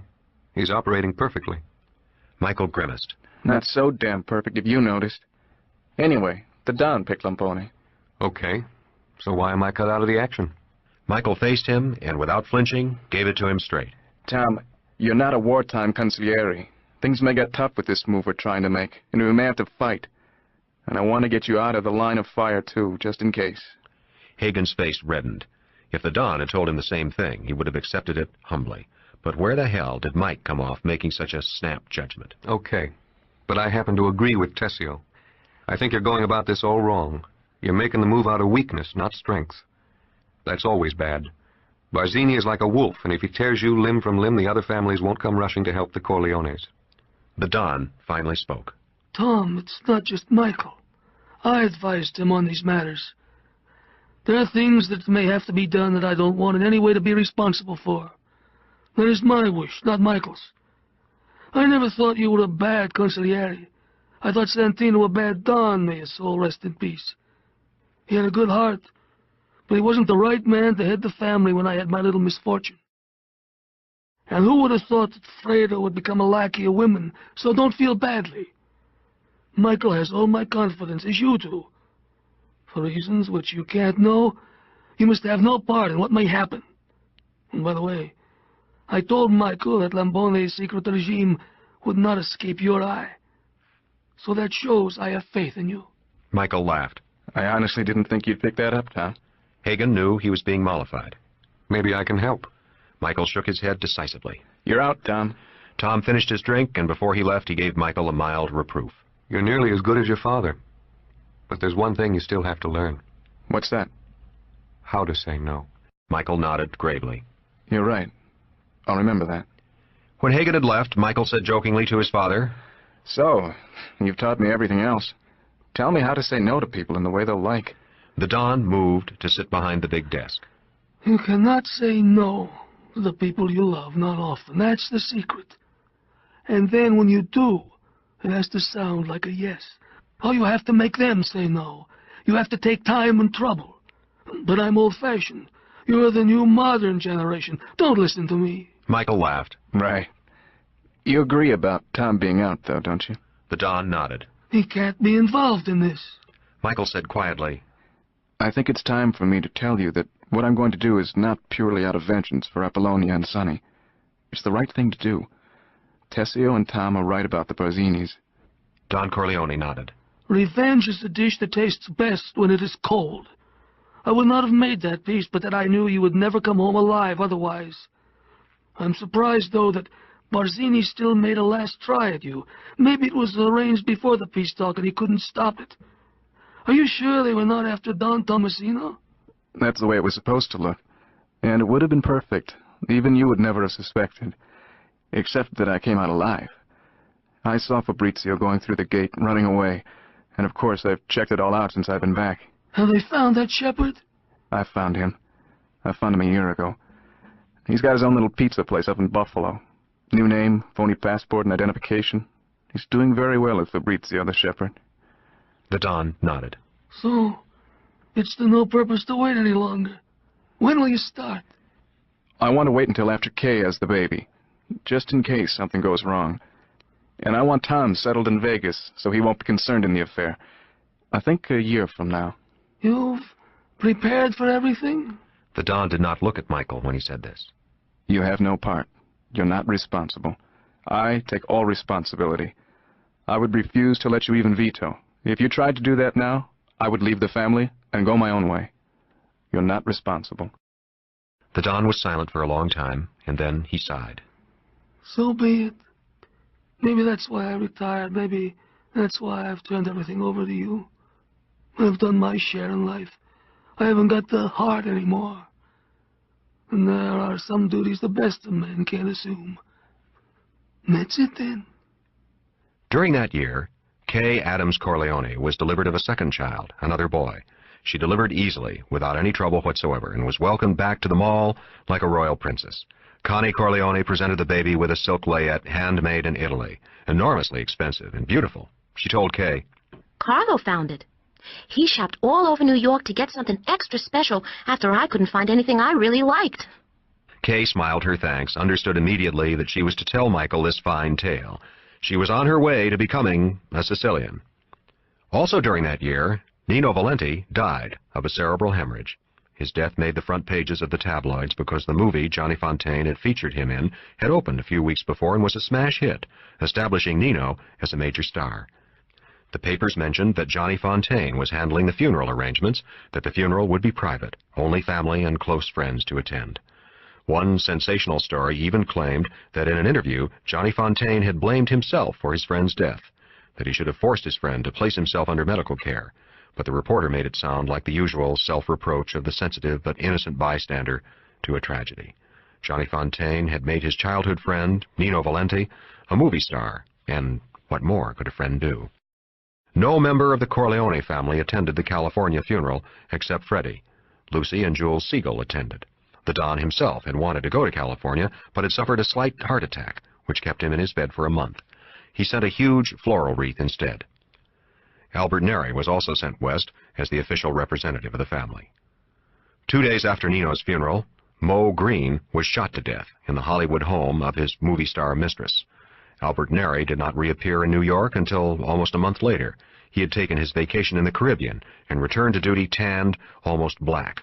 Michael Corleone welcomed him with a smile and a few words of praise, which included the information that Neri would from then on receive an extra living, the family income from an East Side book considered especially rich. Neri was content, satisfied that he lived in a world that properly rewarded a man who did his duty. Chapter 29. Michael Corleone had taken precautions against every eventuality. His planning was faultless, his security impeccable. He was patient, hoping to use the full year to prepare. But he was not to get his necessary year because fate itself took a stand against him, and in the most surprising fashion. For it was the Godfather, the great Don himself, who failed Michael Corleone. On one sunny Sunday morning, while the women were at church, Don Vito Corleone, dressed in his gardening uniform, baggy gray trousers, a faded blue shirt, battered dirty brown fedora decorated by a stained gray silk hatband. The Don had gained considerable weight in the last few years and worked on his tomato vines, he said, for the sake of his health, but he deceived no one. The truth was, he loved tending his garden. He loved the sight of it early on a morning. It brought back his childhood in Sicily 60 years ago, brought it back without the terror, the sorrow of his own father's death. Now the beans in their rows grew little white flowers on top. Strong green stalks of scallion fenced everything in. At the foot of the garden, a spouted barrel stood guard. It was filled with liquidy cow manure, the finest garden fertilizer. Also in that lower part of the garden were the square wooden frames he had built with his own hands, the sticks cross-tied with thick white string. Over these frames crawled the tomato vines. The Don hastened to water his garden. It must be done before the sun waxed too hot and turned the water into a prism of fire that could burn his lettuce leaves like paper. Sun was more important than water. Water also was important, but the two, imprudently mixed, could cause great misfortune. The Don moved through his garden hunting for ants. If ants were present, it meant that lice were in his vegetables, and the ants were going after the lice, and he would have to spray. He had watered just in time. The sun was becoming hot, and the Don thought, prudence, prudence. But there were just a few more plants to be supported by sticks, and he bent down again. He would go back into the house when he finished this last row. Quite suddenly, it felt as if the sun had come down very close to his head. The air was filled with dancing golden specks. Michael's oldest boy came running through the garden toward where the Don knelt, and the boy was enveloped by a yellow shield of blinding light. But the Don was not to be tricked. He was too old a hand. Death hid behind that flaming yellow shield, ready to pounce out on him, and the Don, with a wave of his hand, warned the boy away from his presence. Just in time. The sledgehammer blow inside his chest made him choke for air. The Don pitched forward into the earth.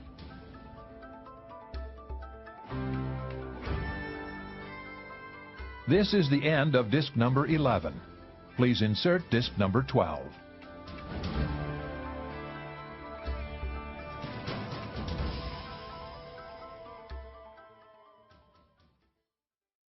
This is disc number 12.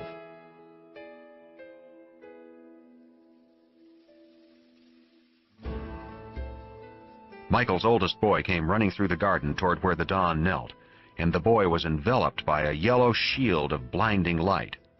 But the Don was not to be tricked. He was too old a hand. Death hid behind that flaming yellow shield, ready to pounce out on him, and the Don, with a wave of his hand, warned the boy away from his presence. Just in time. The sledgehammer blow inside his chest made him choke for air. The Don pitched forward into the earth. The boy raced away to call his father. Michael Corleone and some men at the mall gate ran to the garden and found the Don lying prone, clutching handfuls of earth. They lifted the Don up and carried him to the shade of his stone-flagged patio. Michael knelt beside his father, holding his hand, while the other men called for an ambulance and doctor. With a great effort, the Don opened his eyes to see his son once more. The massive heart attack had turned his ruddy face almost blue. He was in extremis. He smelled the garden. The yellow shield of light smote his eyes, and he whispered, Life is so beautiful. He was spared the sight of his women's tears, dying before they came back from church, dying before the ambulance arrived, or the doctor. He died surrounded by men, holding the hand of the son he had most loved. The funeral was royal. The 5 families sent their dons in capo regime, as did the Tessio and Clemenza families. Johnny Fontaine made the tabloid headlines by attending the funeral despite the advice of Michael not to appear. Fontaine gave a statement to the newspapers that Vito Corleone was his godfather and the finest man he had ever known, and that he was honored to be permitted to pay his last respects to such a man and didn't give a damn who knew it. The wake was held in the house of the Mall, in the old-fashioned style. Amerigo Bonacera had never done finer work, had discharged all obligations by preparing his old friend and godfather as lovingly as a mother prepares a bride for her wedding. Everyone commented on how not even death itself had been able to erase the nobility and the dignity of the great Don's countenance, and such remarks made Amerigo Bonacera fill with knowing pride, a curious sense of power. Only he knew what a terrible massacre death had perpetrated on the Don's appearance. All the old friends and servitors came. Nazarene, his wife, his daughter, and her husband and their children. Lucy Mancini came with Freddie from Las Vegas, Tom Hagen and his wife and children. The Dons from San Francisco and Los Angeles, Boston and Cleveland. Rocco Lampone and Albert Neri were pallbearers with Clemenza and Tessio, and of course the sons of the Don. The mall and all its houses were filled with floral wreaths. Outside the gates of the mall were the newspapermen and photographers in a small truck that was known to contain FBI men with their movie cameras recording this epic. Some newspapermen who tried to crash the funeral inside found that the gate and fence were manned with security guards who demanded identification and an invitation card, and though they were treated with the utmost courtesy, refreshments sent out to them, they were not permitted inside. They tried to speak with some of the people coming out, but were met with stony stares and not a syllable. Michael Corleone spent most of the day in the corner library room with Kay, Tom Hagen, and Freddie. People were ushered in to see him, to offer their condolences. Michael received them with all courtesy, even when some of them addressed him as Godfather or Don Michael, only Kay noticing his lips tighten with displeasure. Clemenza and Tessio came to join this inner circle, and Michael personally served them with a drink. There was some gossip of business. Michael informed them that the mall and all its houses were to be sold to a development and construction company at an enormous profit, still another proof of the great Don's genius. They all understood that now the whole empire would be in the West, that the Corleone family would liquidate its power in New York. Such action had been awaiting the retirement or death of the Don. It was nearly 10 years since there had been such a celebration of people in this house, nearly 10 years since the wedding of Constanzia Corleone and Carlo Rizzi, so somebody said. Michael walked to the window that looked out on the garden. That long time ago he had sat in the garden with Kay, never dreaming that so curious a destiny was to be his. And his father, dying, had said, "Life is so beautiful." Michael could never remember his father ever having uttered a word about death, as if the Don respected death too much to philosophize about it. It was time for the cemetery. It was time to bury the great Don. Michael linked his arm with Kay's and went out into the garden to join the host of mourners. Behind him came the capo regime, followed by their soldiers, and then all the humble people the Godfather had blessed during his lifetime, the baker Nazarene, the widow Colombo and her sons, and all the countless others of his world he had ruled so firmly but justly. There were even some who had been his enemies, come to do him honor. Michael observed all this with a tight, polite smile. He was not impressed. Yet he thought, if I can die saying, "Life is so beautiful," then nothing else is important. If I can believe in myself that much, nothing else matters. He would follow his father. He would care for his children, his family, his world. But his children would grow in a different world. They would be doctors, artists, scientists, governors, presidents, anything at all. He would see to it that they joined the general family of humanity. But he, as a powerful and prudent parent, would most certainly keep a wary eye on that general family. On the morning after the funeral, All the most important officials of the Corleone family assembled on the mall. Shortly before noon, they were admitted into the empty house of the Don. Michael Corleone received them. They almost filled the corner library room. There were the two capo regime, Clemenza and Tessio, Rocco Lampone with his reasonable, competent air, Carlo Rizzi, very quiet, very much knowing his place, Tom Hagen, forsaking his strictly legal role to rally around in this crisis, Albert Neri, trying to stay physically close to Michael, lighting his new Don cigarette, mixing his drink, all to show an unswerving loyalty, despite the recent disaster to the Corleone family. The death of the Don was a great misfortune for the family. Without him, it seemed that half their strength was gone, and almost all their bargaining power against the Barzini-Tattaglia alliance. Everyone in the room knew this, and they waited for what Michael would say. In their eyes, he was not yet the new Don. He had not earned the position or the title. If the Godfather had lived, he might have assured his son's succession. Now, it was by no means certain. Michael waited until Neri had served drinks. I just want to tell everybody here that I understand how they feel. I know you all respected my father. But now you have to worry about yourselves and your families. Some of you wonder how what happened is going to affect the planning we've done and the promises I made. Well, the answer to that is nothing. Everything goes on as before. Clemenza shook his great, shaggy buffalo head. His hair was an iron gray, and his features, more deeply embedded in added layers of fat, were unpleasant. The Barzinis and Tattaglias are gonna move in on us real hard, Mike. You gotta fight or have a sit-down with them. Everyone in the room noticed that Clemenza had not used a formal form of address to Michael, much less the title of Don. Let's wait and see what happens. Let them break the peace first. Tessio spoke up in his soft voice. They already have, Mike. They opened up 2 books in Brooklyn this morning. I got the word from the police captain who runs the protection list at the station house. In a month, I won't have a place to hang my hat in all Brooklyn. Michael stared at him thoughtfully. Have you done anything about it? Tessio shook his small, ferret-like head. No. I didn't want to give you any problems. Good. Just sit tight. And I guess that's what I want to say to all of you. Just sit tight. Don't react to any provocation. Give me a few weeks to straighten things out, to see which way the wind is going to blow. Then I'll make the best deal I can for everybody here. Then we'll have a final meeting and make some final decisions. He ignored their surprise, and Albert Neri started ushering them out. Tom, stick around a few minutes. Hagen went to the window that faced the mall. He waited until he saw the Capo Regime and Carlo Rizzi and Rocco Lampone being shepherded through the guarded gate by Neri. Then he turned to Michael. Have you got all the political connections wired into you? Michael shook his head regretfully. Not all. I needed about 4 more months. The Don and I were working on it.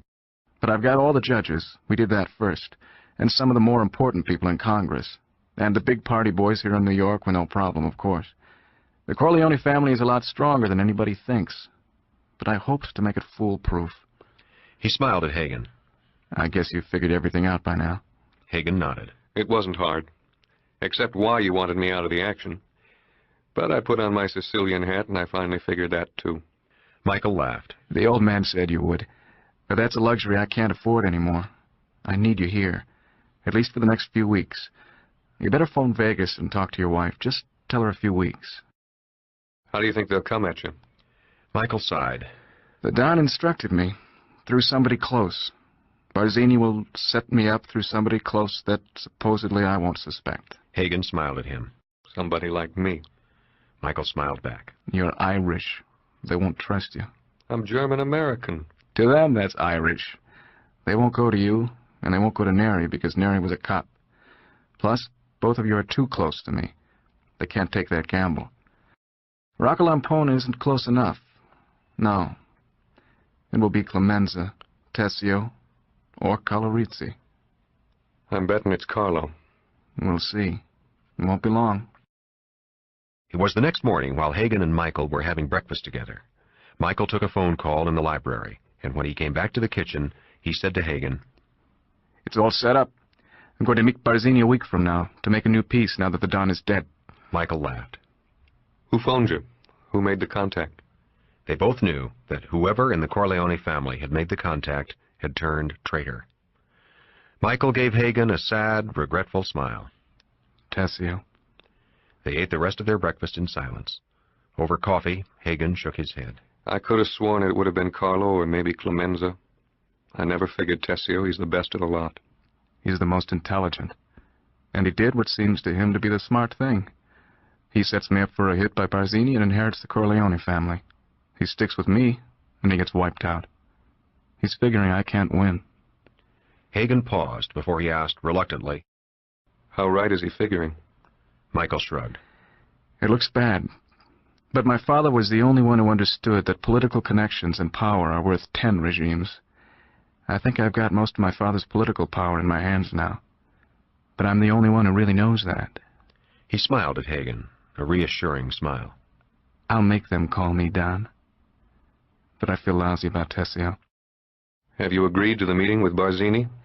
Yeah, a week from tonight, in Brooklyn, on Tessio's ground, where I'll be safe. He laughed again. Be careful before then. For the first time, Michael was cold with Hagen. I don't need a consigliere to give me that kind of advice. During the week preceding the peace meeting between the Corleone and Barzini families, Michael showed Hagen just how careful he could be. He never set foot outside the mall and never received anyone without Neri beside him. There was only one annoying complication. Connie, and Carlo's oldest boy, was to receive his confirmation in the Catholic Church, and Kay asked Michael to be the godfather. Michael refused. I don't often beg you. Please do this just for me. Connie wants it so much, and so does Carlo. It's very important to them. Please, Michael. She could see he was angry with her for insisting, and expected him to refuse. So she was surprised when he nodded and said, Okay, but I can't leave the mall. Tell them to arrange for the priest to confirm the kid here. I'll pay whatever it costs. If they run into trouble with the church people, Hagen will straighten it out. And so, the day before the meeting with the Barzini family, Michael Corleone stood godfather to the son of Carlo and Connie Rizzi. He presented the boy with an extremely expensive wristwatch and gold band. There was a small party in Carlo's house, to which were invited the Capo Regime, Hagen, Lampone, and everyone who lived on the mall, including, of course, the Don's widow. Connie was so overcome with emotion that she hugged and kissed her brother and Kay all during the evening. And even Carlo Rizzi became sentimental, wringing Michael's hand and calling him godfather at every excuse, old country style. Michael himself had never been so affable, so outgoing. Connie whispered to Kay, I think Carlo and Mike are going to be real friends now. Something like this always brings people together. Kay squeezed her sister-in-law's arm. She said, I'm so glad. Book 8, Chapter 30. Albert Neri sat in his Bronx apartment and carefully brushed the blue serge of his old policeman's uniform. He unpinned the badge and set it on the table to be polished. The regulation holster and gun were draped over a chair. This old routine of detail made him happy in some strange way, one of the few times he'd felt happy since his wife had left him, nearly 2 years ago. He had married Rita when she was a high school kid, and he was a rookie policeman. She was shy, dark-haired, from a straight-laced Italian family who never let her stay out later than 10 o'clock at night. Neri was completely in love with her innocence, her virtue, as well as her dark prettiness. At first, Rita Neri was fascinated by her husband. He was immensely strong, and she could see people were afraid of him because of that strength and his unbending attitude toward what was right and wrong. He was rarely tactful. If he disagreed with a group's attitude or an individual's opinion, he kept his mouth shut or brutally spoke his contradiction. He never gave a polite agreement. He also had a true Sicilian temper, and his rages could be awesome. But he was never angry with his wife. Neri, in the space of 5 years, became one of the most feared policemen on the New York City force. Also, one of the most honest. But he had his own ways of enforcing the law. He hated punks, and when he saw a bunch of young rowdies making a disturbance on a street corner at night, disturbing passers-by, he took quick and decisive action. He employed a physical strength that was truly extraordinary, which he himself did not fully appreciate. One night, in Central Park West, he jumped out of the patrol car and lined up 6 punks in black silk jackets. His partner remained in the driver's seat, not wanting to get involved, knowing Neri. The 6 boys, all in their late teens, had been stopping people and asking them for cigarettes in a youthfully menacing way, but not doing anyone any real physical harm. They had also teased girls going by with a sexual gesture, more French than American. Neri lined them up against the stone wall that closed off Central Park from 8th Avenue. It was twilight, but Neri carried his favorite weapon, a huge flashlight. He never bothered drawing his gun. It was never necessary. His face, when he was angry, was so brutally menacing, combined with his uniform, that the usual punks were cowed. These were no exception. Neri asked the first youth in the black silk jacket, "What's your name?" The kid answered with an Irish name. Neri told him, "Get off the street. I see you again tonight, I'll crucify you." He motioned with his flashlight, and the youth walked quickly away. Neri followed the same procedure with the next 2 boys. He let them walk off. But the 4th boy gave an Italian name and smiled at Neri as if to claim some sort of kinship. Neri was unmistakably of Italian descent. Neri looked at this youth for a moment and asked superfluously, "You Italian?" The boy grinned confidently. Neri hit him a stunning blow on the forehead with his flashlight. The boy dropped to his knees. The skin and flesh of his forehead had cracked open and blood poured down his face. But it was strictly a flesh wound. Neri said to him harshly, "You son of a bitch, you're a disgrace to the Italians. You give us all a bad name. Get on your feet." He gave the youth a kick in the side. Not gentle, not too hard. "Get home and stay off the street. Don't ever let me catch you wearing that jacket again either. I'll send you to the hospital. Now get home. You're lucky I'm not your father." Neri didn't bother with the other 2 punks. He just booted their asses down the avenue, telling them he didn't want them on the street that night. In such encounters, all was done so quickly that there was no time for a crowd to gather or for someone to protest his actions. Neri would get into a patrol car and his partner would zoom it away. Of course, once in a while there would be a real hard case who wanted to fight and might even pull a knife. These were truly unfortunate people. Neri would, with awesome, quick ferocity, beat them bloody and throw them into the patrol car. They would be put under arrest and charged with assaulting an officer, but usually their case would have to wait until they were discharged from the hospital. Eventually, Neri was transferred to the beat that held the United Nations building area, mainly because he had not shown his precinct sergeant the proper respect. The United Nations people, with their diplomatic immunity, parked their limousines all over the streets without regard to the police regulations. Neri complained to the precinct and was told not to make waves, to just ignore it. But one night, there was a whole side street that was impassable because of these carelessly parked autos. It was after midnight, so Neri took his huge flashlight from the patrol car and went down the street, smashing windshields to smithereens. It was not easy, even for high-ranking diplomats, to get the windshields repaired in less than a few days. Protests poured into the police precinct station house, demanding protection against this vandalism. After a week of windshield smashing, the truth gradually hit somebody about what was actually happening, and Albert Neri was transferred to Harlem. One Sunday shortly afterward, Neri took his wife to visit his widowed sister in Brooklyn. Albert Neri had the fierce, protective affection for his sister common to all Sicilians, and he always visited her at least once every couple of months to make sure she was all right. She was much older than he was and had a son who was 20. This son, Thomas, without a father's hand, was giving trouble. He had gotten into a few minor scrapes, was running a little wild. Neri had once used his contacts on the police force to keep the youth from being charged with larceny. On that occasion, he had kept his anger in check, but had given his nephew warning. "Tommy, you make my sister cry over you, and I'll straighten you out myself." It was intended as a friendly, pally uncle warning, not really as a threat.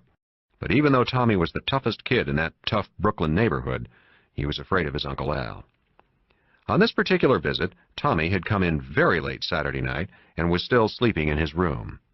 His mother went to wake him, telling him to get dressed so that he could eat Sunday dinner with his uncle and aunt.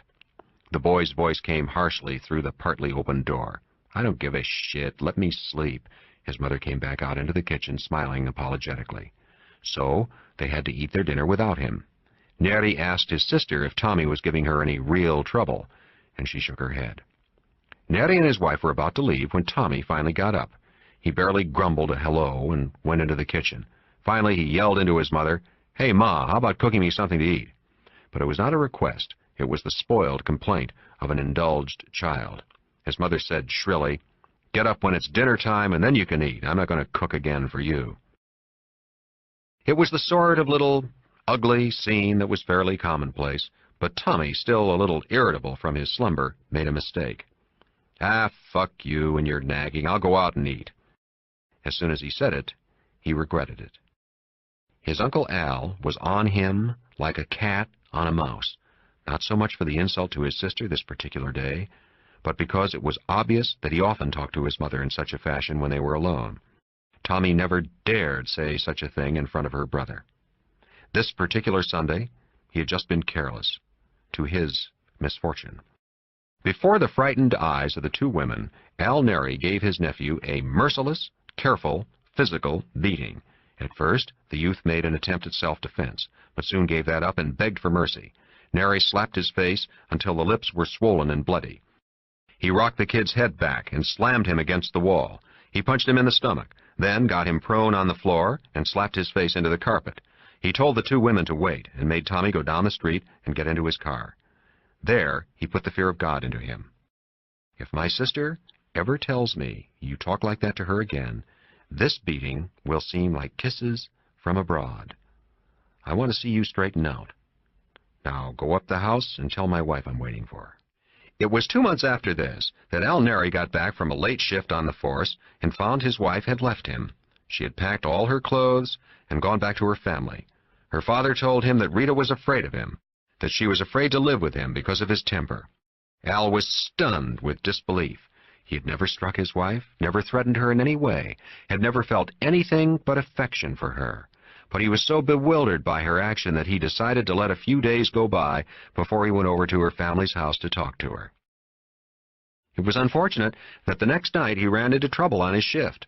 His car answered a call in Harlem, a report of a deadly assault. As usual, Neri jumped out of the patrol car while it was still rolling to a stop. It was after midnight, and he was carrying his huge flashlight. It was easy spotting the trouble. There was a crowd gathered outside a tenement doorway. One Negro woman said to Neri, "There's a man in there cutting a little girl." Neri went into the hallway. There was an open door at the far end with light streaming out, and he could hear moaning. Still handling the flashlight, he went down the hall and through the open doorway.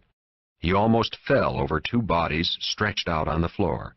One was a Negro woman of about 25. The other was a Negro girl of no more than 12.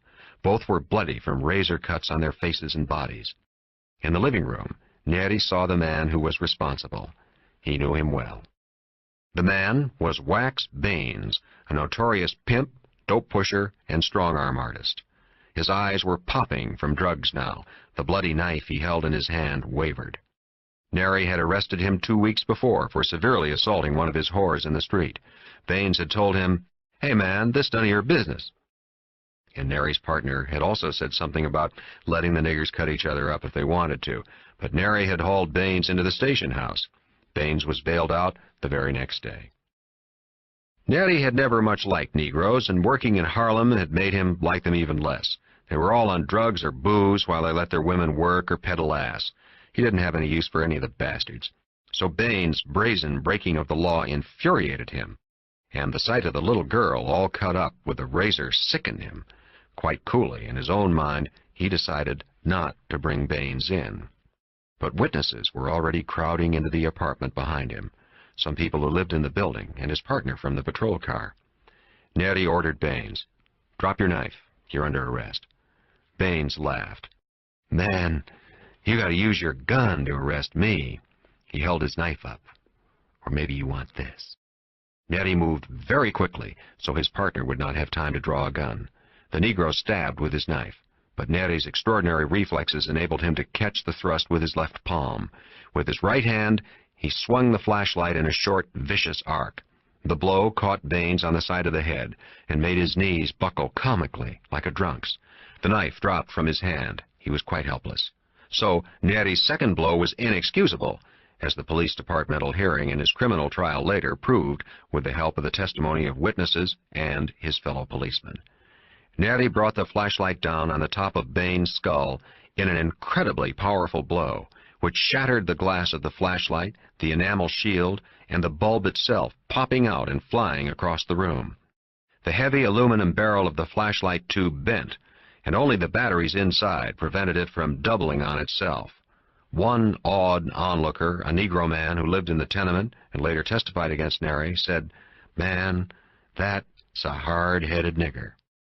But Bain's head was not quite hard enough. The blow caved in his skull. He died 2 hours later in the Harlem hospital. Albert Neri was the only one surprised when he was brought up on departmental charges for using excessive force.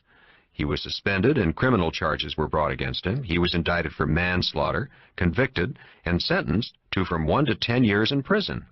By this time, he was so filled with a baffled rage and hatred of all society that he didn't give a damn, that they dared to judge him a criminal, that they dared to send him to prison for killing an animal like that pimp nigger, that they didn't give a damn for the woman and little girl who'd been carved up, disfigured for life, and still in the hospital.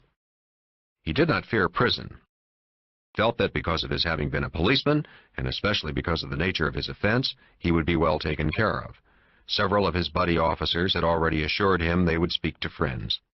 Only his wife's father, a shrewd, old-style Italian who owned a fish market in the Bronx, realized that a man like Albert Neri had little chance of surviving a year in prison. One of his fellow inmates might kill him. If not, he was almost certain to kill one of them. Out of guilt that his daughter had deserted a fine husband for some womanly foolishness, Neri's father-in-law used his contacts with the Corleone family. He paid protection money to one of its representatives and supplied the Corleone family itself with the finest fish available as a gift. He petitioned for their intercession. The Corleone family knew about Albert Neri. He was something of a legend as a legitimately tough cop. He had made a certain reputation as a man not to be held lightly, as a man who could inspire fear out of his own person regardless of the uniform and the sanctioned gun he wore. The Corleone family was always interested in such men. The fact that he was a policeman did not mean too much. Many young men started down a false path to their true destiny. Time and fortune usually set them aright. It was Pete Clemenza, with his fine nose for good personnel, who brought the Neri affair to Tom Hagen's attention. Hagen studied the copy of the official police dossier and listened to Clemenza. He said, "Maybe we have another Luca Brasi here." Clemenza nodded his head vigorously. Though he was very fat, his face had none of the usual stout man's benignity. My thinking exactly. Mike should look into this himself. And so it was that before Albert Neri was transferred from the temporary jail to what would have been his permanent residence upstate, he was informed that the judge had reconsidered his case on the basis of new information and affidavits submitted by high police officials. His sentence was suspended, and he was released. Albert Neri was no fool, and his father-in-law no shrinking violet. Neri learned what had happened and paid his debt to the father-in-law by agreeing to get a divorce from Rita. Then he made a trip out to Long Beach to thank his benefactor. Arrangements had been made beforehand, of course. Michael received him in his library. Neri stated his thanks in formal tones and was surprised and gratified by the warmth with which Michael received his thanks. Michael said, "Hell, I couldn't let them do that to a fellow Sicilian. They should have given you a goddamn medal. But those damn politicians don't give a shit about anything except pressure groups. Listen, I would never have stepped into the picture if I hadn't checked everything out and saw what a raw deal you got. One of my people talked to your sister, and she told us how you were always worried about her and her kid, how you straightened the kid out, kept him from going bad. Your father-in-law says you're the finest fellow in the world. That's rare." Tactfully, Michael did not mention anything about Neri's wife having left him. They chatted for a while. Neri had always been a taciturn man, but he found himself opening up to Michael Corleone. Michael was only about 5 years his senior, but Neri spoke to him as if he were much older enough to be his father. Finally, Michael said, "There's no sense getting you out of jail and then just leaving you high and dry. I can arrange some work for you. I have interests out in Las Vegas. With your experience, you could be a hotel security man. Or if there's some little business you'd like to go into, I can put a word in with the banks to advance you a loan for capital." Neri was overcome with grateful embarrassment. He proudly refused, and then added, "I have to stay under the jurisdiction of the court anyway with the suspended sentence." That's all crap detail. I can fix that. Forget about that supervision. Just so the banks won't get choosy, I have your yellow sheet pulled. The yellow sheet was a police record of criminal offenses committed by any individual. It was usually submitted to a judge when he was considering what sentence to give a convicted criminal. Neri had been long enough on the police force to know that many hoodlums going up for sentencing had been treated leniently by the judge because a clean yellow sheet had been submitted by the bribed police records department. So he was not too surprised that Michael Corleone could do such a thing. He was, however, surprised that such trouble would be taken on his account. If I need help, I'll get in touch. Good. Good. Michael looked at his watch, and Neri took this for his dismissal. He rose to go. Again, he was surprised. Lunchtime. Hey, come out and eat with me and my family. My father said he'd like to meet you. We'll walk over to his house. My mother should have some fried peppers and eggs and sausages, real Sicilian style. The afternoon was the most agreeable Albert Neri had spent since he was a small boy, since the days before his parents had died when he was only 15. Don Corleone was at his most amiable and was delighted when he discovered that Neri's parents had originally come from a small village only a few minutes from his own. The talk was good, the food was delicious, the wine robustly red. Neri was struck by the thought that he was finally with his own true people. He understood that he was only a casual guest, but he knew he could find a permanent place and be happy in such a world. Michael and the Don walked him out to his car. The Don shook his hand. You're a fine fellow. My son Michael here, I've been teaching him the olive oil business. I'm getting old. I want to retire. And he comes to me and he says he wants to interfere in your little affair. I tell him to just learn about the olive oil. But he won't leave me alone. He says, here is this fine fellow, a Sicilian, and they are doing this dirty trick to him. He kept on. He gave me no peace until I interested myself in it. I tell you this to tell you that he was right. Now that I met you, I'm glad we took the trouble. So if we can do anything further for you, just ask the favor. Understand? We're at your service. Remembering the Don's kindness, Neri wished the great man was still alive to see the service that would be done this day. It took Neri less than 3 days to make up his mind. He understood he was being courted, but understood more, that the Corleone family approved that act of his which society condemned and had punished him for. The Corleone family valued him. Society did not. He understood that he would be happier in the world the Corleones had created than in the world outside, and he understood that the Corleone family was the more powerful within its narrower limits. He visited Michael again and put his cards on the table. He did not want to work in Vegas, but he would take a job with the family in New York. He made his loyalty clear. Michael was touched. Neri could see that. It was arranged. But Michael insisted that Neri take a vacation first, down in Miami at the family hotel there, all expenses paid and a month's salary in advance, so he could have the necessary cash to enjoy himself properly. That vacation was Neri's first taste of luxury. People at the hotel took special care of him, saying, "Ah, you're a friend of Michael Corleone." The word had been passed along. He was given one of the plush suites, not the grudging small room a poor relation might be fobbed off with. The man running the nightclub in the hotel fixed him up with some beautiful girls. When Neri got back to New York, he had a slightly different view on life in general. He was put in the Clemenza regime and tested carefully by that masterful personnel man. Certain precautions had to be taken. He had, after all, once been a policeman. But Neri's natural ferocity overcame whatever scruples he might have had at being on the other side of the fence. In less than a year, he had made his bones. He could never turn back. Clemenza sung his praises. Neri was a wonder, the new Luca Brasi. He would be better than Luca, Clemenza bragged. After all, Neri was his discovery. Physically, the man was a marvel, his reflexes and coordination such that he could have been another Joe DiMaggio. Clemenza also knew that Neri was not a man to be controlled by someone like himself. Neri was made directly responsible to Michael Corleone, with Tom Hagen as the necessary buffer. He was a special, and as such, commanded a high salary, but did not have his own living, a bookmaking or strong-arm operation. It was obvious that his respect for Michael Corleone was enormous, and one day Hagen said jokingly to Michael, "Well, now you've got your Luca." Michael nodded.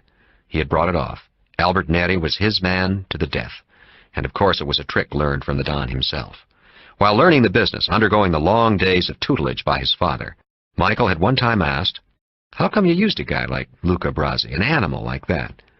The Don had proceeded to instruct him. There are men in this world who go about demanding to be killed. You must have noticed them.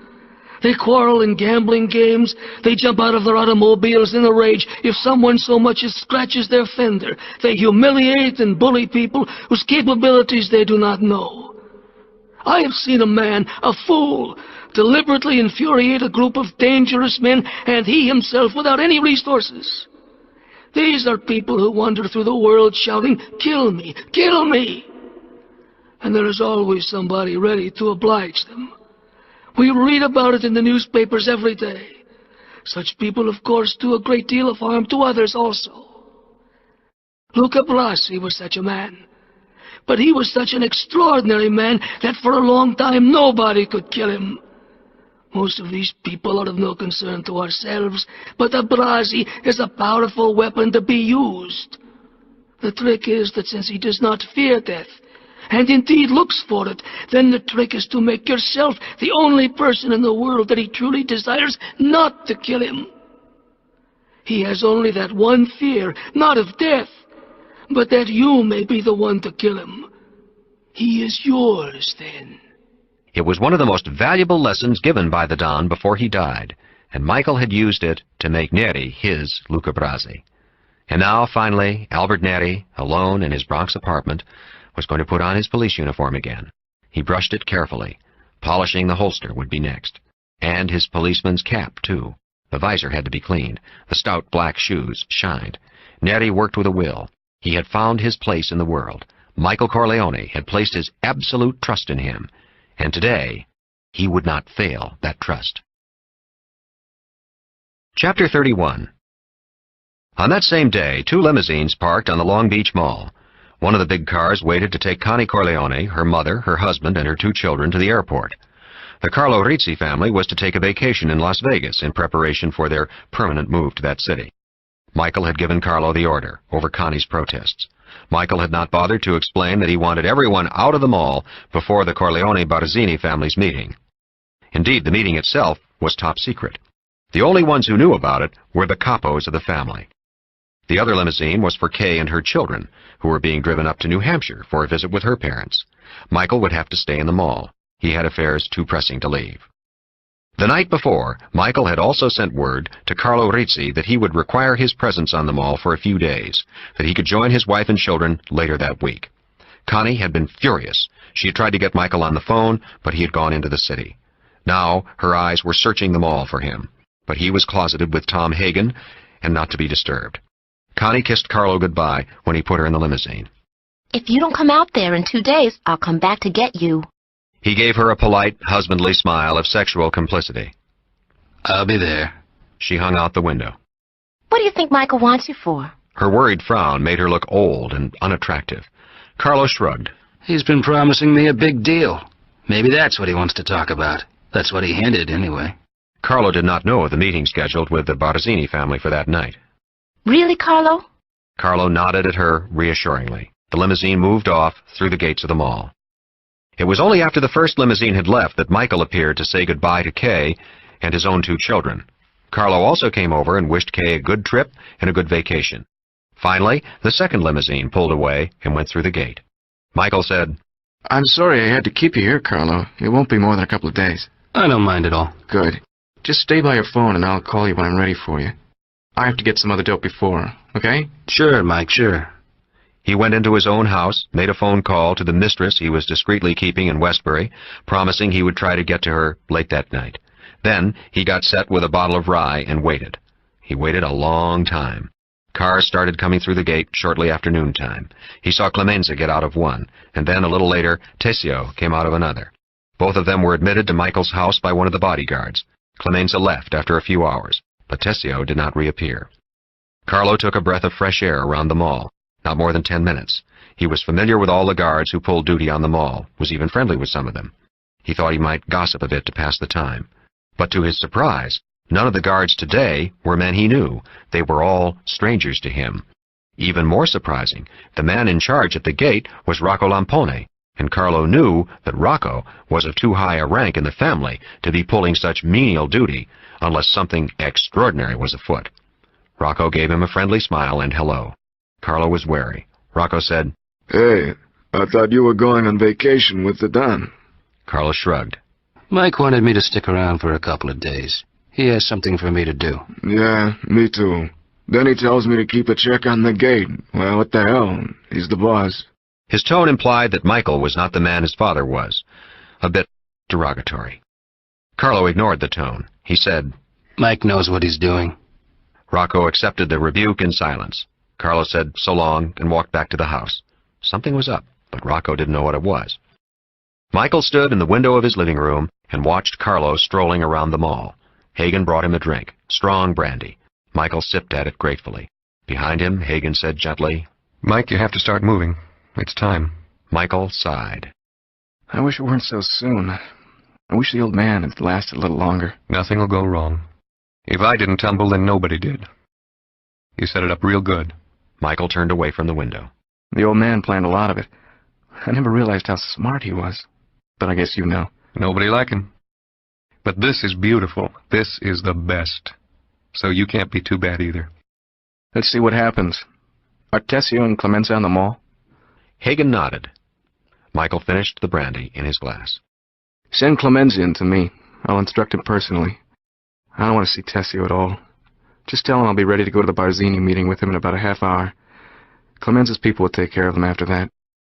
There's no way to let Tessio off the hook? No way. Upstate, in the city of Buffalo, a small pizza parlor on a side street was doing a rush trade. As the lunch hours passed, business finally slackened off, and the counterman took his round tin tray with its few leftover slices out of the window and put it on the shelf of the huge brick oven. He peeked into the oven at a pie baking there. The cheese had not yet started to bubble. When he turned back to the counter that enabled him to serve people in the street, there was a young, tough-looking man standing there. The man said, "Give me a slice." The pizza counterman took his wooden shovel and scooped one of the cold slices into the oven to warm it up. The customer, instead of waiting outside, decided to come through the door and be served. The store was empty now. The counterman opened the oven and took out the hot slice and served it on a paper plate. But the customer, instead of giving the money for it, was staring at him intently. "I hear you got a great tattoo on your chest. I can see the top of it over your shirt. How about letting me see the rest of it?" The counterman froze. He seemed to be paralyzed. "Open your shirt." Counterman shook his head. He said in heavily accented English, "I got no tattoo. That's the man who works at night." The customer laughed. It was an unpleasant laugh, harsh, strained. "Come on, unbutton your shirt. Let me see." The counterman started backing toward the rear of the store, aiming to edge around the huge oven, but the customer raised his hand above the counter. There was a gun in it. He fired. The bullet caught the counterman in the chest and hurled him against the oven. The customer fired into his body again, and the counterman slumped to the floor. The customer came around the serving shelf, reached down, and ripped the buttons off the shirt. The chest was covered with blood, but the tattoo was visible, the intertwined lovers and the knife transfixing them. The counterman raised one of his arms feebly, as if to protect himself. "Fabrizio, Michael Corleone sends you his regards." He extended the gun so that it was only a few inches from the counterman's skull, and pulled the trigger.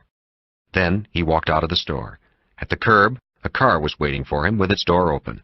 He jumped in, and the car sped off. Rocco Lampone answered the phone installed on one of the iron pillars of the gate. He heard someone saying, "Your package is ready," and the click as the caller hung up. Rocco got into his car and drove out of the mall. He crossed the Jones Beach Causeway, the same causeway on which Sonny Corleone had been killed, and drove out to the railroad station of Wantagh. He parked his car there. Another car was waiting for him with 2 men in it. They drove to a motel 10 minutes farther out on Sunrise Highway and turned into its courtyard. Rocco Lampone, leaving his 2 men in the car, went to one of the little chalet-type bungalows. One kick sent its door flying off its hinges, and Rocco sprang into the room. Philip Tattaglia, 70 years old and naked as a baby, stood over a bed on which lay a young girl. Philip Tattaglia's thick head of hair was jet black, but the plumage of his crotch was steel gray. His body had the soft plumpness of a bird. Rocco pumped 4 bullets into him, all in the belly. Then he turned and ran back to the car. The 2 men dropped him off in the Wantagh station. He picked up his car and drove back to the mall. He went in to see Michael Corleone for a moment, and then came out and took up his position at the gate. Albert Neri, alone in his apartment, finished getting his uniform ready. Slowly he put it on: trousers, shirt, tie, and jacket, holster, and gun belt. He had turned in his gun when he was suspended from the force, but through some administrative oversight they had not made him give up his shield. Clemenza had supplied him with a new .38 police special that could not be traced. Neri broke it down, oiled it, checked the hammer, put it together again, clicked the trigger. He loaded the cylinder and was set to go. He put the policeman's cap in a heavy paper bag, and then put a civilian overcoat on to cover his uniform. He checked his watch. 15 minutes before the car would be waiting for him downstairs. He spent the 15 minutes checking himself in the mirror. There was no question. He looked like a real cop. The car was waiting with two of Rocco Lampone's men in front. Neri got into the back seat. As the car started downtown, after they had left the neighborhood of his apartment, he shrugged off the civilian overcoat and left it on the floor of the car. He ripped open the paper bag and put the police officer's cap on his head. At 55th Street and 5th Avenue, the car pulled over to the curb and Neri got out. He started walking down the avenue. He had a queer feeling being back in uniform, patrolling the streets as he had done so many times. There were crowds of people. He walked downtown until he was in front of Rockefeller Center, across the way from St. Patrick's Cathedral. On his side of 5th Avenue, he spotted the limousine he was looking for. It was parked, nakedly alone, between a whole string of red no parking and no standing signs. Neri slowed his pace. He was too early. He stopped to write something in his summons book and then kept walking. He was abreast of the limousine. He tapped its fender with his nightstick. The driver looked up in surprise. Neri pointed to the no standing sign with his stick and motioned the driver to move his car. The driver turned his head away. Neri walked out into the street so that he was standing by the driver's open window. The driver was a tough-looking hood, just the kind he loved to break up. Neri said with deliberate insultingness, "Okay, wise guy. You want me to stick a summons up your ass, or do you want to get moving?" You better check with your precinct. Just give me the ticket if it'll make you feel happy. "Get the hell out of here, or I'll drag you out of that car and break your ass." Driver made a $10 bill appear by some sort of magic, folded it into a little square using just one hand, and tried to shove it inside Neri's blouse. Neri moved back onto the sidewalk and crooked his finger at the driver. The driver came out of the car. "Let me see your license and registration." He had been hoping to get the driver to go around the block, but there was no hope for that now. Out of the corner of his eye, Neri saw three short, heavy-set men coming down the steps of the Plaza building, coming down toward the street. It was Barzini himself and his two bodyguards, on their way to meet Michael Corleone. Even as he saw this, one of the bodyguards peeled off to come ahead and see what was wrong with Barzini's car.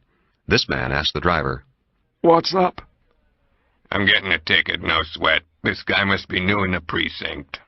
At that moment, Barzini came up with his other bodyguard. What the hell is wrong now? Neri finished writing in his summons book and gave the driver back his registration and license. Then he put his summons book back in his hip pocket and with a forward motion of his hand drew the .38 special. He put 3 bullets in Barzini's barrel chest before the other 3 men unfroze enough to dive for cover. By that time, Neri had darted into the crowd and around the corner where the car was waiting for him. The car sped up to 9th Avenue and turned downtown. Near Chelsea Park, Neri, who had discarded the cap and put on the overcoat and changed clothing, transferred to another car that was waiting for him. He had left the gun and the police uniform in the other car. It would be gotten rid of. An hour later, he was safely in the mall on Long Beach and talking to Michael Corleone. Tessio was waiting in the kitchen of the old Don's house and was sipping at a cup of coffee when Tom Hagen came for him. Mike is ready for you now. You better make your call to Barzini and tell him to start on his way. Tessio rose and went to the wall phone. He dialed Barzini's office in New York and said curtly, "We're on our way to Brooklyn." He hung up and smiled at Hagen. "I hope Mike can get us a good deal tonight." I'm sure he will. He escorted Tessio out of the kitchen and onto the mall. They walked toward Michael's house. At the door, they were stopped by one of the bodyguards. "The boss says he'll come in a separate car. He says for you two to go on ahead." Tessio frowned and turned to Hagen. "No, you can't do that. That screws up all my arrangements." At that moment, 3 more bodyguards materialized around them. I can't go with you either, Tessio. The ferret-faced capo regime understood everything in a flash of a second, and accepted it. There was a moment of physical weakness, and then he recovered. "Tell Mike it was business. I always liked him." Hagen nodded. He understands that. Tessio paused for a moment and then said softly, "Tom, can you get me off the hook? For old time's sake." Hagen shook his head. I can't. He watched Tessio being surrounded by bodyguards and led into a waiting car. He felt a little sick. Tessio had been the best soldier in the Corleone family. The old Don had relied on him more than any other man, with the exception of Luca Brasi.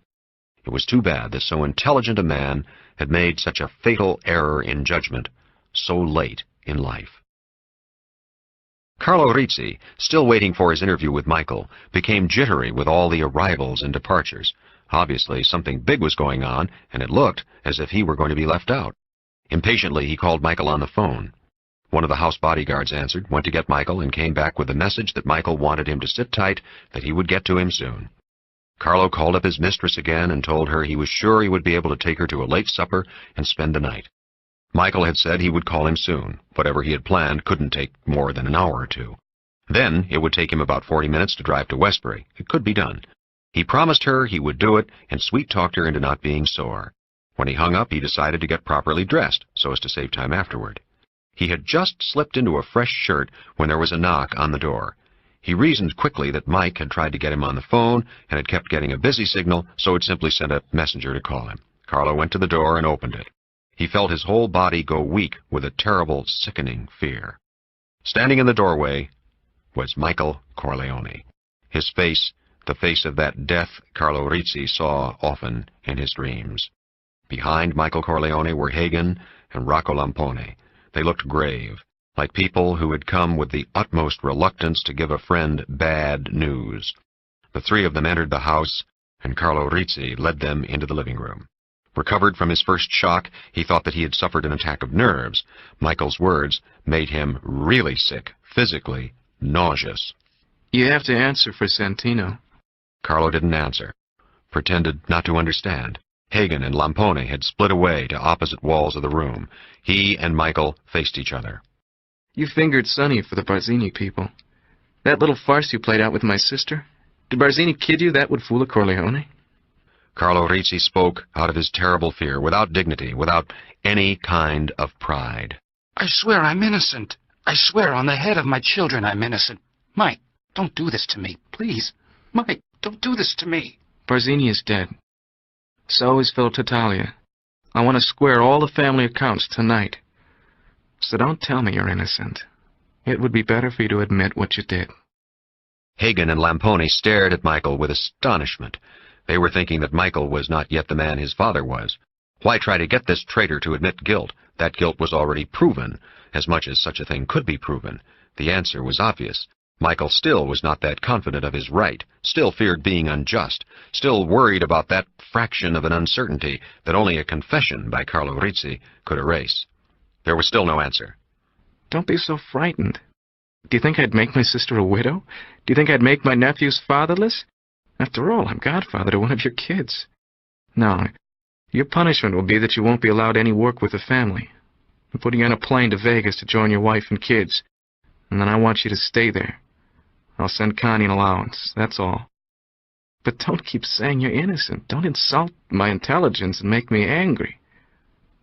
Well, who approached you, Tattaglia or Barzini? Carlo Rizzi, in his anguished hope for life, in the sweet, flooding relief that he was not going to be killed, murmured, Barzini. Good. Good. He beckoned with his right hand. I want you to leave now. There's a car waiting to take you to the airport. Carlo went out the door first, the other three men very close to him. It was night now, but the mall, as usual, was bright with floodlights. A car pulled up. Carlo saw it was his own car. He didn't recognize the driver. There was someone sitting in the back, but on the far side. Lampone opened the front door and motioned to Carlo to get in. I'll call your wife and tell her you're on your way down. Carlo got into the car. His silk shirt was soaked with sweat. The car pulled away, moving swiftly toward the gate. Carlo started to turn his head to see if he knew the man sitting behind him. At that moment, Clemenza, as cunningly and daintily as a little girl slipping a ribbon over the head of a kitten, threw his garrote around Carlo Rizzi's neck. The smooth rope cut into the skin with Clemenza's powerful yanking throttle. Carlo Rizzi's body went leaping into the air like a fish on a line, but Clemenza held him fast, tightening the garrote until the body went slack. Suddenly, there was a foul odor in the air of the car. Carlo's body, sphincter released by approaching death, had voided itself. Clemenza kept the garrote tight for another few minutes to make sure, then released the rope and put it back in his pocket. He relaxed himself against the seat cushions as Carlo's body slumped against the door. After a few moments, Clemenza rolled the window down to let out the stink. The victory of the Corleone family was complete. During that same 24-hour period, Clemenza and Lampone turned loose their regime and punished the infiltrators of the Corleone domains. Neri was sent to take command of the Tessio regime. Barzini bookmakers were put out of business. 2 of the highest-ranking Barzini enforcers were shot to death as they were peaceably picking their teeth over dinner in an Italian restaurant on Mulberry Street. A notorious fixer of trotting races was also killed as he returned home from a winning night at the track. 2 of the biggest Shylocks on the waterfront disappeared, to be found months later in the New Jersey swamps. With this one savage attack, Michael Corleone made his reputation and restored the Corleone family to its primary place in the New York families. He was respected not only for his tactical brilliance, but because some of the most important caporegimi in both the Barzini and Tattaglia families immediately went over to his side. It would have been a perfect triumph for Michael Corleone, except for an exhibition of hysteria by his sister Connie. Connie had flown home with her mother, the children left in Vegas. She had restrained her widow's grief until the limousine pulled into the mall. Then, before she could be restrained by her mother, she ran across the cobbled street to Michael Corleone's house. She burst through the door and found Michael and Kay in the living room. Kay started to go to her, to comfort her, and take her in her arms in a sisterly embrace, but stopped short when Connie started screaming at her brother, screaming curses and reproaches. You lousy bastard! You killed my husband! You waited until our father died and nobody could stop you and you killed him! You killed him! You blamed him about Sonny. You always did. Everybody did. But you never thought about me. You never gave a damn about me. What am I going to do now? What am I going to do? She was wailing. 2 of Michael's bodyguards had come up behind her and were waiting for orders from him, but he just stood there impassively and waited for his sister to finish. Kay said in a shocked voice, Connie, you're upset. Don't say such things. Connie had recovered from her hysteria.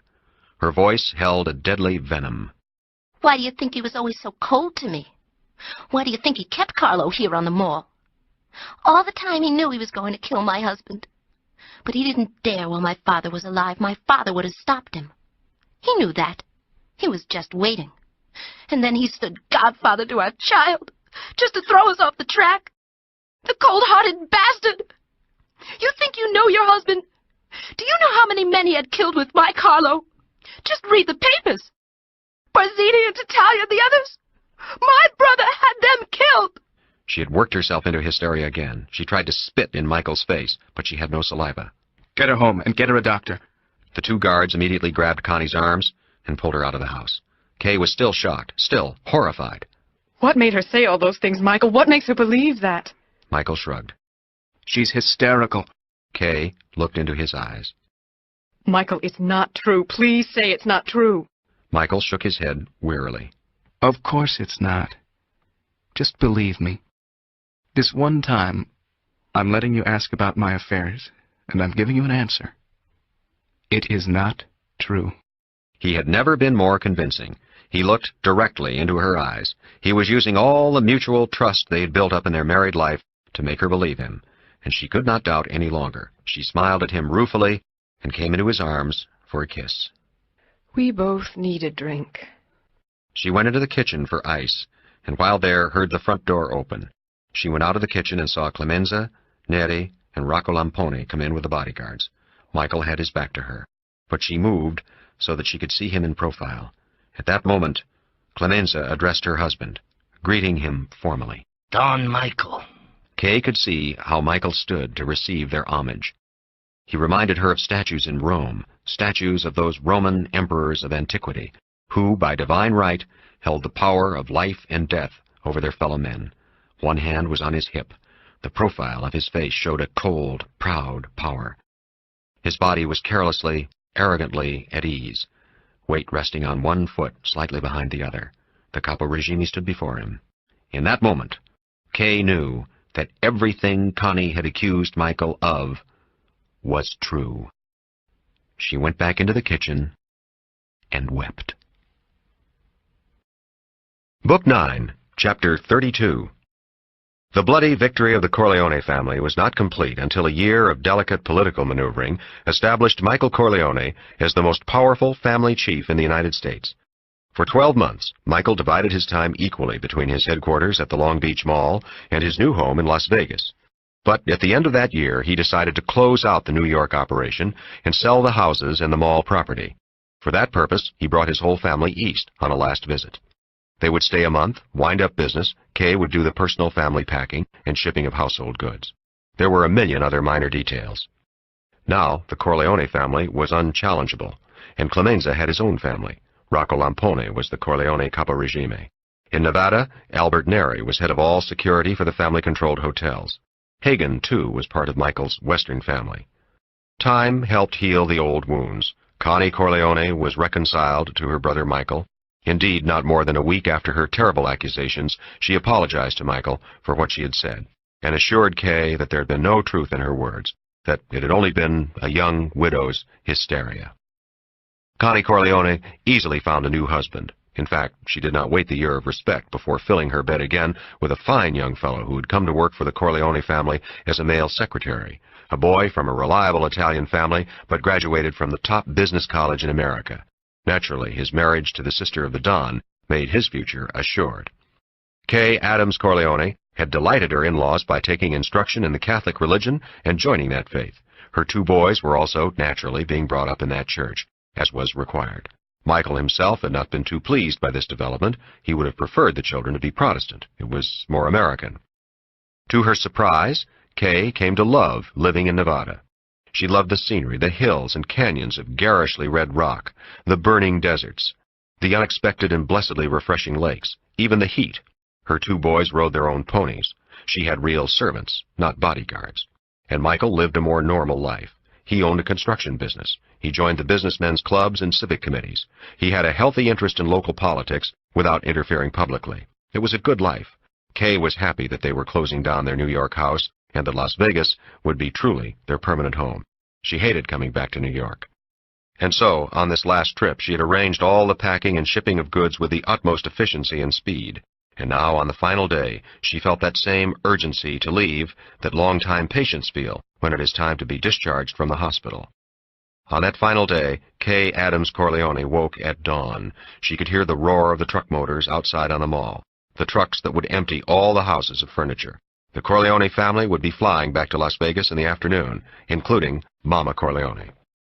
When Kay came out of the bathroom, Michael was propped up on his pillow, smoking a cigarette. Why the hell do you have to go to church every morning? I don't mind Sundays, but why the hell during the week? You're as bad as my mother. He reached over in the darkness and switched on the table light. Kay sat at the edge of the bed to pull on her stockings. You know how converted Catholics are. They take it more seriously. Michael reached over to touch her thigh on the warm skin where the top of her nylon hose ended. Don't. I'm taking communion this morning. He didn't try to hold her when she got up from the bed. Smiling slightly, he said, If you're such a strict Catholic, how come you let the kids duck going to church so much? She felt uncomfortable, and she was wary. He was studying her with what she thought of privately as his Don's eye. They have plenty of time. When we get back home, I'll make them attend more. She kissed him goodbye before she left. Outside the house, the air was already getting warm. The summer sun rising in the east was red. Kay walked to where her car was parked near the gates of the mall. Mama Corleone, dressed in her widow black, was already sitting in it, waiting for her. It had become a set routine, early mass, every morning, together. Kay kissed the old woman's wrinkled cheek, then got behind the wheel. Mama Corleone asked suspiciously, You eat the breakfast? No. The old woman nodded her head approvingly. Kay had once forgotten that it was forbidden to take food from midnight on before receiving Holy Communion. That had been a long time ago, but Mama Corleone never trusted her after that and always checked. You feel all right? Yes. The church was small and desolate in the early morning sunlight. Its stained glass windows shielded the interior from heat. It would be cool there, a place to rest. Kay helped her mother-in-law up the white stone steps and then let her go before her. The old woman preferred a pew up front, close to the altar. Kay waited on the steps for an extra minute. She was always reluctant at this last moment, always a little fearful. Finally, she entered the cool darkness. She took the holy water on her fingertips and made the sign of the cross, fleetingly touched her wet fingertips to her parched lips. Candles flickered redly before the saints, the Christ on his cross. Kay genuflected before entering her row, and then knelt on the hard wooden rail of the pew to wait for her call to communion. She bowed her head as if she were praying, but she was not quite ready for that. It was only here in these dim, vaulted churches that she allowed herself to think about her husband's other life, about that terrible night a year ago when he had deliberately used all their trust and love in each other to make her believe his lie that he had not killed his sister's husband. She had left him because of that lie, not because of the deed. The next morning, she had taken the children away with her to her parents' house in New Hampshire, without a word to anyone, without really knowing what action she meant to take. Michael had immediately understood. He had called her the first day, and then left her alone. It was a week before the limousine from New York pulled up in front of her house with Tom Hagen. She had spent a long, terrible afternoon with Tom Hagen, the most terrible afternoon of her life. They had gone for a walk in the woods outside her little town, and Hagen had not been gentle. Kay had made the mistake of trying to be cruelly flippant, a role to which she was not suited. Did Mike send you up here to threaten me? I expected to see some of the boys get out of the car with their machine guns to make me go back. For the first time since she had known him, she saw Hagen angry. That's the worst kind of juvenile crap I've ever heard. I never expected that from a woman like you. Come on, Kay. All right. They walked along the green country road. Hagen asked quietly, "Why did you run away?"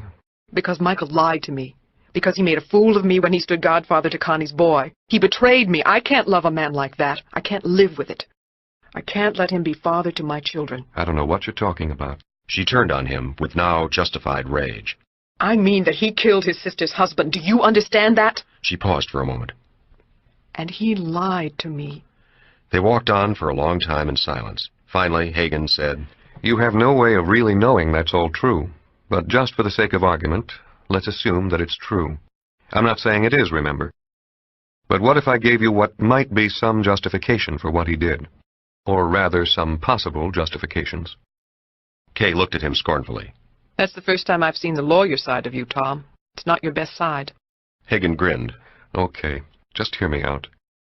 What if Carlo had put Sonny on the spot, fingered him? What if Carlo beating up Connie that time was a deliberate plot to get Sonny out in the open? That they knew he would take the route over the Jones Beach Causeway? What if Carlo had been paid to help get Sonny killed? Then what? Kay didn't answer. Hagen went on. And what if the Don, a great man, couldn't bring himself to do what he had to do, avenge his son's death by killing his daughter's husband? What if that, finally, was too much for him, and he made Michael his successor, knowing that Michael would take that load off his shoulders, would take that guilt?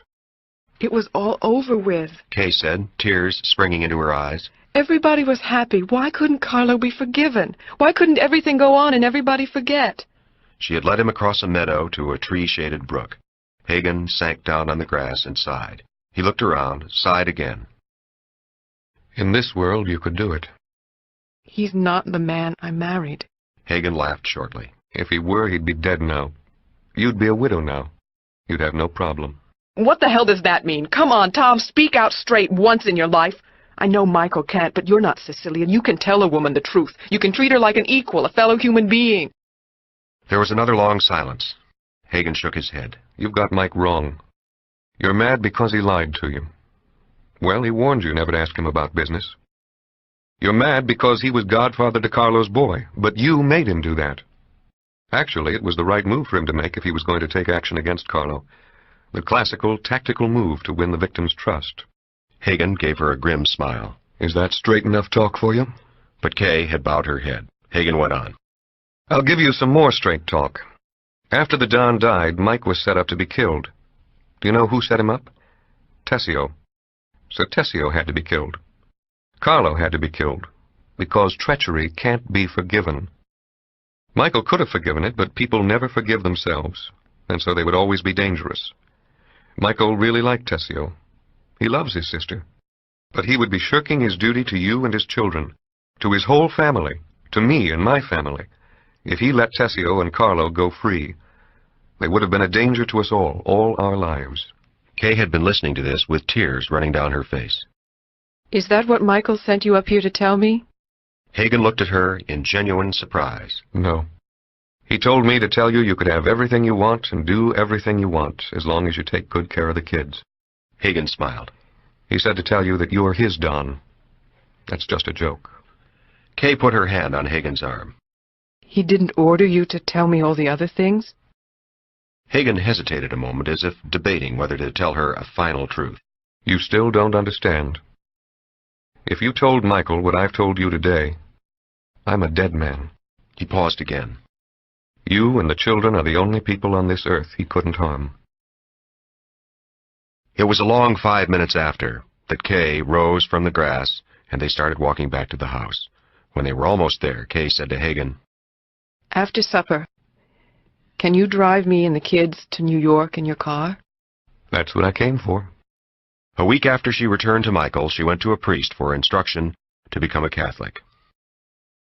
From the innermost recess of the church, the bell tolled for repentance. As she had been taught to do, Kay struck her breast lightly with her clenched hand, the stroke of repentance. The bell tolled again, and there was the shuffling of feet as the communicants left their seats to go to the altar rail. Kay rose to join them. She knelt at the altar, and from the depths of the church, the bell tolled again. With her closed hand, she struck her heart once more. The priest was before her. She tilted back her head and opened her mouth to receive the papery thin wafer.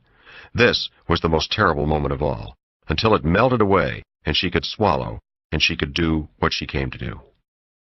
Washed clean of sin, a favored supplicant, she bowed her head and folded her hands over the altar rail. She shifted her body to make her weight less punishing to her knees. She emptied her mind of all thought of herself, of her children, of all anger, of all rebellion, of all questions. Then, with a profound and deeply willed desire to believe, to be heard, as she had done every day since the murder of Carlo Rizzi, she said the necessary prayers for the soul of Michael Corleone.